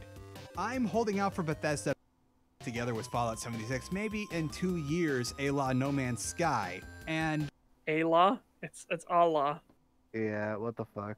Yeah, Why does he keep doing that? Matter. But, again, you didn't prove at all that Fallout 3 was a good game, and nobody said the game can't be enjoyed. Okay, you made an objective statement on the quality of the game, not on people enjoying it or not. Yeah, and also he keeps making points that he doesn't back up about Fallout New Vegas that he provides no examples for, no citations whatsoever. Yeah, but we'll just say these random things about New Vegas that just aren't true. Well, he didn't elaborate on any of his points either. He just said Fallout 3 did this, and this is why New Vegas took it and made it better. Yeah, it's fucking weird. Like, why can't... I don't know why... What switched in people's brains where they can no longer admit they just like bad things? I don't know, but it's really weird. It is perfectly okay to like bad things. It is perfectly okay to be wrong. You're not a terrible, immoral, subhuman piece of shit if you like bad things or you get things wrong. Yeah. I don't get where this fucking mindset ever came from. Yeah, I don't know. Well, I mean, I know where the get things wrong thing came from. It came from, schools teaching you're a terrible person if you get things wrong and everybody's special. Yeah. And that's really dumb because if you're wrong about something, that's just an opportunity to learn. Yes, I love finding out I'm wrong about something so I can get some new information and dive into things. I love that shit. It feels good because now you get to be like, I get to better myself. I get to learn something new and go into it. It's the same thing with the microchip thing. So people know that when we do the Fallout streams, I keep accidentally saying that Fallout universe didn't have microchips, and that's the divergence. It does have microchips. The problem was that was a long-running theory from Fallout 1 and 2 days that was what it was, and Black Owl came out and said, no, that's not true at all. We have microchips. They just didn't emphasize miniaturization. So that's why we have vacuum tubes, everything like that, because, you know, miniaturization wasn't needed. They didn't see it as like a big deal.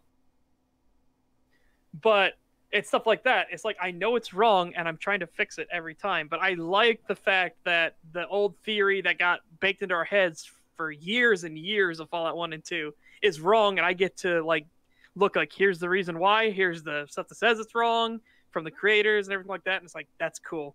I like doing stuff like that. I enjoy that feeling of like correcting something that was wrong, that I got wrong. Yeah. Do you guys use the No Mutants Allowed site? I don't go on forums. I've never liked forums. Yeah, So. I don't care for forums. I think it was Alton Brown who said it the best. Forums are the worst idea in the history of feedback, because the only people that use forums are the people that are so dedicated enough to get on said forums, and they are the ones you don't want to hear the opinions of. Yeah. And hell, nowadays a lot of forums will ban you for having the wrong opinion. Yeah. So you really don't want to use forums now. Why are we here? Just to suffer? At least the panel, everyone on call right now is here to suffer. I'm hoping everyone in chat is having a good time. I'm not. We're almost I'm dying. almost done. We're almost done. And don't get me wrong, I do enjoy doing these streams. They are a bit of fun, but man, dealing with some of these arguments is pain. I like being able to talk to you guys. That's the only thing that's like gets me through these things. It's like I like talking to you guys, but the videos themselves make me want to blow my brains out. Yeah, I like but we at had least that big. Remember last time when we had that big discussion about which faction did we think was the best for the Mojave? We actually were able to have a full-on conversation about it. Exactly. It's fucking good time. Everyone likes bad things. I like bad things. I like playing Dust Bowl. That's one of the worst maps in the game, and I love Dust Bowl. I like Dust Bowl. It's a fun map to play in Team Fortress 2. And then there's that song too. Oh fuck, I forget how it goes. It's a parody of like some Christmas song. I forget though. Anyways, we're almost done here. There's only a couple minutes left.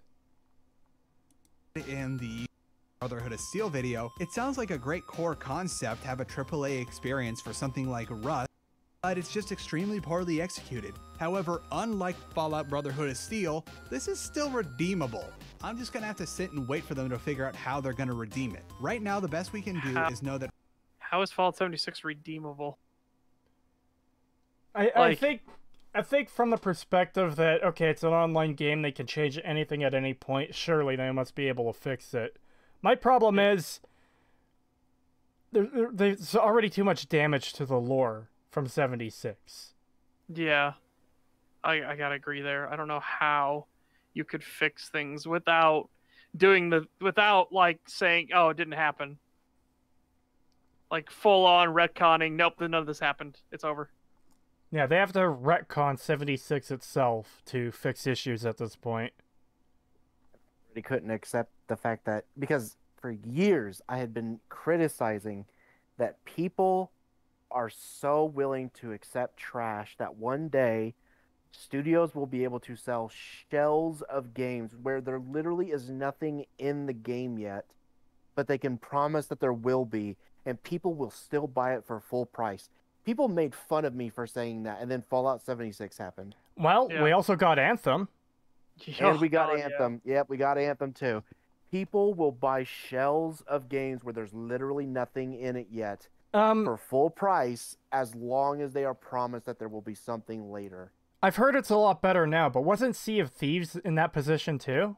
Yeah, for a while. And Sea of Thieves is supposedly a lot better now too. Yeah, I remember Vinesaw streaming it like last year or the year before, and it looked interesting. Yeah. But yeah, that's definitely a big issue with the customers of the industry right now, is people are way too willing to buy a promise, essentially. That's the whole pre-order thing as well, and just buying something in the hopes that the developers will stick with it long enough to turn into something substantive. That's not a good way to buy games, people. I know most people in chat are going to know that already, but I just gotta stress it for the people who don't pre-order, don't buy incomplete game. Like, okay, if you're getting something on early access on Steam, that's one thing. Some of those could turn out to be good, but just know that there's a chance of getting burned. You could end up with a Starforge where the developers barely do anything and fucking drop it and never do anything with it. But yeah, don't get on the hype train is all I've got to say. Do not get on the hype train. If something turns out to be good that you're interested in, treat it as a pleasant surprise, not the expectation. Yeah. Now, it's not to be cynical or, like, depressing or anything, but that's just a fact that there is a chance that you could put out $60, $70, $80 on a game, or even over $100 if you're getting special editions and whatever, only for it to turn out to be crap and you regret buying it. Yeah, it's always better to temper your expectations to the point where you should expect that this is not going to be good. And if it is, then hey, guess what? You're going to feel a lot better about it. Whereas if you felt like, oh, this game is going to be super amazing, and it comes out and it's mediocre or bad, you're going to feel like shit. Yeah. $2 from Peaky the Cat. Thank you. The only way to fix Fallout lore is a soft reboot. See, I don't even necessarily think that's the case. Remake Fallout 3 and fix all the story issues it has. Scrub 76 from the lore and... Fuck, I don't know. You probably need to remake Fallout 4 as well. Just incinerate 4. Pretend it never happened. Just incinerate it. Yeah, just retcon it entirely. Yeah, definitely. Yeah, I don't think we necessarily need a soft reboot, but we need to start taking the axe to some of this shit because, my god, the damage it's doing. Yeah, absolutely. 5 is going to eventually, and that Bethesda knows a lot better than to try and clown around with some mainline installment of one of their biggest franchises. We don't have to worry about a world of... Do they? Do they? All they've done is clown around in Fallout. That's all they do. What are you and talking in Skyrim. about? Like, holy fuck, what do you mean they know better than to clown around? That is crazy. What is this guy even... Oh my god, dude. I backtracked What is just a this little bit. video? $2 from GG Evan 317. Didn't the T-51B helmet cause people to get sick? I don't know if anyone got sick from it, but... It had mold, but I don't know if anyone actually got sick. Yeah. And that wasn't the special edition helmet. That was the GameSpot version, I think. Yeah. Or GameStop version, one of the two. One of them. It doesn't matter. Yeah. The point is, one of the helmets had mold. Yeah. Yeah. I also remember the fucking Coca-Cola or the Nuka-Cola bottle thing. Oh god, yes. It was supposed to be like an actual glass. You know what? Nuka-Cola in this shape, but it was just a plastic covering for a whiskey bottle. Yeah, that's so fucking stupid. If it was an actual glass bottle, I might have bought that for the sake of having it. And it was expensive. Okay. Way more expensive than the actual product took to make. I just have to make myself clear for chat. I'm sorry. I love dumb collectible bullshit sometimes. I would have probably bought that bottle if it was actually just a bottle. The fact that it's a plastic shell is fucking retarded. Yep. Everyone was pissed off about it because it's like... It even looked in the marketing like it was a glass bottle of Nuka-Cola, but it turned out to just be this fucking super cheap whiskey that you could get for like $1 at the store. It was this like fucking super cheap horrible. plastic. Yeah, this super cheap plastic over it, and then it was like way more expensive than it was to actually make. And you couldn't pour from the bottle correctly because of the way they designed it and everything like that, so it would literally go everywhere. Yeah. And I'm when willing you to had bet it was like the cheapest, nastiest fucking alcohol you'd ever had. Yeah. Yeah, I'm willing to bet most people wouldn't have bought it if they knew in advance there's going to be a shitty, cheap plastic shell over a bottle. Like, how fucking disrespectful of your customers. Yep. Oh man, the videos I saw of that, of people reacting to getting that shit, it was kind of heartbreaking, to be honest. It was, I felt so bad for some of these people. The funniest part of the Nuka Dark Rum thing is when they said it cost more to make it as a plastic shell than it would have if it were made of glass. Oh, Yeah, and they said they spent hundreds of hours designing this, which nobody fucking believed. Just like they did with the shooting mechanics of Fallout 3. Yeah, I was just about to say, that's pretty typical of Bethesda quality at this point. Jesus Christ, dude. Anyways, I wound the video back just a bit because we paused in the middle of a sentence.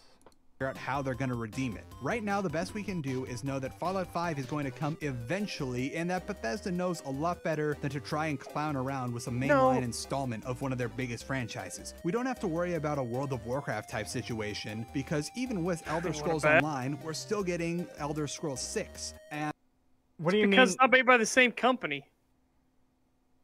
Like, what the fuck? And we don't want a Fallout 5 from fucking Bethesda, and they're not gonna. They haven't learned their lessons. What are you talking about? If anything, they're more likely to fuck it up now because of Fallout 76 and Fallout 4. All right, he wasn't clear about. He didn't specify what he meant for the World of Warcraft situation there, so I was kind of mystified for a second because I was thinking of like Shadowlands and Battle for Azeroth, where these expansions are fucking garbage. And I was thinking, what do you mean we're not going to have to worry about a World of Warcraft situation? World of Warcraft has gone to shit. Fallout is going to shit. Of course there's reason to worry about the next game. What he was referring to is, by World of Warcraft situation, he meant where they make the MMO and never make another installment in the mainline series. Yeah. So that was just a point that needs clarification more than anything on his end.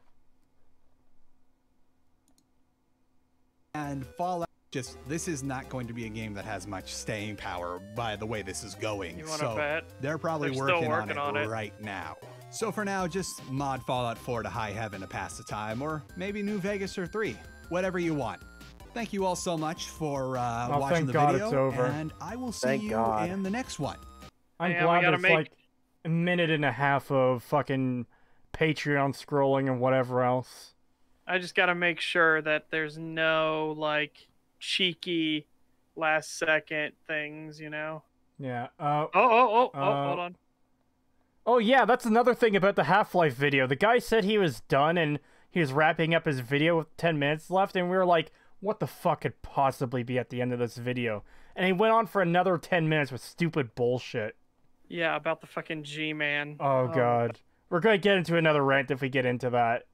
All right, here we go. Because there's a last little thing here. It said something about his wife told him to put it in or something. I don't know. Here we go. Yep.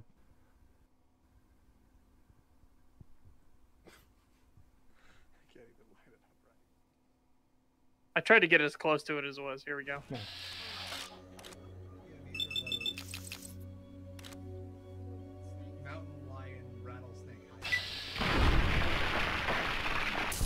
The coyote rattlesnake hybrid dumbass. Where did you get mountain lion from? What the hell was that? Why, what? It was just a funny... Yeah, it was just a funny clip that flew into the air and did a spin! Yeah. $5 from Peaky the Cat, thank you. If Fallout 76 succeed, there most certainly would have never been another mainline Fallout game. I'd bet good money on that. I wouldn't.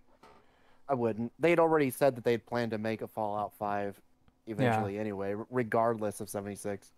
And that was before it had like fully released, so yeah, no, I don't think that for a second. Legitimately the best part of that video is a little bit of footage we got of the cat there at the end. Yeah. Very cute and cat, 10 some out of of the 10. Background music. Some of the background music too. Yeah. That was it. That was all I liked about it. Everything else was just, what the fuck are you even talking about? You did no research. You've contradicted yourself 100 times throughout the video. Yeah, that was Just- fucking terrible. What was this? Just actually, what was this? I don't know. Because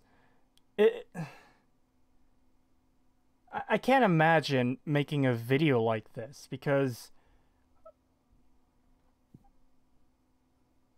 it's just, I guess it's just antithetical know to the way how- I work, because if I'm gonna make an argument that this is good for this reason, this is bad for that reason, I want evidence or a very strong argument to back up what I'm saying.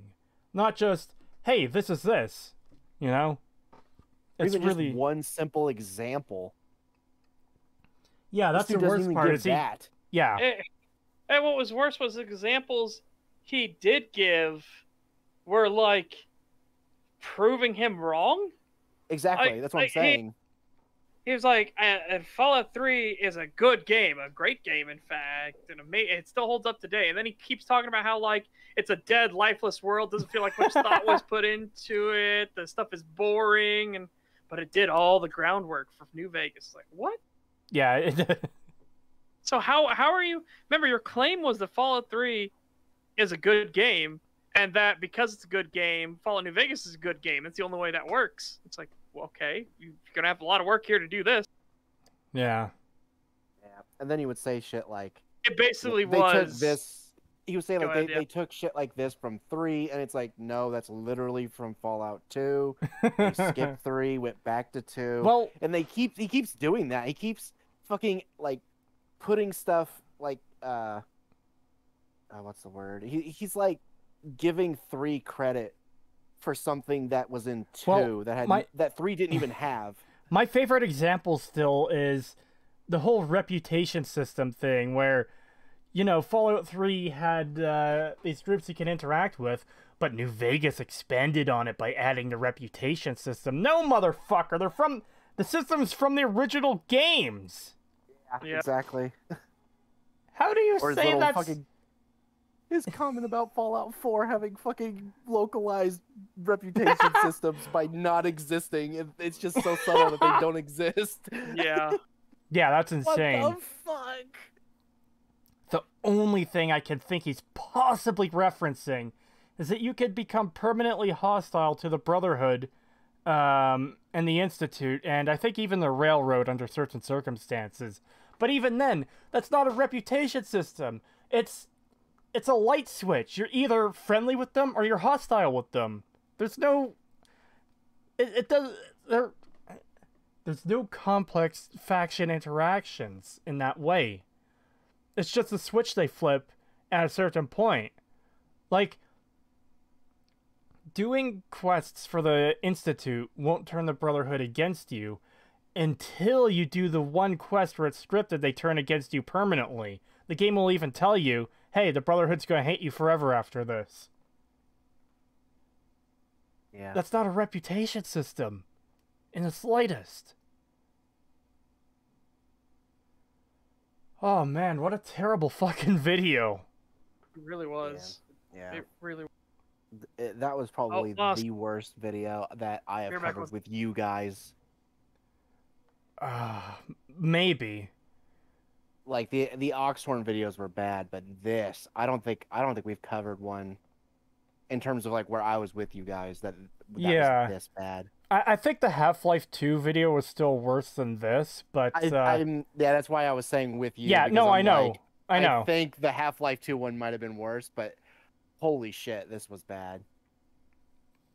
Yeah, I know you weren't here for the Half-Life 2 video, but what I was starting to say is I think that one was worse, but even the Oxhorn video, a lot of it was just rambling and repeating the same point over and over again, which, yeah, that's fucking annoying. And he did say some insane shit in his video, but he didn't... It wasn't this level of bad. Yeah, it wasn't this level of like not researched. Yeah. I mean, like the dumb shit of like Star Wars wasn't influential was insane. That was, I don't know why he would say something like that. Like, you'd have to be completely retarded to say something like that. But Yeah. I don't know. I still feel like this was more insane. I feel like Oxhorn is just more toxic than he is insane. Yeah, that's But probably fair. This guy is just insane. Yeah, or he's really suffering from that delusion where they can't see the fault in stuff that they like. Fanboyitis.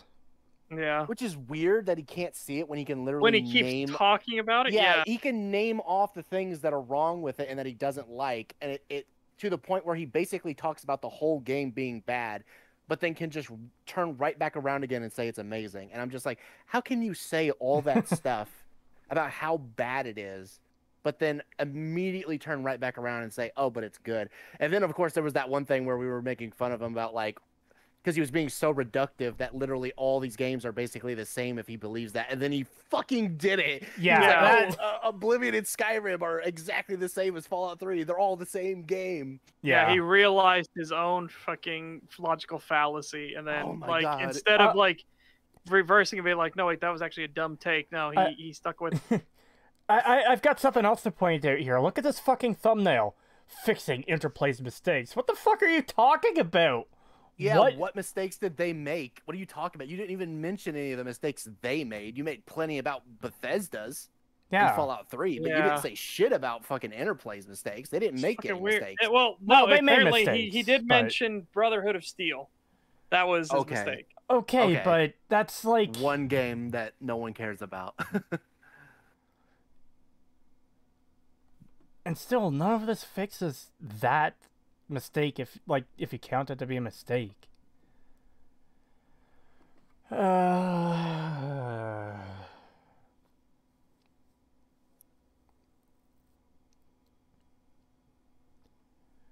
So, anything to discuss while we're still on stream?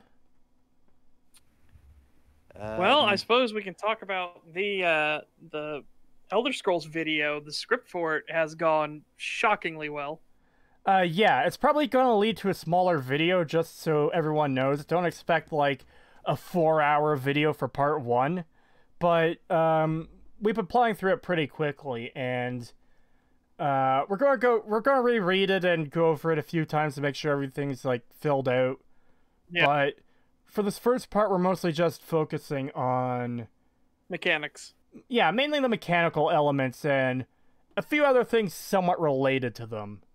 For the most part. Part 2 is when we'll really be digging into the story and the Civil War. No idea when that's coming. Yeah, and we'll mention bits and pieces about stuff in part 2, but we gotta talk about the world building too, because holy fuck. Yeah. I'm not sure what part we're gonna put the world building in, but there's so much wrong on that front. Holy fuck. We could talk about it a bit in the Civil War, actually, because it kind of fits in with the whole, like, it doesn't feel like this is actually a rebellion, like, at all. Yeah. Rebellion. Yeah, it is so fucking... There's nothing that makes it sound like a rebellion, and... Well, hey, I just realized it is a rebellion, because, Ulfric Stormcloak read the old High King to death. Yeah, that's what I was. That's what I was making the joke about. Was the rebellion? He's such a fucking coward too. Oh my god. Yeah, what a pussy to do that shit. Come on. Yeah, couldn't fight him like man to man. Actually had to cheat. And I know people were like, but he had to train to get the way of the voice. Yeah, but he held it in his sleeve, knowing it would be a sneaky attack. It was a whatchamacallit, cheap shot. It was when you punch somebody out of the blue, out of nowhere, they're not expecting it. Yeah, especially when they talk, the way they talk about how this king went, like he was a young kid. Everyone seemed to like him, and like from the guards, apparently like the people who had to like clean up the mess afterwards said like he shouted him apart. Yeah, that's what they say. They shouted him into pieces. And it's like, how the fuck is that considered honorable in any kind of way? Yeah. Like, how are you getting people defending you after doing something like that? Yeah, a kid. They even mention it in the afterlife when you see him, and he says that his honor is intact, but Ulfric can't say the same. Yeah, and it's just like a sucker punch. There you go. Yeah, a sucker punch. Yeah, it's a sucker punch, and I'm wondering like, did this kid beat his ass and then he fucking used that shit, or did he just like come in with that, like didn't even give him a chance? Yeah. So fucking. Either way, it So looks fucking bad on Ulfric because he either got his ass kicked by a kid and then basically used a cheat move to win, or he just straight up sucker punched him without even giving him a chance to fight. Yeah.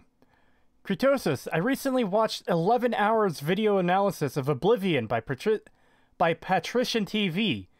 You're running for your money now, Owlman. Everyone, go check out I keep fucking up his name. I'm sorry, Patrician. Everyone go check out Patrician's video on Oblivion. It's really fucking good. But just so everyone knows, it's 12 hours fucking long. But it's really good. Let's see. Run for your money. There's a couple people mentioning more about Charlatan Wonder in here. I have to scroll up for this one comment. Charlatan Wonder is one of the worst creators I could think of right now. I'm not sure reacting to more of his videos is a good idea, and I'm amazed you guys made it through this one. Yeah, this was pretty painful. I'm not gonna lie. Yeah, this was a slog. This was a huge slog. And someone else was saying, let's see, where is it? Well, he's not really. I'm looking at, by the way, the Jarl. I'm looking at Jarl Torrig, and he's not really a kid. Check out his DLC tier list video for Fallout. Man, after this, I'm kind of afraid to see what his DLC tier list might look like. Oh boy. Yeah, I'd be fucking terrified.